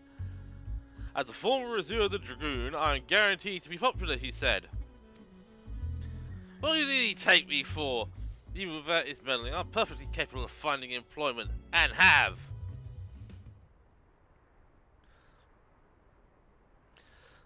Some days ago, a Hannish envoy arrived with word from Reacher.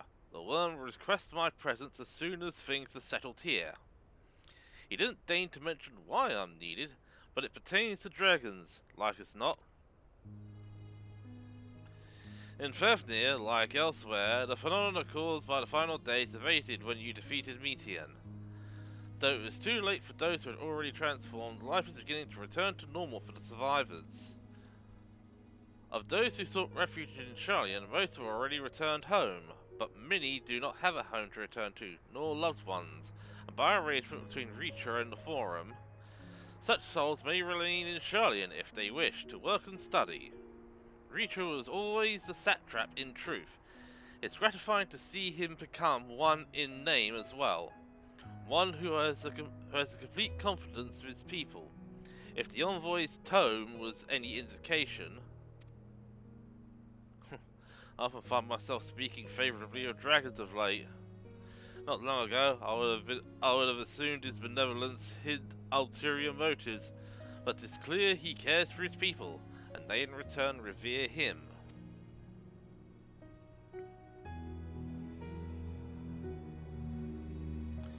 To know such a nation may flourish is comforting.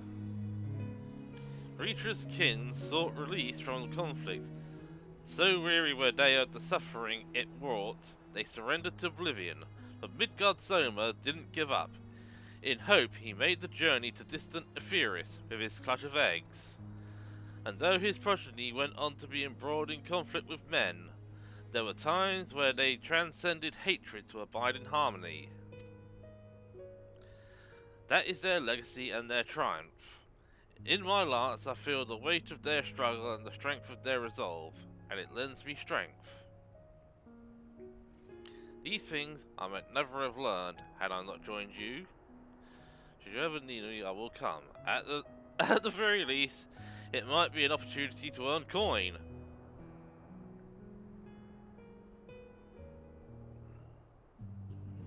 Right. And grid.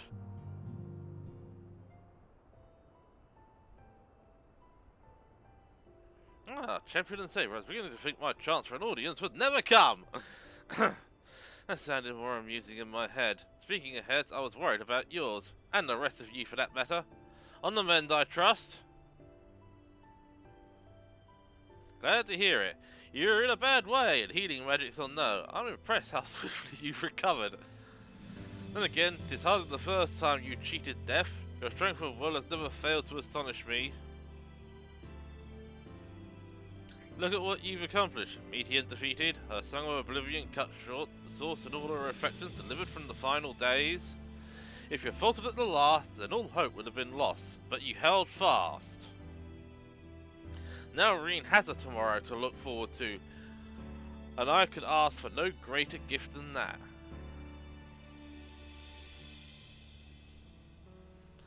As for a lesser gift, however, the next time you see her, I would appreciate you not describing my travel plans with Urionje as aimless wandering. We have a purpose in our roaming after all, keeping an eye on things in the absence of the science on the world stage.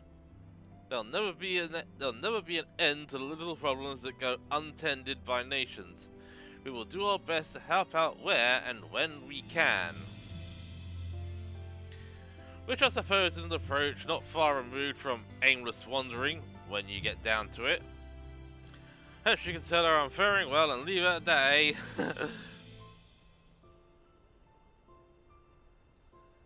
No need to mention this feeling of being uprooted. I've never been one to stand still for long, but when I think of home, 'tis the rising stones which comes to mind. How many times have we set out from this base, thence to return when our work was done? On the day the Silence came together, I only hoped for Nymphidia to find a place where she belonged. But I never did expect to find one here for myself. I have a question for you, and I imagine Nymphidia herself is asking. Are you glad you joined the Scions? Never been a dull moment, that's for certain. That's one way of putting it. In many ways, the experience has left us far stronger than when we began. All good things must come to an end, at least for a time. Should you need a helping hand for infiltration or reconnaissance, you know who to ask. I'll come running and you'll likely get a certain funny talking fortune teller into the bargain.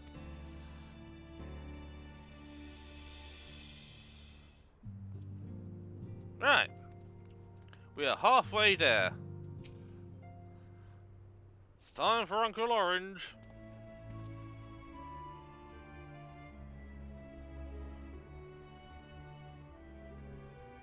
Thou hast spoken with our comrades. Although this parting be not for evermore, it is nonetheless occasion for sorrow. Akin to a pixie's death, the navigation of such farewells is a perilous endeavour indeed. At their part, however, the Lotharites embark upon a new beginning. Though bereft of its purpose as a vessel, the moon yet remaineth hospitable for the creatures of Etheirys. Thus do our lunar visitors convene with the Forum, intent upon assigning some new and beneficial role to our solitary satellite. Yet ere they may come to pass, there is much and more each party must learn of the other, a process which doth promise to be eventful indeed. To that end, a cadre of Lotharites have briefly dispersed across our lands in the name of mutual understanding.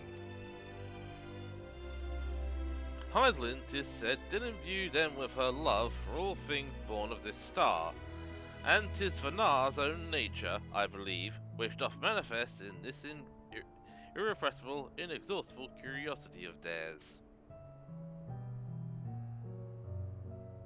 Having witnessed that which they strove to achieve, I wish most keenly for their long labours to be rewarded, that their abiding affection for man result in a boon for all.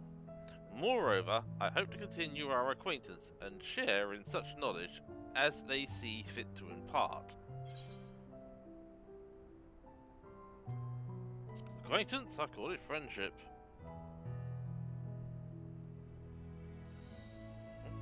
I did not wish to presume. Aye, I would be honoured that should they consider me a friend. But 'tis certainly true that I have grown fond of their company. But I shall digress no further. This day should belong to the silence of the seventh dawn, to mine incomparable companions. Oft times hath mine restlessness caused thee grief, and mine actions spurred allies to suspect betrayal. And yet here amongst you I still stand. No amount of words can express my gratitude for thine acceptance and forgiveness. Thus indeed I do proffer my humble support. Be it unto the deepest abyss or the highest heavens, even if I must needs founder across stormy seas, I shall ever answer thy summons.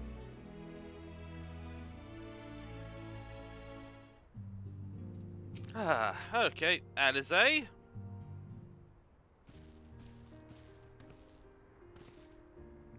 Seeing to your preparations, have you? I'm just making another sweep of my belongings. Wouldn't do to find I've forgotten something halfway to my destination. Oh, in case you haven't heard, we received new reports detailing the devastation caused by the final days. It appears the situation is gravest in the land surrounding the Bounty, where the skies first began to burn. After that, the clarity was observed in the far north, in Garlemald and the frozen lands beyond. We also heard reports of the heavens catching fire in isolated locations, one of which was an area in the northern empty. Had our quest taken any longer, Charlene too may have come under threat. Thank goodness it's over now. To be sure, blasphemies and lesser beasts may still be roaming about, but these localized crises should be well within the capacities of each nation to handle on their own. The science are no longer needed. Which isn't to say that we won't help out where we can, of course. As individuals, no more of this order business. For my part, I'll be heading to Garlemald with Alphino. They are among the worst affected and still need all the help they can get.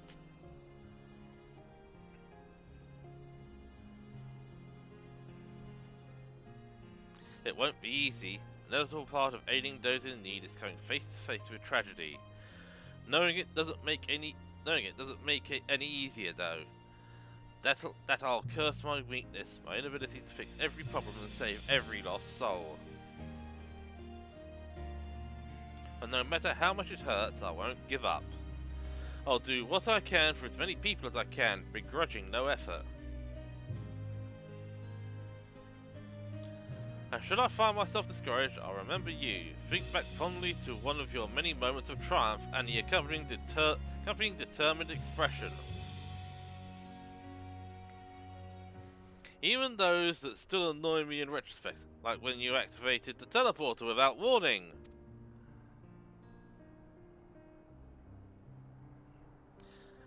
And you should hear about me. I should remember too. Somewhere, trying my very best. Think you can keep up with me?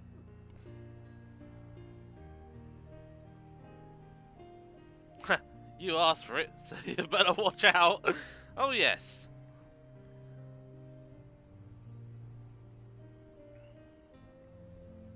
Next time we meet, I'll be vastly improved, so don't be surprised when you find yourself marveling at me. We will see. We will see. Ah, right, so it's Kral and Alphino next.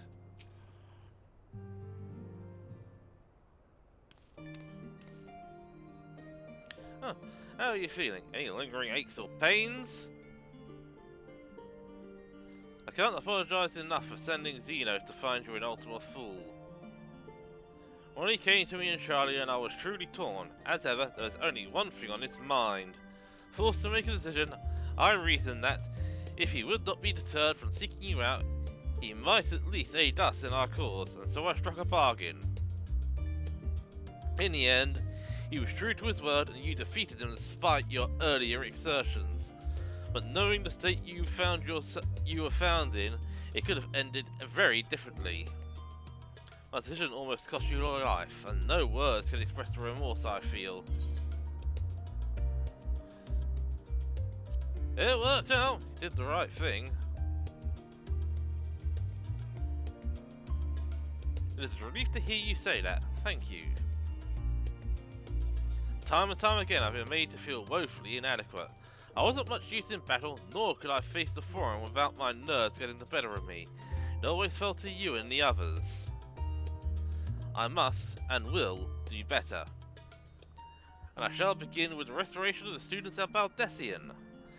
Through our work, Charlian will strengthen its ties with our nations, that we may be better prepared to face whatever threats arise in future. Of course, this isn't something I can accomplish alone, but thankfully I have the staunchest help in Raha and Urshika. And our other remaining members. Together we will continue Grandfather's work. And before, certain commissions will take us to dangerous locales. We may need to call upon seasoned adventurers. In such times, might you be willing to assist us? Not because you feel obliged, mind you, but because you feel a lure for the task itself.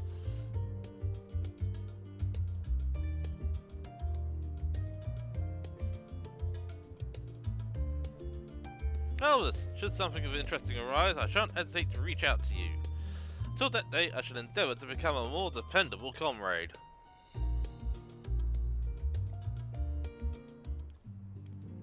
And Alphino.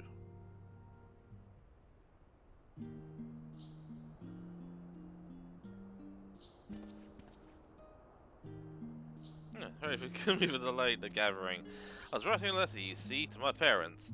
As busy as Father has been, tending the aftermath of the Exodus, he has been good enough to show concern for the Scions.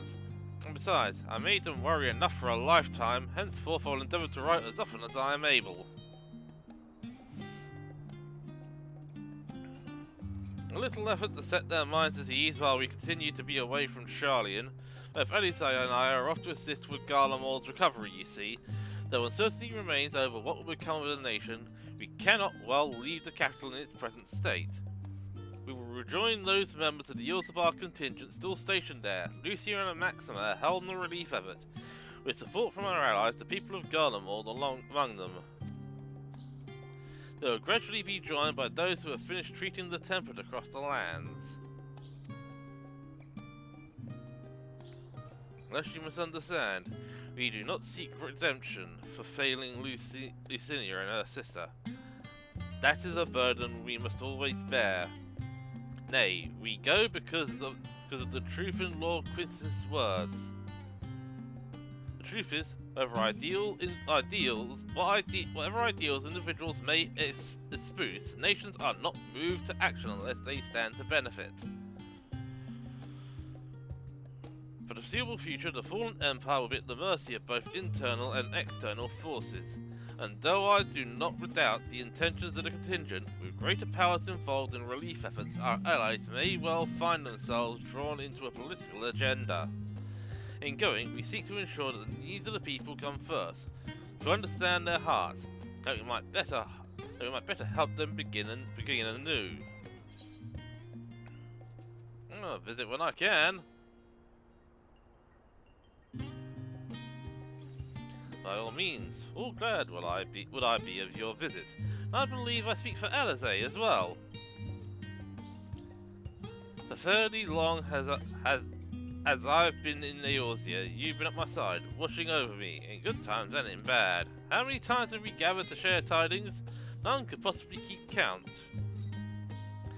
The world is changing and I will continue to do so, yet no matter what the future brings, I hope I can ever look to you.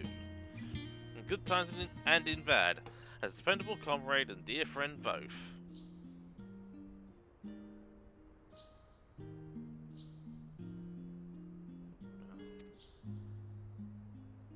And that is it.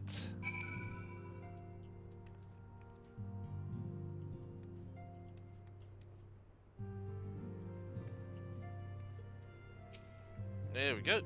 Couldn't you fill, have you? This time I'm thinking to send everyone off. Your permission then. Your attention please, at risk of spoiling the mood, the time of departure is upon us. In my capacity as your receptionist, I bid you safe journeys. Till next we meet, be well. Endwalker complete. 5,000 guild, the Argus Horn, Wind Up Heroes, Endwalker Footfalls, and Flow.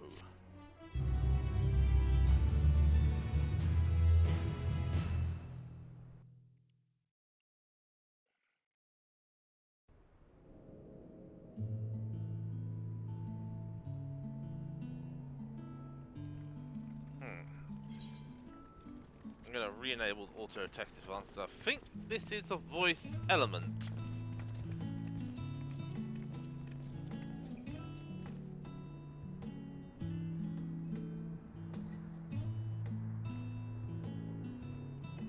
I suppose we're off to Garlemald then. Though we ought to speak with Lord Emmerich first. If he's received word of any recent developments, we need to know. 'Twould be prudent to purchase some warmer clothes at least. Mayhap we can pick up a few souvenirs for Euless and the others while we're at it. Where will you all be heading next? Dravania. There is a book I've been meaning to borrow from the Great Google Library. And I can think of at least one person who will be most displeased should I fail to visit before leaving. We've no particular destination in mind, but we do intend to stop in Sharlayan before we set off. We had thought to ask after the Loperids. I am curious as to how well those who chose to remain are adapting to their changed circumstances. Might we accompany you then? Raha and I were planning to return to the Baldessian Annex. Commissions have been piling up in our absence, and they must be dealt with ere we begin our work in earnest. Estinian, you will return to Radzat Han, will you not? Aye. For Vritra's benefit, though I've yet to hear the details. I may not stay long. I see. Then it is here the Scions at last part ways, each to some far-flung corner of the realm.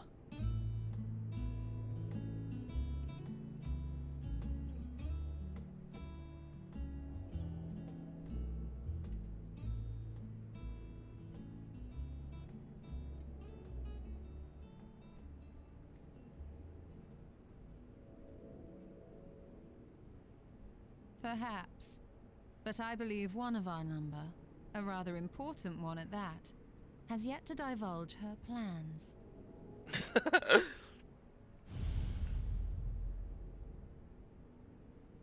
Quite right. Indeed. Fair point.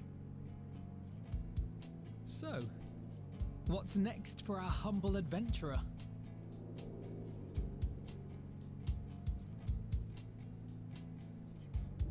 Well, we still have a lot to do. Oh! That appears to be Metean.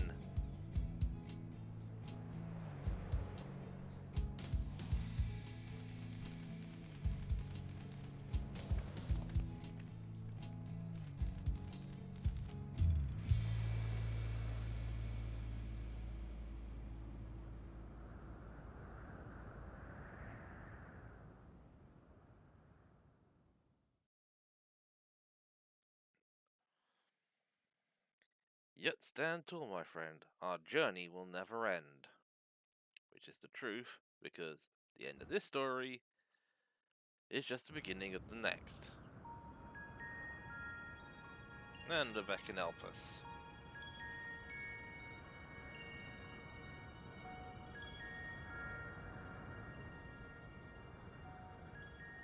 The constancy of this place never ceases to amaze me. An ocean of souls, shimmering and eternal. Is that Elidibus?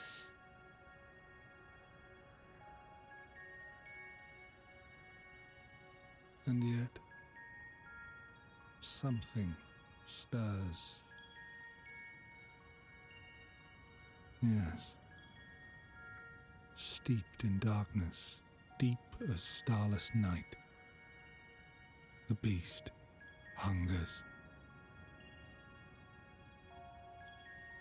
Alas, I dare not investigate in earnest before the coming of my guiding star, as she foretold.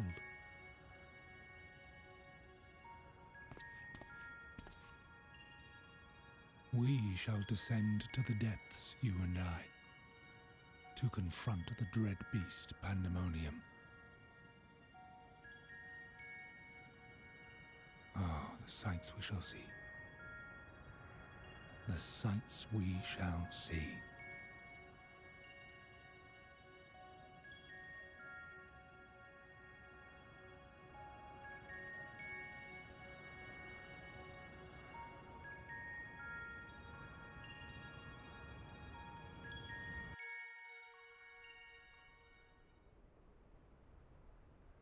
You complete the main scenario quest Endwalker. Quest to unlock new content have now become available in Old Charlian. Additionally, you may now enter the Dead Ends with a party of NPC avatars. To make use of this feature, open a trust interface located under the 2D in the main menu. Rest well, champion of the Furious, for many and more adventures await you. That its chorus might ring for all. Right, yeah, and we are back in the Rising Stone, so I'm going to quickly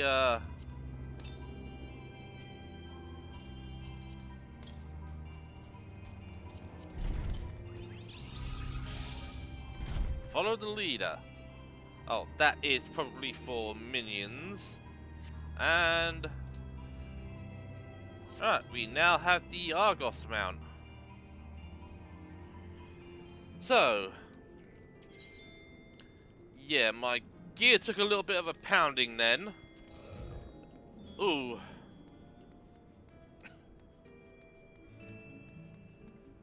Alright, so I'm gonna quickly find myself a... Well, we got a Mender and the summoning bell I need. Ooh. There we go. Summoning bell.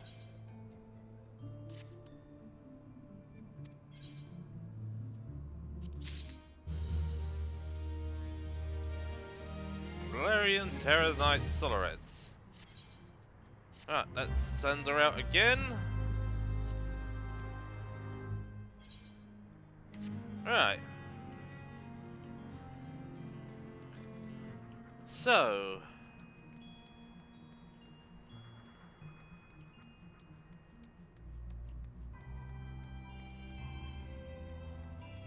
yeah, we are actually done with all of this.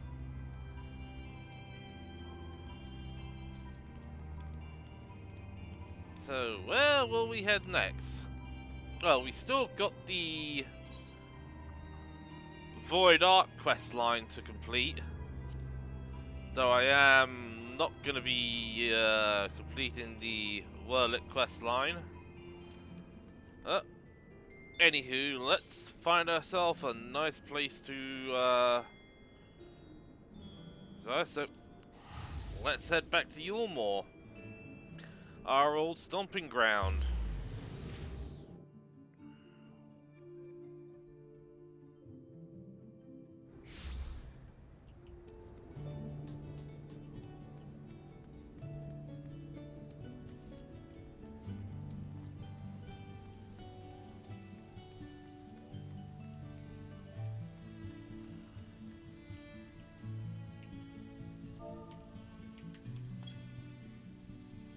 Alright. So, one thing we need to do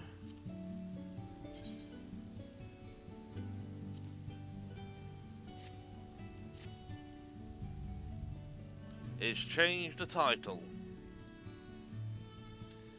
And I'm gonna be busy, because I have now got to make multiple highlights out of that. But that is going to be it for today.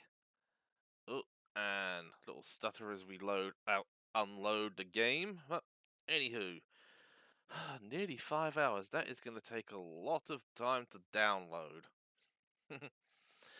Yeah, again, that is going to be it for today. The next stream is going to be on Tuesday, but I'm not sure if I'm actually going to be starting at the same time or if I'm going to be starting later, because I really need to. Yeah, because I really need to figure out, because with stuff I'm doing, because I'm not going to be doing the Pandemonium raids, because after having to deal with the figuring out how to actually gain not gain access to them, but to actually get the item level, because it actually would have required a heck of a lot of grinding to get all the tomestones needed to get all the accessories that I need to actually reach the minimum eye level. So I am not going to be doing anything relating to Pandemonium. I will, however, be continuing on with the Void Arc quest line next week. Although I'll also be unlocking the